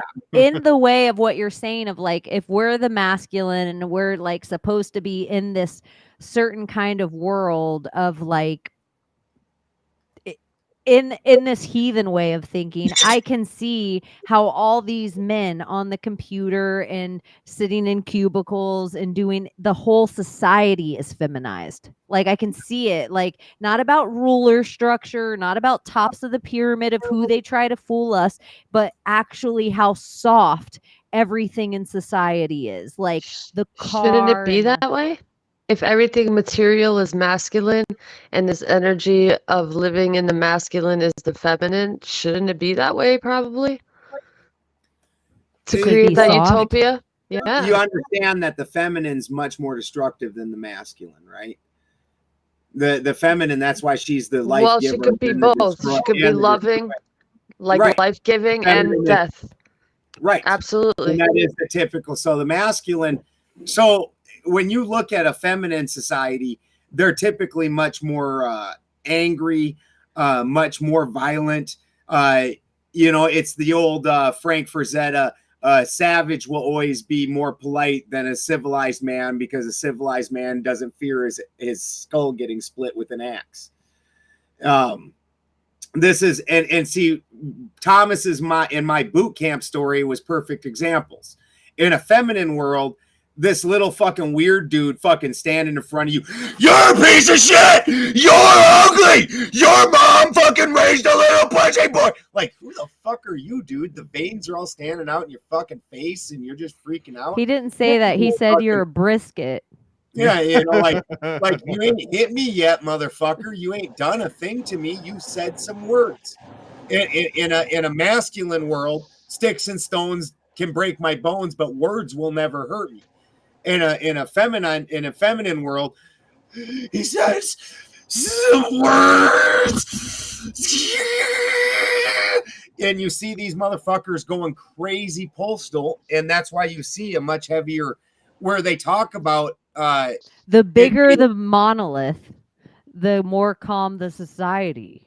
Yeah. If they have a little micro penis, the society is constantly nervous that you're gonna like do something to it. And so they've like micro penised the masculine. It doesn't even have a besa energy. It's not big clit energy. It's micro penis energy. Yeah. My giant ass pit bulls are back here. They don't make a bit of noise. They bark when there's a problem. Little tiny scared dog that can't really fight. And this is just how the world works. That dog's like freaking out on everything. And my literally Brian has this tiny little dog that's like that, spazzes on everything. Yeah, it has to warn you a ton ahead of time. It has to tell you like a mad little squirrel ahead of time, whereas a big confident dog, it doesn't even need to growl. It'll bite you when it needs to. Sometimes it'll just show you its teeth like this. And then it'll go back to doing what it was doing. But like that's why I have this whole theory too of like lion and great white shark, because they've had thousands of years at being the top. They have never had to worry. They get to stroll through. And now there's a whole bunch of dudes because they have a Rolex watch or a Ferrari and they think they're great whites. because Yeah. society's giving this illusion that they're great whites when there's real great whites swimming around amongst them, but society's capped them all at the knees, and they've said this guy that is on this microphone telling you about tomato plants is the great white. And really, it's like, no, there's a guy that's sitting on a tractor in a field of tomato plants. That's the motherfucking great white. And Yeah, I this don't know. this guy here, he gets to pretend he is because there's other guys with guns enforcing what his thing. Like he's actually, and this is the thing that the cop callers never want to stop and think. Like they're depending on force also, and then pretending like the force is not force. So because they didn't actually go over and physically do it. So they still relied on the force. They're just doing it without taking the risk of the consequences or doing the things themselves. It's a really, and part of the reason that we are in this position is because we've given up both sides have given up their positions. And now we're very, very confused as a society of who we are, what our positions are. It's a mess, and I don't in today's world, I don't know how you get it back. I don't see that like that where that guy said it's headed, where the two sides end up splitting so hard it ends up. And then the problem is the liberal side, they are the cop callers, and so when this split happens, the ones they have been calling are going to be on the other side. They're going to be left with no force. And it's a bad position where before, if force gets used on women that aren't involved in the force game, oh, fuck. Now you have morally made a mistake. Now everybody's against you. Everybody. But once they've entered the force game, now you're fair play. Fair play. And that's where things really got twisted. You can even see that a Second Amendment or a thing like a gun would be a very masculine thing to have in society. And if you were feminizing the society, you would say, only the cops hold the guns. Yeah. Because they're the only ones that can be trusted. Like that's where it's like, oh, it isn't this girl and guy and bigger than womb, and it's like they're softening that natural law. They're softening that like same thing that would make we have no men in our village, and there's a rapist. Me and Layla are gonna take him the fuck out because it's a natural law. Our masculine's gonna come in and we are gonna rip him out of there. And that's where somewhere in our society, the softening of, no, we're going to put him on a list and we're going to slap his wrist and we're going to do these things. Like archaics? Yeah, like anything like that. You rape a woman in our society, you are not part of our society anymore. None of us have feeling about taking you out of society. None of us are feeling like we're going to go to hell because we got rid of a rapist or a child diddler in our clan. We all celebrate it tonight. We all celebrate it. We might cover our face in your blood.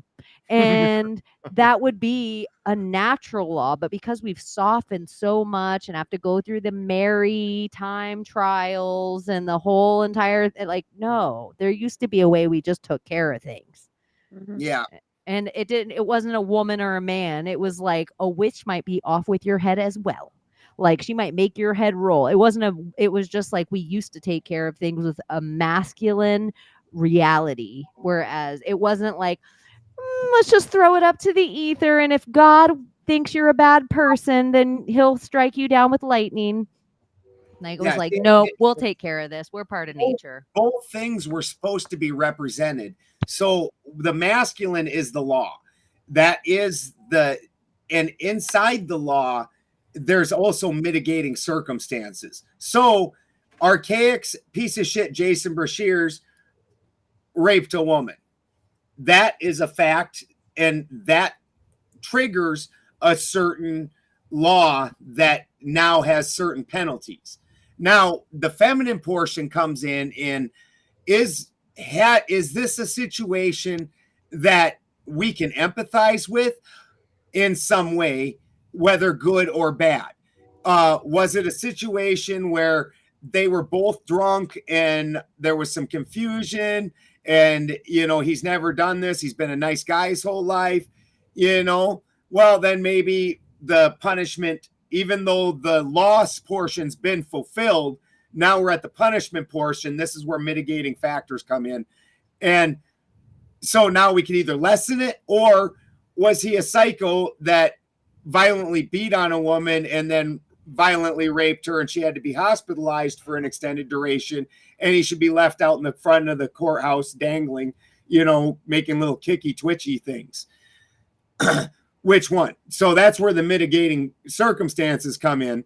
And they're both supposed to be represented, and they aren't really supposed to. It's only at that end where they're supposed to intermingle.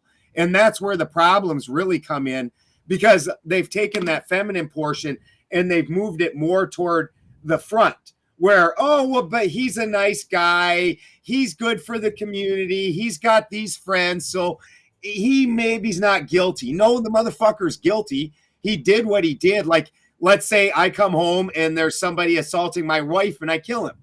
I killed a dude. That's fact. That is the masculine portion. I killed a person. Now we come over to the circumstantial mitigating part. Well, yeah, but he killed him because he was protecting his wife and she was being harmed. Oh, well, let that motherfucker go.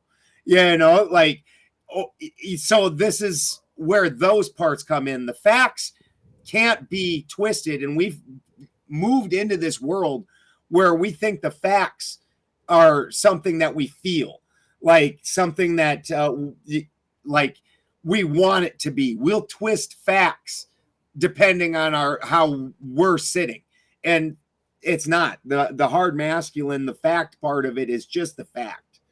The hard masculine doesn't care how big your audience is. Yeah, at all. That's it. At all, like the feminine, they might care about your 50,000, and they might care about what books you read, and they might care about, but your masculine doesn't care about all the other things. Following the but, where you're like, I'm sorry, but. Speaking of which, Archaic's got arrested, right? Huh? I heard that, and I didn't know if it was a new one or an old one. Yeah, like 3 days ago. Archaic's is the one that did the movie with the action figures, right?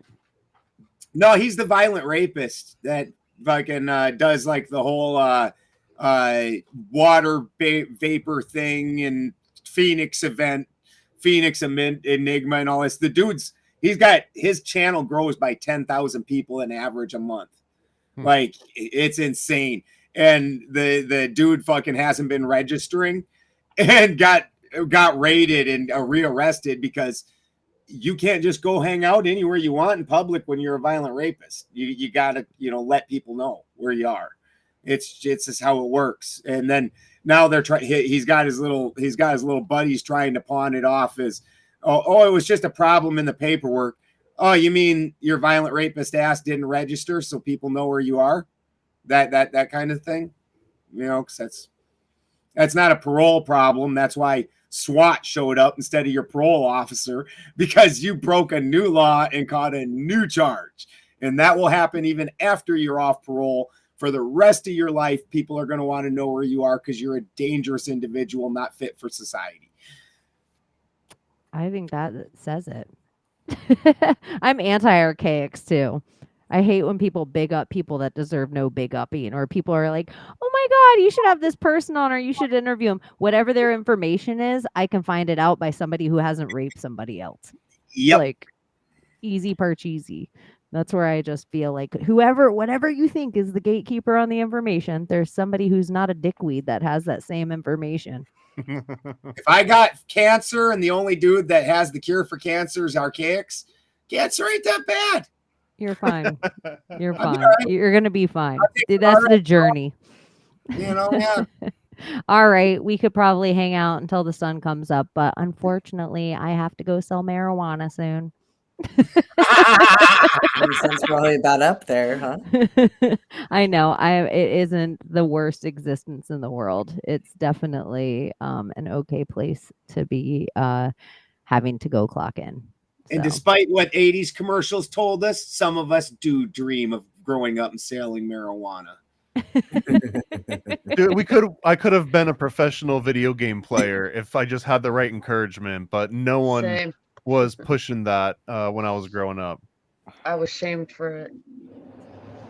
I know. And now you could have just been on Twitch with 1 million followers. For real. If I had just been like the first one, but that was never a viable thing. But now it is. No, we had to go play outside. Goddamn it! Follow your dreams. That's what I'm saying. All right, you guys. Ben, do you have anything you want to plug? You are going to be online tomorrow night. Everybody can watch you do this again on Weaving Spiders web. Yeah, Find it on YouTube.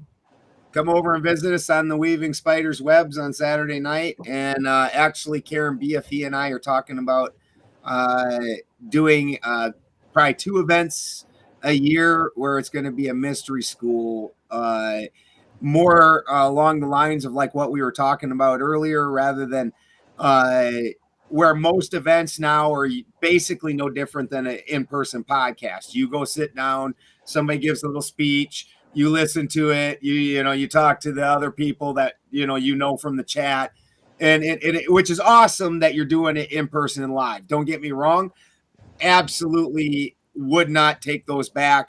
They are life-changing.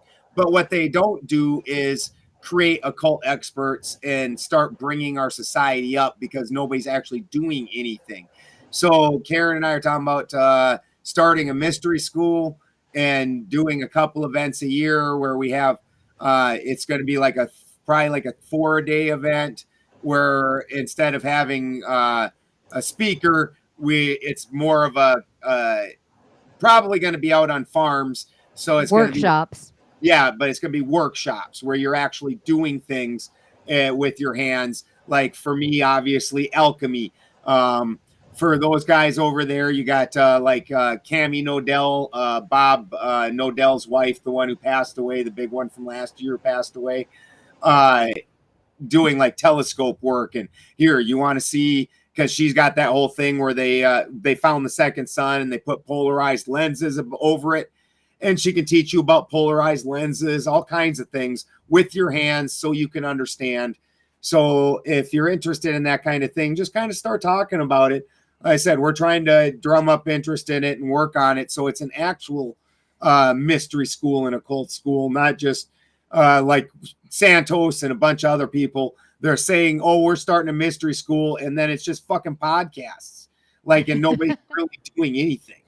It's nonsense. So hopefully we get this going. Awesome. I mean, you have the right people to do it, because Karen doesn't just talk about things, she actually does them. So and look at the Flattoberfest has turned into such a huge deal that she probably needs some kind of second carryover thing now, just because of the amount of people that have interest in it. So. Exactly. Last year was huge.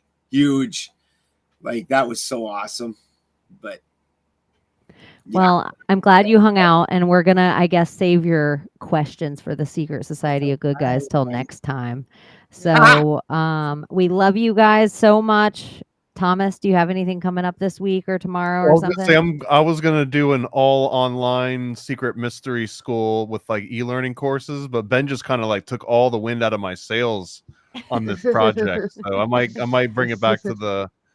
No, if you've made it this far along, then you might be a degenerate, like some of us. So go and check out adultoccult.com, which is my new comic series. And I say new, I've been working on it for 4 years, but it's new to the world now. And it's already fully funded. It's going to happen. So now at this point is whether or not you want to be in on it and get an exclusive cover and support your boy and all that. So adultoccult.com. The actual name of this series is Illuminati. And it's over 100 pages. So it's got a bunch of just random, really interesting, occult stories, all illustrated in detail, 8 different artists, all that. Yeah, so check that out. Awesome. Layla, Abby, you have anything going on this week you want to shout out? Nope. No. Well, Just I'm going the to... Secret Society of Good Guys. I'm going to steal a page out of My Maria's book. And if you are an elite member of the class and you found this episode on the Secret Society of Good Guys private channel and you made it to the end, feel free to go to any of our pages and litter it with giraffe emojis. Or is that what they're called? Yeah, little emojis. Put giraffes everywhere. Anywhere you see us, any social media. If you see Ben on the spiders tomorrow night, giraffe them up. If you see Layla on TikTok, put giraffes on it. Giraffes. Paranoid American is doing some game thing, giraffe. If you see Juan talking about anything, if he says homunculus, giraffe him up. He won't even know where it's coming from. Giraffe up Longo if you feel like it. Big up Longo with some giraffes. And yeah, so you guys keep them high and tight, Next, man. and we will see you very, very soon. I love you guys. Thank Bye you. bye. Britney Spears, can we be saved? God, why is Satan controlling the universe?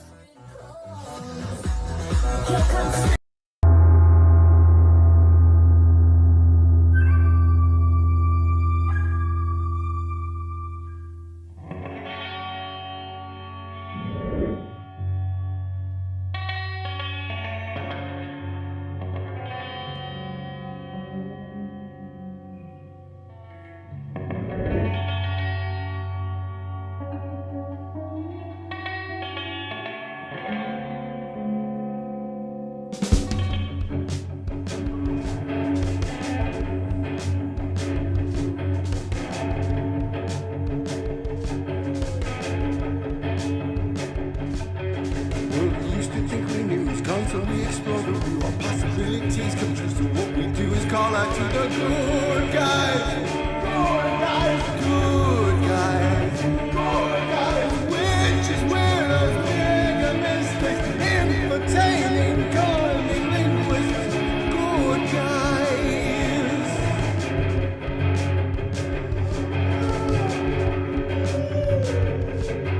Forum of decorum needs a secretive society to advance on philosophies intentionally, magically good guys, good guys, good guys, good guys. Which is where the mischief making, it's okay to change your thinking, good guys. Good guys, good guys. Bunnies. Hi. Okay, of course she's starving for the most attention because she's the youngest. Give me attention, please. Now, Sarah, you're very stuck up. And you're too cool for school, I get it. Jesus Christ, be nice. Girls, be nice. No fighting.